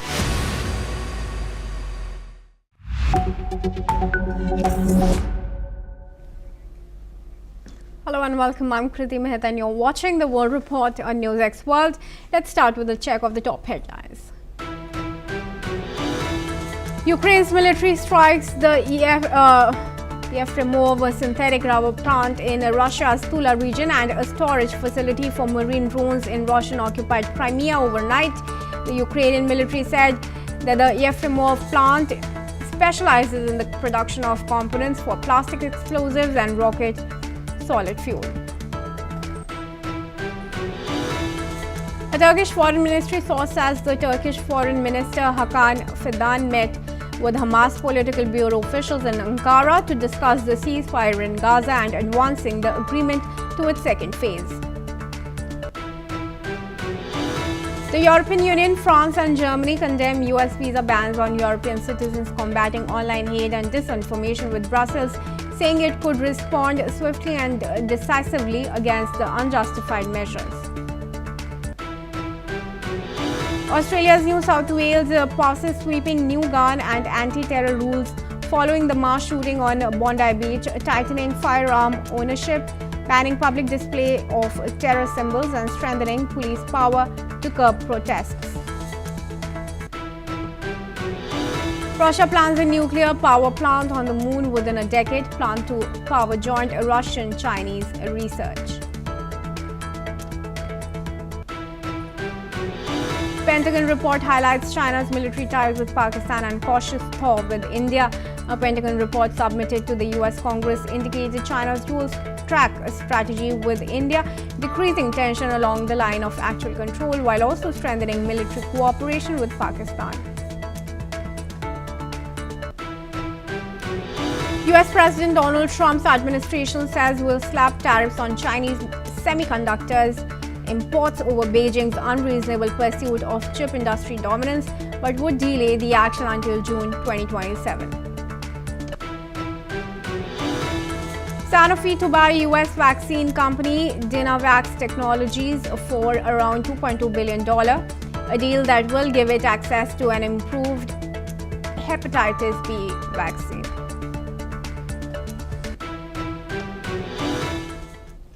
Alright viewers, let's start with some news coming in from South Asia. Now, days after Bangladeshi student leader Sharif Usman Hadi died from a gunshot wound to his head, his family has accused a faction within the Mohammad Yunus-led interim government of orchestrating his killing to disrupt the upcoming national election due in February.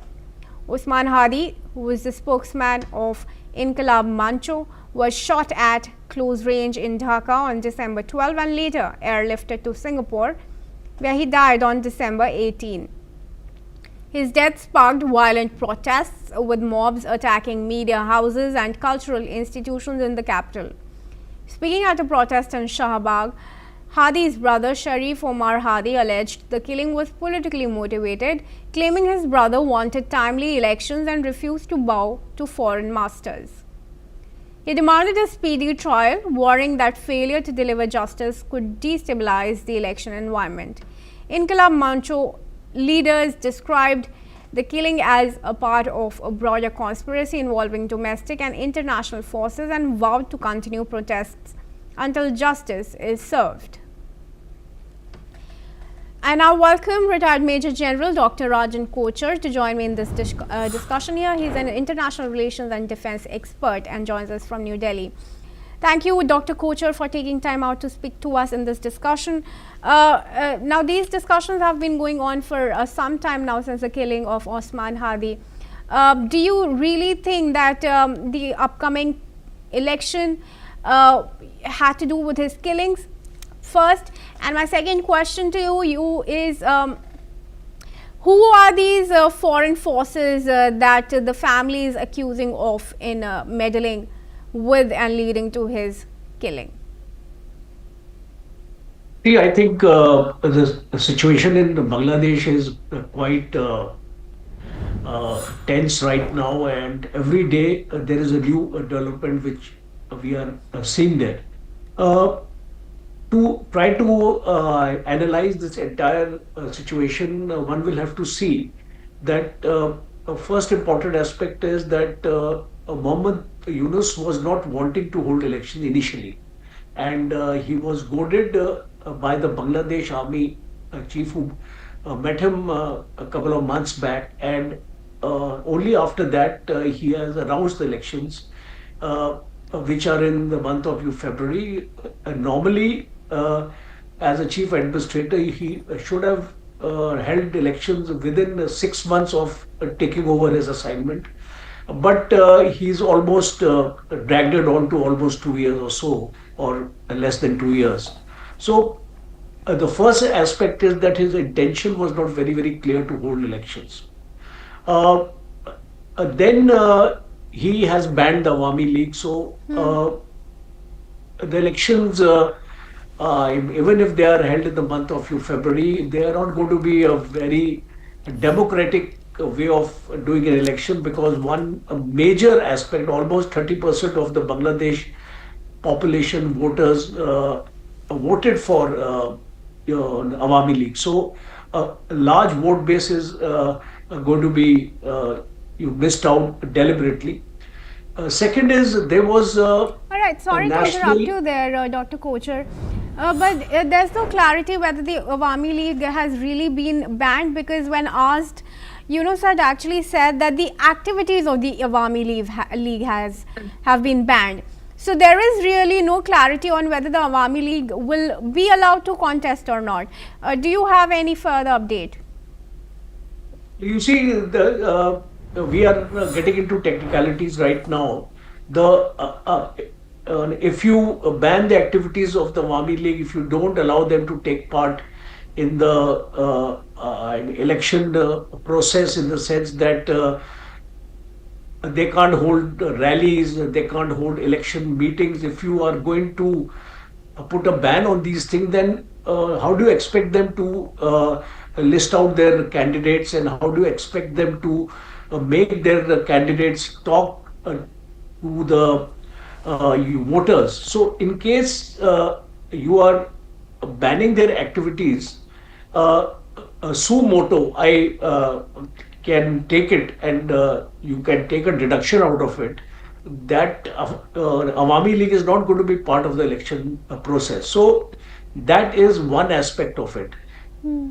Okay. Now, one of the candidates of the National Citizens Party has also been killed. Yeah. So that what is happening now is that a ground is being created by Mohammed Yunus to project Jamaat Islami as a viable alternative to form the next government, because BNP also is not that well organized as of now, and there is a strong possibility we are seeing this a narrative of anti-India and anti इसको हसीना इसको narrative that India is uh, uh, hosting Hasina in our country, and therefore the anger has been directed against India. So that is one way of swaying the voters, because there is a lot of people who don't who were not appreciative in the way Sheikh Hasina handled those riots in which more than 1,400 people were killed. So the point I'm emerging is this statement of Hardy's brother is very, very relevant in this context. What I'm trying to tell you is that a ground is being created, because right now, in the month of February, if Awami League is not allowed to participate in the elections, if there'll be a sort of issue of these their participation, you will find that there will be a turmoil in Bangladesh. So a situation is being created now by Mohammed Yunus, and I actually go with the statement of Sharif Hadi, because there is a strong suspicion that all these riots have been done at the behest of Mohammed Yunus, and you know that who has brought Mohammed Yunus to Bangladesh. We all know that which foreign power has placed Mohammed Yunus inside Bangladesh. So that foreign power is also playing a larger hand to extend the regime